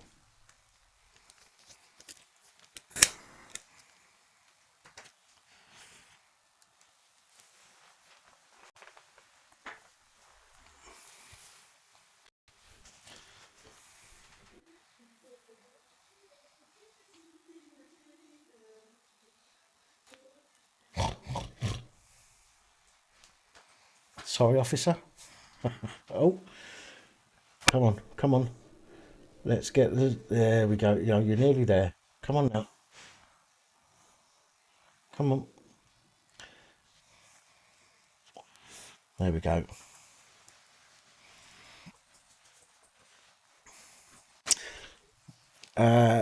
Tapper.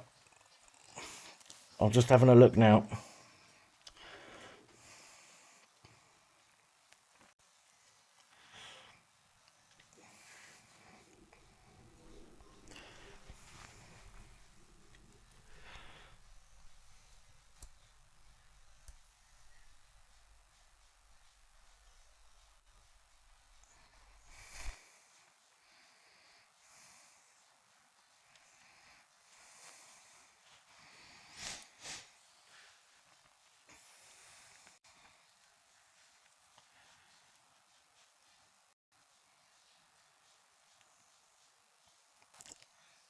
No worries, inside job.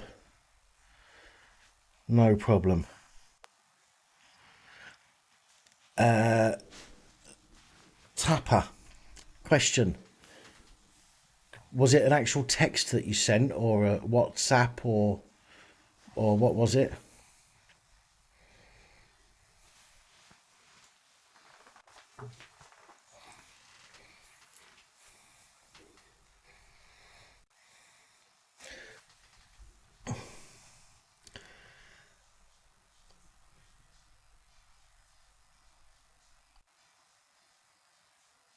What's your initials, Tapper? Just tell us your initials and I'll be able to tell you whether it's there.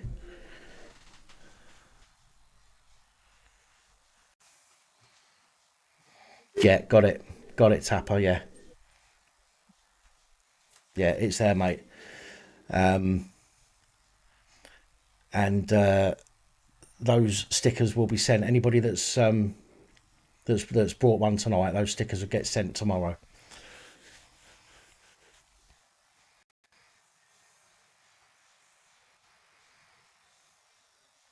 Yeah, I've got yours as well, Vix. Okay, before I go anywhere then, just for those people that haven't seen it, I'll just bring it up again for you.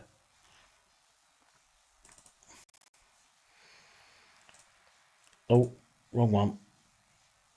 There it is. Those ones, Ian. Window stickers. Go on your front door, go on your window by your front door. £2.75 each.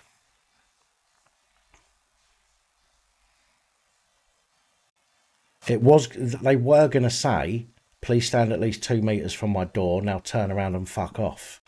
But I thought that I wanted to make it, a bit more available to people. So I thought if I put turn away and fuck off, I thought there's going to be people that may want one, but don't want one like that because they've got kids, for example. So I had to change that slightly just to make it a bit more, appealing to more people. You can fit it in a car as well. I'm going to look at getting some other stickers done as well at some point. Hopefully after Christmas, there'll be some other bits and pieces which people will be able to buy. Now, normally, and I've always been honest with you, normally the stuff that gets sold through the channel is normally the price that I pay. So I'm not making any money off of it. Okay. And again, just for transparency, to be truthful and honest with you, to be honest with you, all of the COVID face mask exempt cards, for example, and the PAP cards that I've done, I've only ever charged what they've cost, okay, to cover the cost of them. After Christmas, even though the PAP cards and things like that will remain the same price, okay, so you will only ever pay what I pay for them, so there won't be any profit made on these. There will be some bits and pieces, hopefully, in the new year, so like some stickers and things like that, that will be charged at a rate where I will make some kind of profit on them, okay? And that's simply because I'm going to be setting the because I've already got a company which isn't trading at the moment, but I'm going to be setting that as a company for the channel, so that way anything that I do sell through there will obviously have to be declared. And I want to treat this business because I like doing this, and I want to do this for as long as possible. So just for the transparency's sake, obviously I just want to let you know that's how I sort of plan to move forward. But as I say, it's not about mugging people off.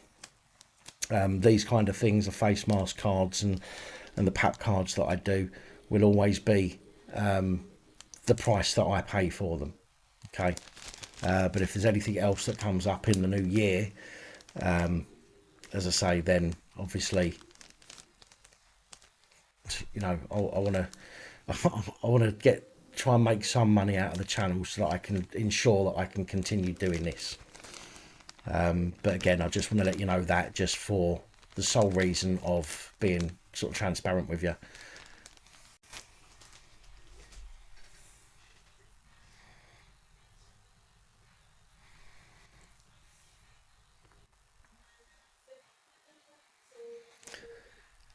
That's very true, Mickey Mouse. That's very true.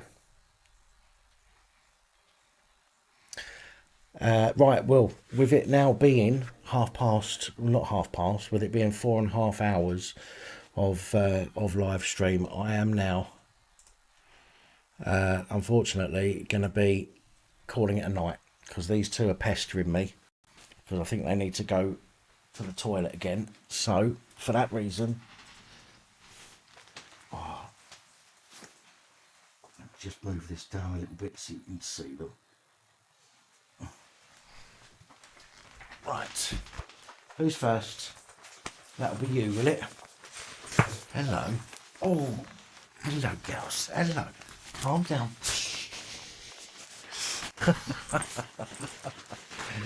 All right. Calm down. Calm down. Yes, Angela, I will do. No problem at all. Alice's turn. Hello. Hello, Alice. Hello, baby.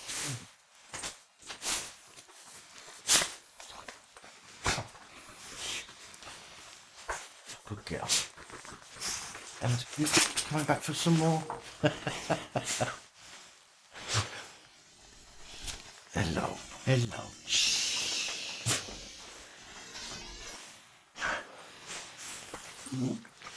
Okay. All right. Hang on. Okay. Down you get. Wait. All right. Okay. Down you get. Right, ladies and gentlemen, boys, girls, innies, outies, and in-betweeners, let me take this opportunity to say to anybody that I don't get a chance to speak to before Christmas, please try and enjoy yourself as much as you can. Spend time with your family. That I am going to say, okay? Because if I was living down south still, I certainly would be with my family, tier 4 or not, I don't care.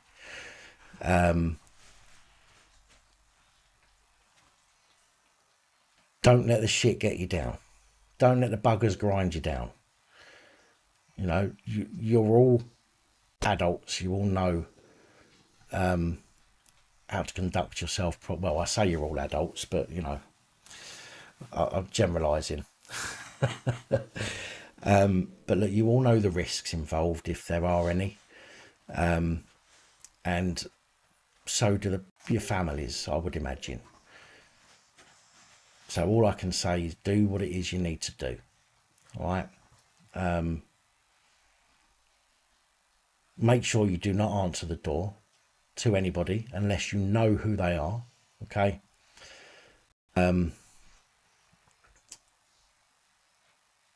Because if you do answer the door, then you're setting yourself up for a fall, basically. So never open the door to anybody unless you know who they are. But most of all, and most importantly, stay safe, look after each other, and if you do answer the door, make sure you film the police. And the chances are they won't be there on their own, so make sure you film other officials as well. And with that being said, Merry Christmas to you all, or Happy Holidays if you're not a supporter or fan of Christmas. And I will see you in the comments, however, over the next couple of days. But I might not give me the opportunity to wish you all individually Merry Christmas. So please have as good a day as you possibly can. And I'll speak to you all soon. Thanks for joining me this evening. And I am out of here.